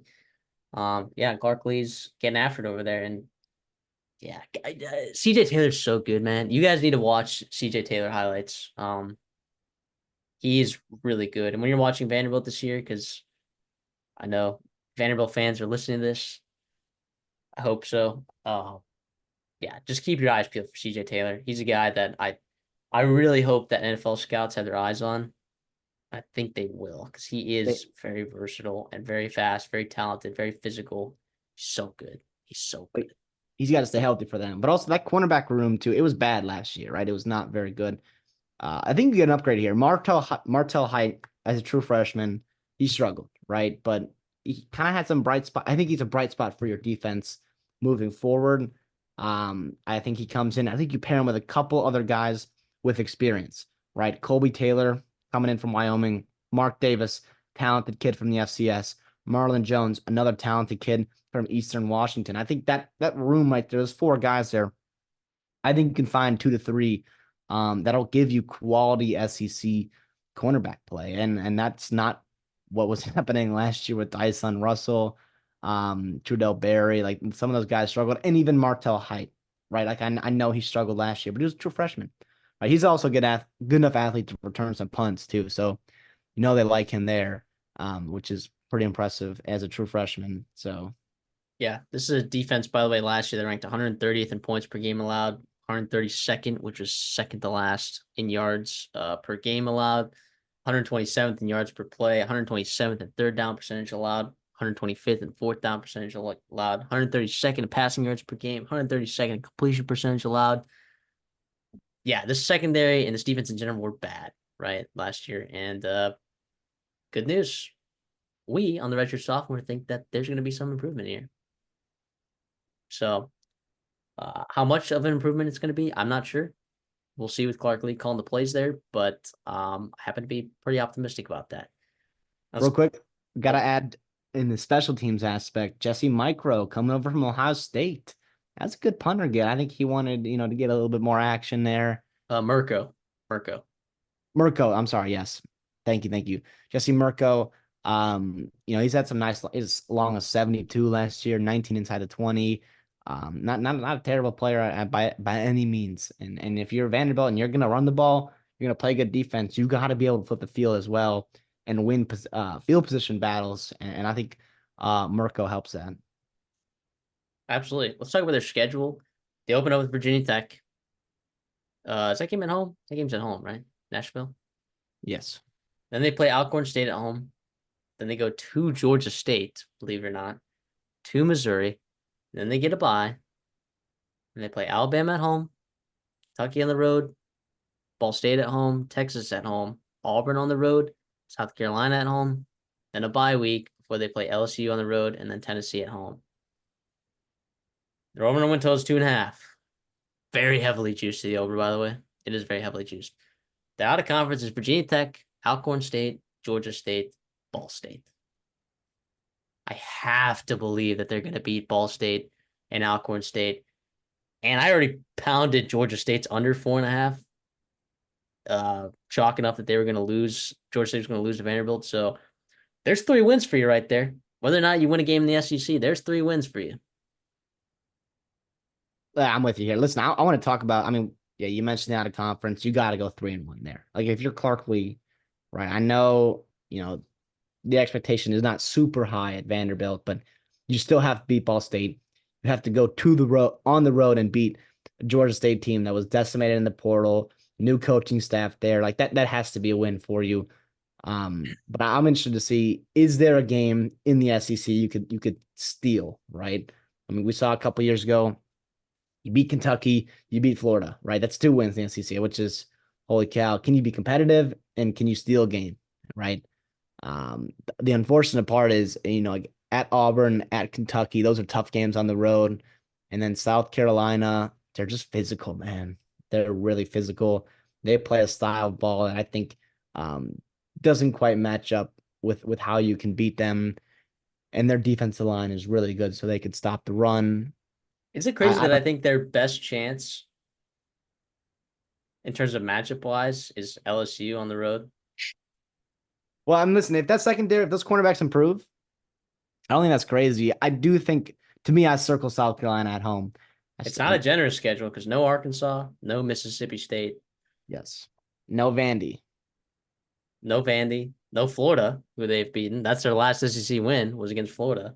Yeah. So we'll see. But regardless, though, you can take 2.5. And listen, we don't encourage gambling here. We don't give you our picks, but Well, we're not telling yet. you what to pick. But listen, 2.5, and you've got 3 out of conference games. You do the math. Okay. You do the math on what should happen there. And obviously Vegas has too with those Yeah, odds the so problem low. is you're laying big juice. I think the best odds that I found somewhere was like minus 180, which you It's better tough. believe I took. It's tough to throw that in the it's tough to throw that into DraftKings or FanDuel or whatever, right? And then it just sits there all year. And then by week 8, you can breathe. Yeah. Is Wait, that yeah, weekday? Is that when they play Ball State? that's Ball State. Then you can Yeah, breathe.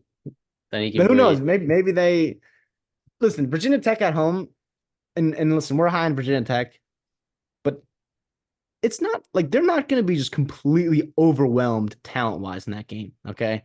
This is Clark Lee Vanderbilt. This is year 3 or year 4, I think, even of Clark Lee. I'm not telling you they're going to win that football game, but if you're a Vandy fan, right, like, correct me if I'm wrong in the comments here, like, you should be expecting and you should be hoping that they can actually, like, they can compete in that football game, right, at home. Absolutely. Yeah, if you're gonna lay $1 on the over, or for every dollar you lay, you're only getting 54 cents back. It's that much juice, but lay it. Just kidding. Just Think kidding. about, Do think what about you want. it's like the S&P, right? It's like the S&P. It's going to come back to you, but it's just going to take a while. Hey, a 54% return on an investment over 8 weeks. Hold on. Sign me up. Is there a Hold max? on. Max? Got to transfer Facts, money. facts, facts, facts, Got to facts. transfer money. Yeah. But anyways, I hope Vanderbilt is good. And I think Clark Lee should stay there. He did get extended in 2022. I think after the season, if it's bad enough, I think he could be on the hot seat. But that's just the tough reality of being the Vanderbilt coach and being a private school there in the SEC. Listen, I will say once, and this is, obviously speculating here, but we get into the future of college athletics and football where you have revenue sharing. And if Vanderbilt commits to that entire revenue sharing, whatever it may be, right, they offer a ton to kids. If you're getting them the same, payment as you can give other kids, that Vanderbilt, I think, to me, is one of the schools that seeks to gain the most with a potential rule change like that. Am I crazy? No, not at all. Not at all. Well, thank you all for listening to our SEC preview part 2. If you haven't already checked out part 1, please make sure you check that out. That's also already posted on our channel. Thank you all so much for the support. We put in a lot of hours. We've mentioned before, 150 to 200 hours, maybe pushing 250. A like would go a long way, right? And a subscription as well. If you want to stick with us through the season as well as we break down games, matchups, players, team, whatever, stick with us. Promise it'll be worth it. And let's go have some fun, man. Let's go have some fun. The season is starting soon, which is why this video is going up because the season starts. And I mean, we're recording this today. We are 36 days out from August 31st, the first full Saturday of week 1 college football. That's not even including week 0, which is the week before. So I can't wait. I've already less than a month away. I was at work today, and don't tell my boss, but I was already like, what's the schedule week 0? What's week 1? I was already looking at games we were going to preview, and I'm just jazzed. I cannot wait. I hope he doesn't watch this. All right. We thank y'all so much. CD, anything for else or anything else on the way out? No, thank you guys so much. We hope you enjoy this as always. It was a blast doing this. This SEC is going to be a great year. Going to be a great year. Landmark conference or landmark season for this conference, obviously. All righty. And we'll see y'all in the next one.